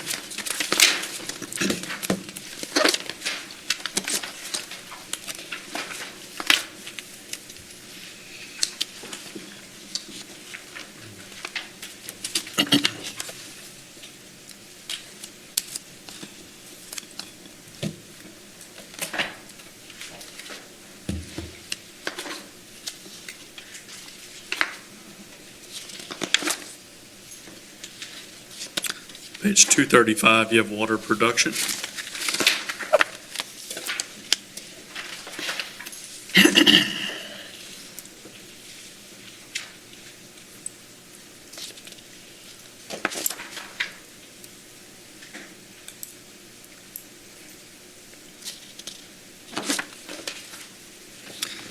Page 238, you have gas distribution.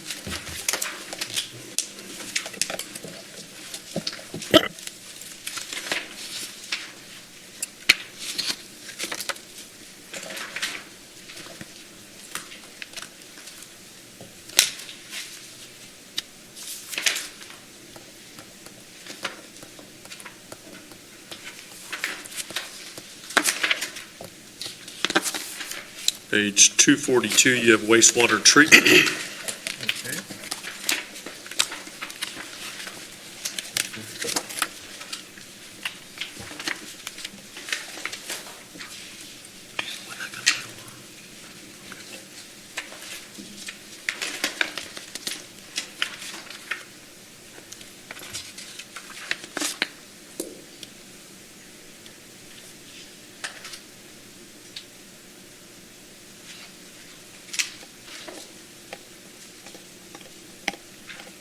Okay. On 244, you have wastewater collection.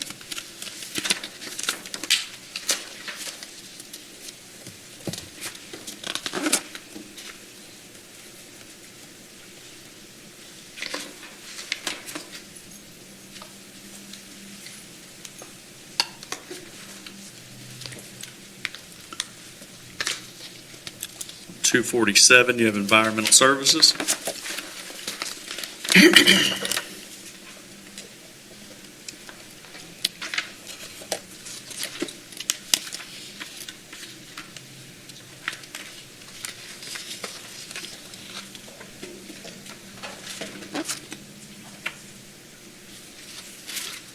On page 250, you have environmental compliance.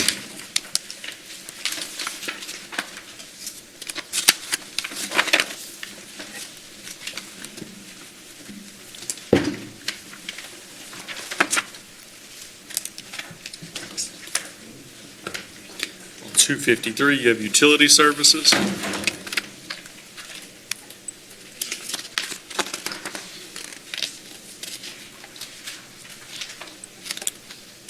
And that ends the utility funds.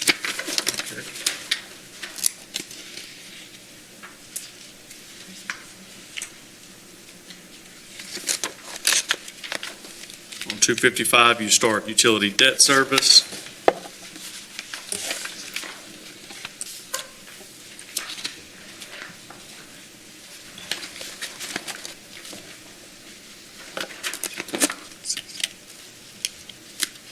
And this was where Malcolm was asking. We come back to it. This is where Mr. Laverdan was asking for total debt. If you look on page 258, you'll see the total of $161,790,000. And that lays out each different loan.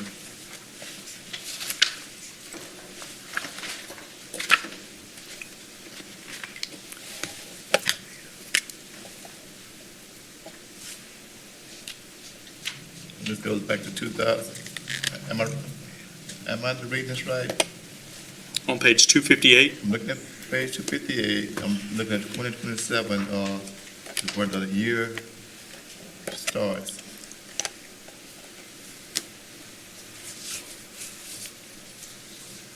On the FYE, yes. so this is, okay, The DHH in 2010, in 2011, a different one, and you just see where they are to finish paying them down. Yeah, There's a DEQ. in the name, whenever you see, so you'll see 2010 DHH, that just means we took that loan out in 2010. Yeah. okay. Same thing with 2020 URB, means you took that loan out The 2012. or issued that bond in 2020. Oh, okay, The 2012 is probably one of those low interest That's a DEQ, yeah. DEQ that we can't get right now because of the issues we talked about. That it's Okay. good money, cheap money. And then you'll There's a see, utility revenue bond that apparently y'all took out in 2020. That one refunded by UCO and the Ward Sellers combined.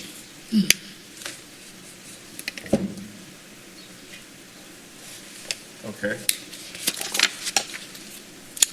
page 260 starts the sanitation fund.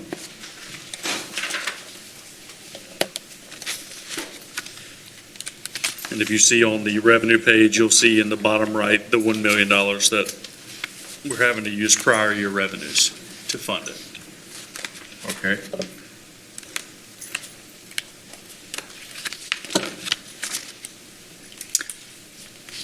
On page 263, you see the expenses for the sanitation fund.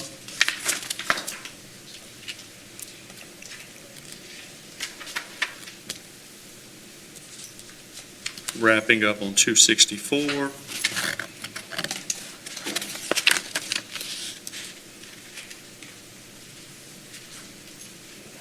Page 265 is the revenue of the zoo fund.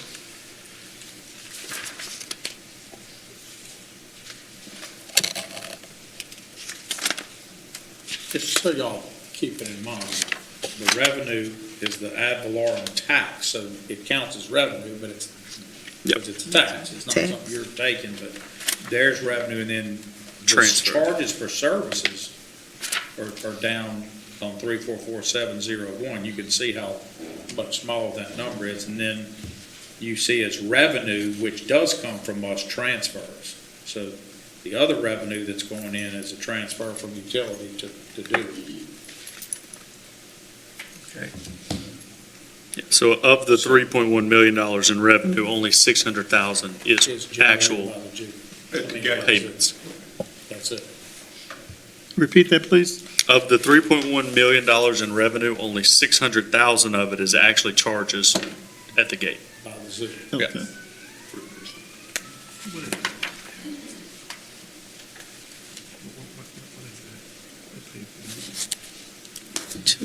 Just so nobody thinks so y'all know this is important to know. In 2024, all 64 parishes visited our zoo. All 50 states plus Puerto Rico and Guam visited our zoo, 2024. 12 countries visited our zoo, 398 Louisiana cities. The annual visitation was 120,000 people, 1,500 households. That was all in 2024 what visited the zoo. That is just behind Audubon and over Baton Rouge.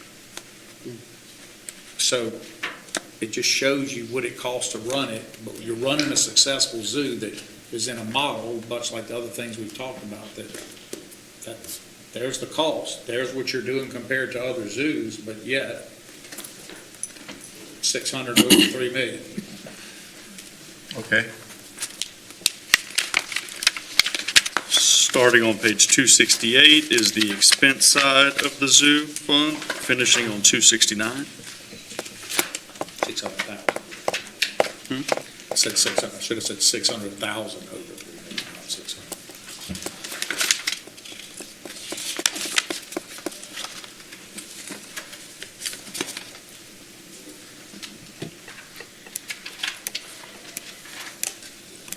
On page 270, you start the golf course fund.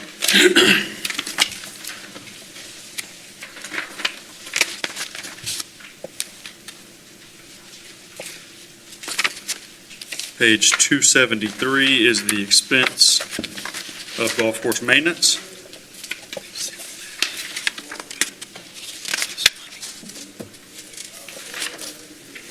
And 276 is the expense of clubhouse maintenance.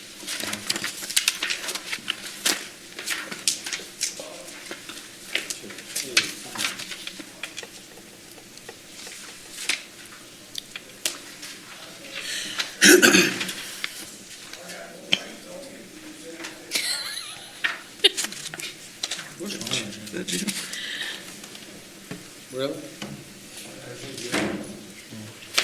We heard you before we saw you.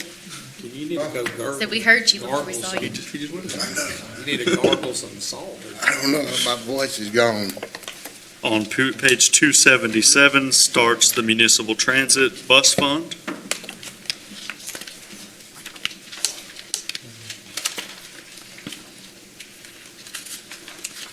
It underperforms a bit too, 235,000 over Okay. 3.7 million. 3.7. That's 3.8 million.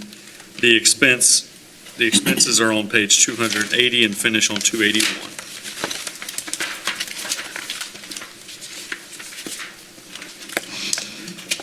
Mayor, I hate to ask you this, I don't know if I missed it, whatever. Have we gone to more short buses? Yes, than in times past, but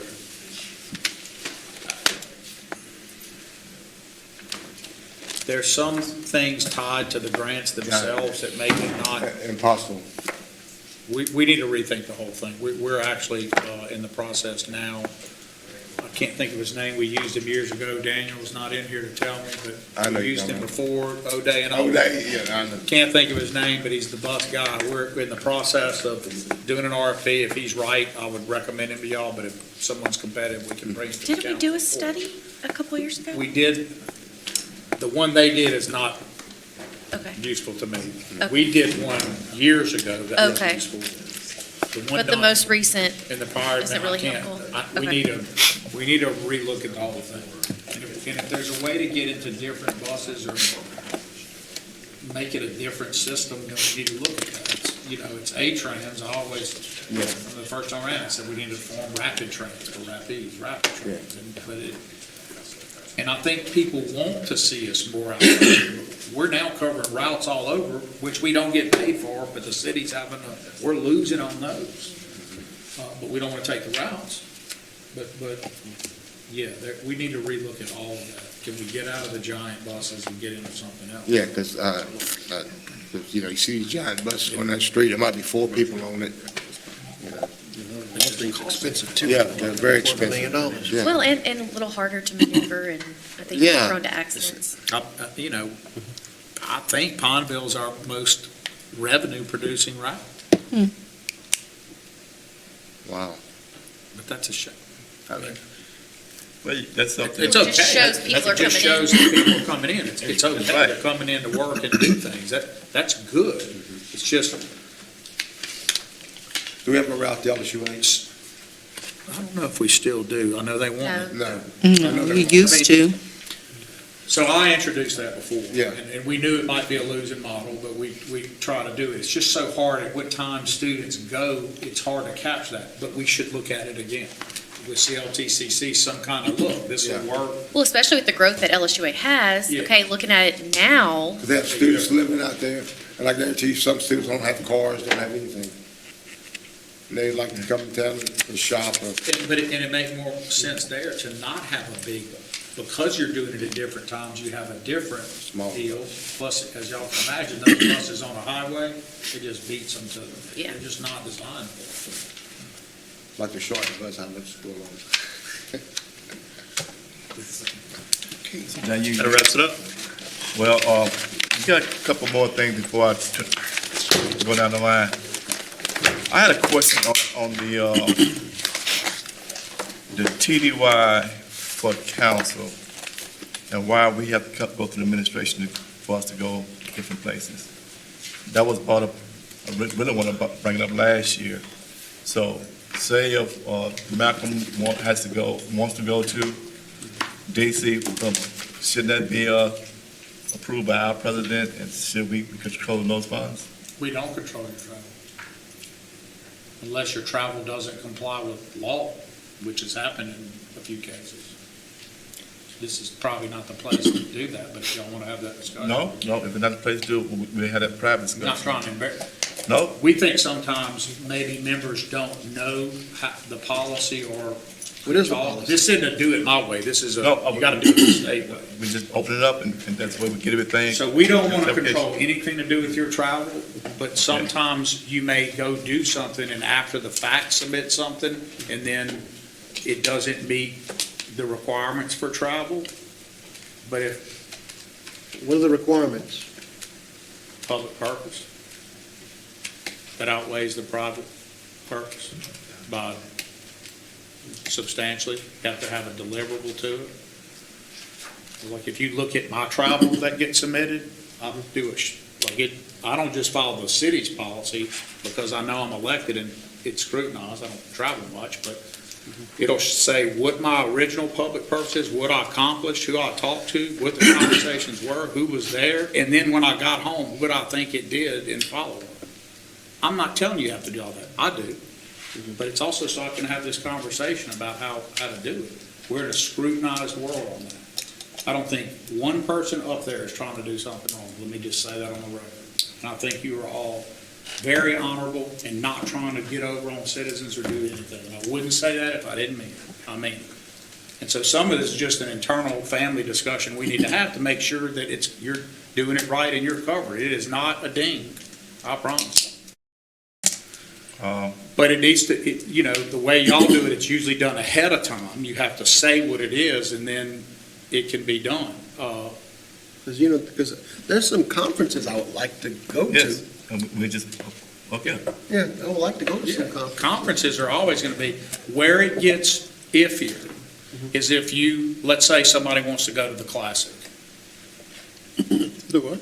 Bayou Classic. Oh.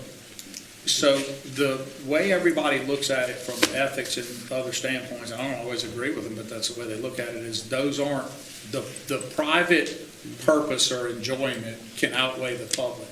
When we've done stuff, if Lisa and I plan something, we go put on, I've sat there half a day putting on class, we do a whole lot for the enjoyment side you get out of it. You're entitled to have some amount of the enjoyment.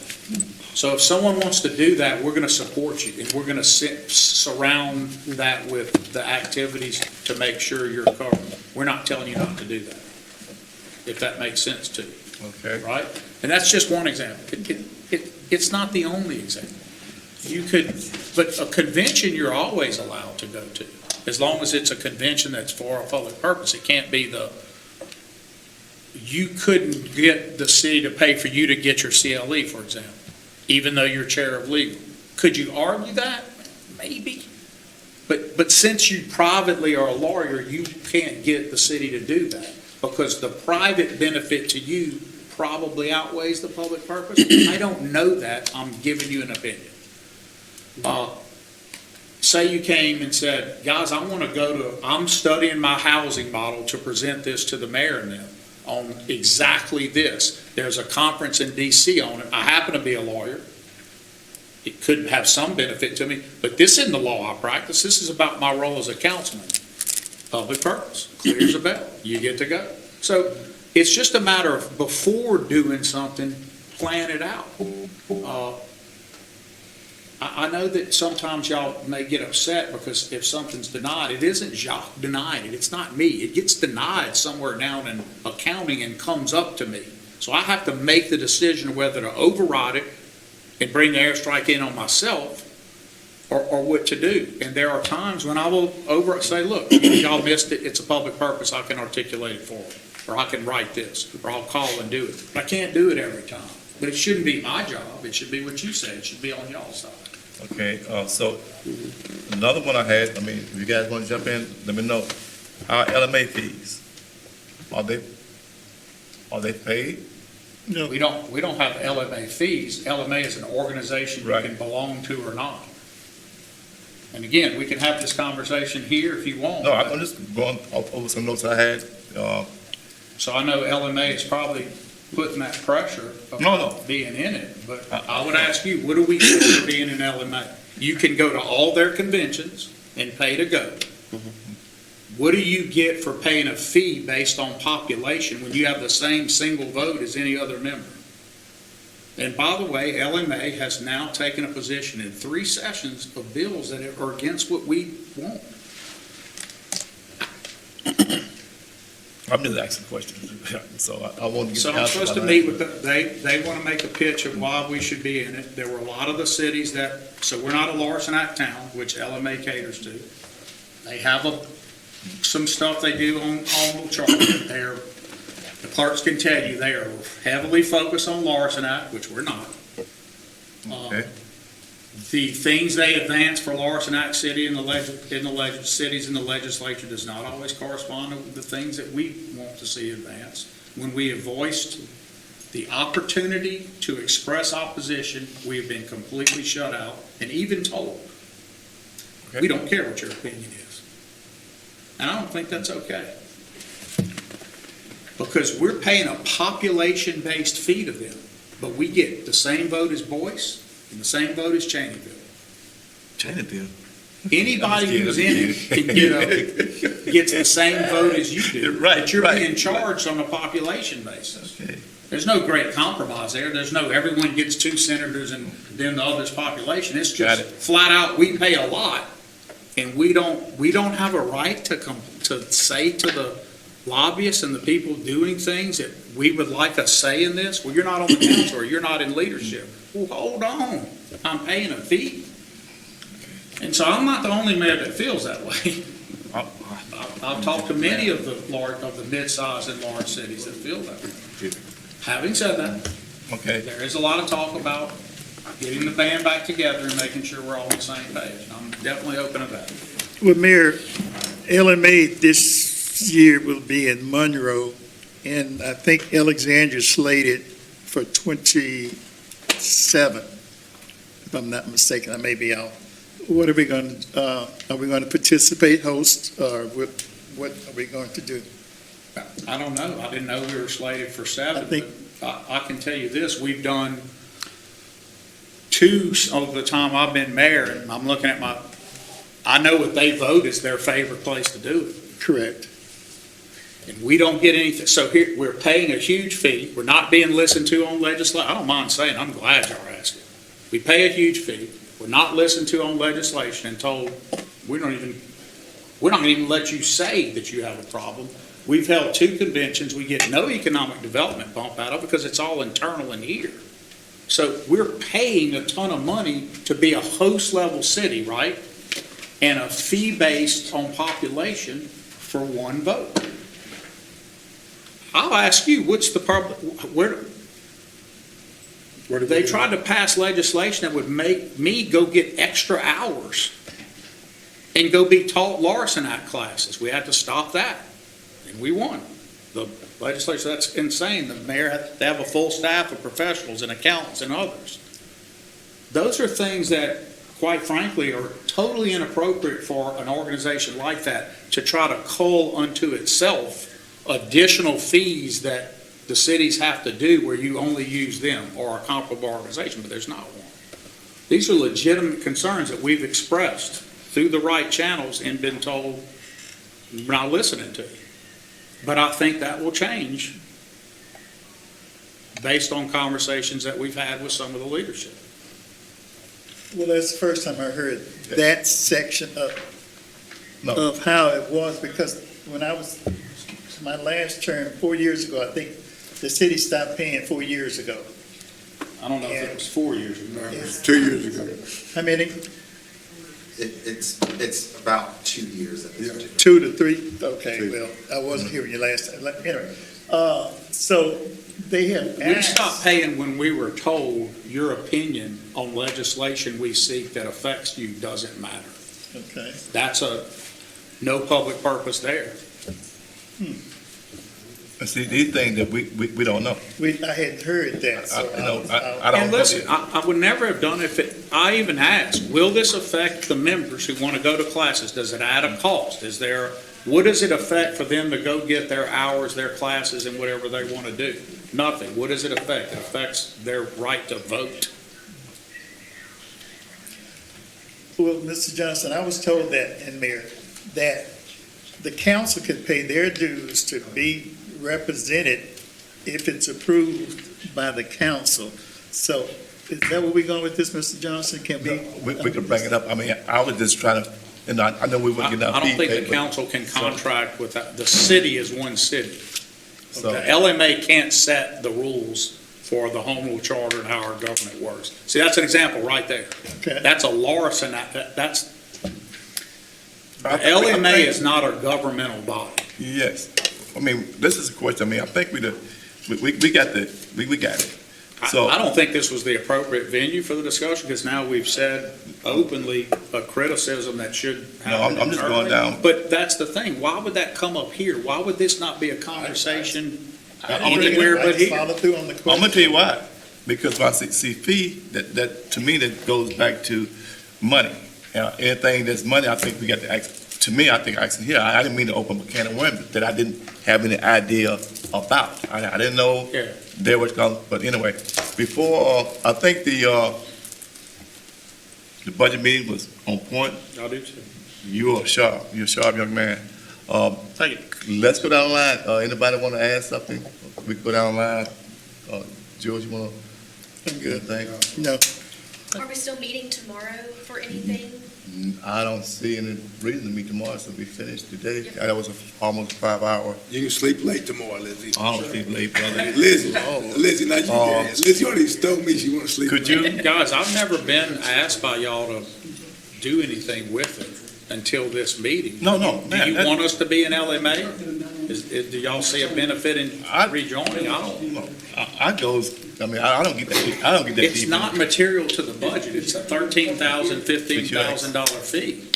The president for making. Let's go about this offline. Okay. Well, I think you've given some information that, We did not. for other people to consider, so maybe it'll start. And by the way, it's not all the mayors. It's Talk not the about it. cities I'm talking about. They're great. It's a great time and event for people to come together and do. It's not the mayors. This was a leadership and lobbying issue that I just didn't understand. How do we not have a say in what affects us in things? Oh, I agree. but I don't know what I don't know. Well, I know So I was on calls with other mayors. This is not a meeting. Yeah. There were other mayors that felt the same. They may have ended up chickening out on whether they were going to go forward. But this didn't start with me. This started with other people incensed over several bills that would affect their cities that they felt they weren't heard of. Okay, I'm not going to name them, but I will happily name them to you in private. I don't think I should out another mayor's confidence here. No, but no, it no. definitely occurred. We went too far on that. We far enough, I'm satisfied. So I'm gonna highlight some of the stuff. The 3% raise, I think it's always great to give, to reward people for their work. So that kind of stood out in this budget right there. Mayor, I want to thank your administration for doing that. Yes. I had another one,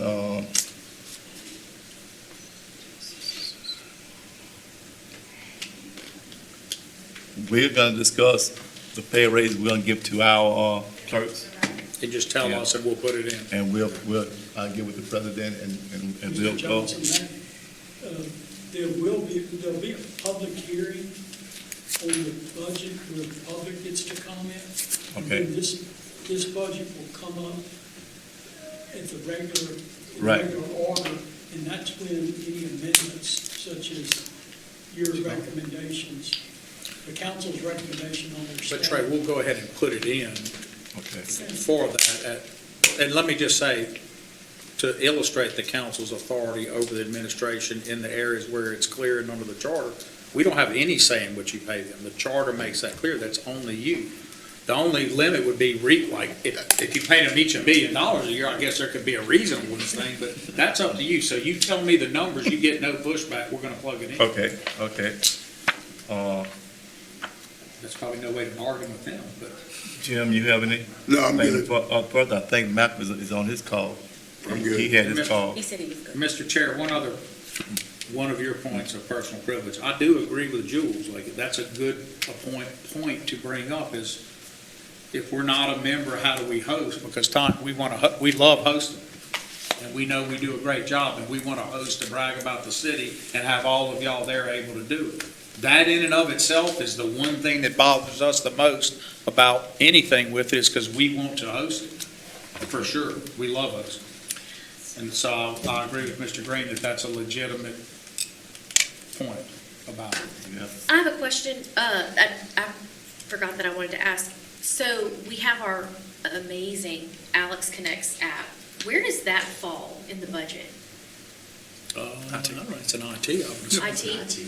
So, just wanted to put this on record. I happened to randomly see, on social media, a post from just a citizen, and she said this: local friends, if you weren't already using the Alex Connects app, I need you to start using the Alexandria Connects app. I have to give them major props. I've been submitting things for years, and they always jump right on it, especially when it's parks and recreation. I even get these little replies letting me know it's done. It's awesome. See something broken around town, stop complaining and submit it so the right people know about it. Several years ago, I got tired of almost all. So anyway, she said, huge thank you to whoever is running this app and getting the input of the department so we can work together to get things done around here. So I just wanted to give that a shout out, because that helps all of our departments that we are having to spend money on, keeping things up, keeping it looking good and nice, and fixing problems. Gary, I'm gonna talk to Derek about the issue we just discussed. Okay. He could be able to help. And before I close, Daniel, call you Daniel. We are gonna be able to get a breakdown of the total budget and the operating budget, right? Of the what? The operating budget Yes. side and the total budget.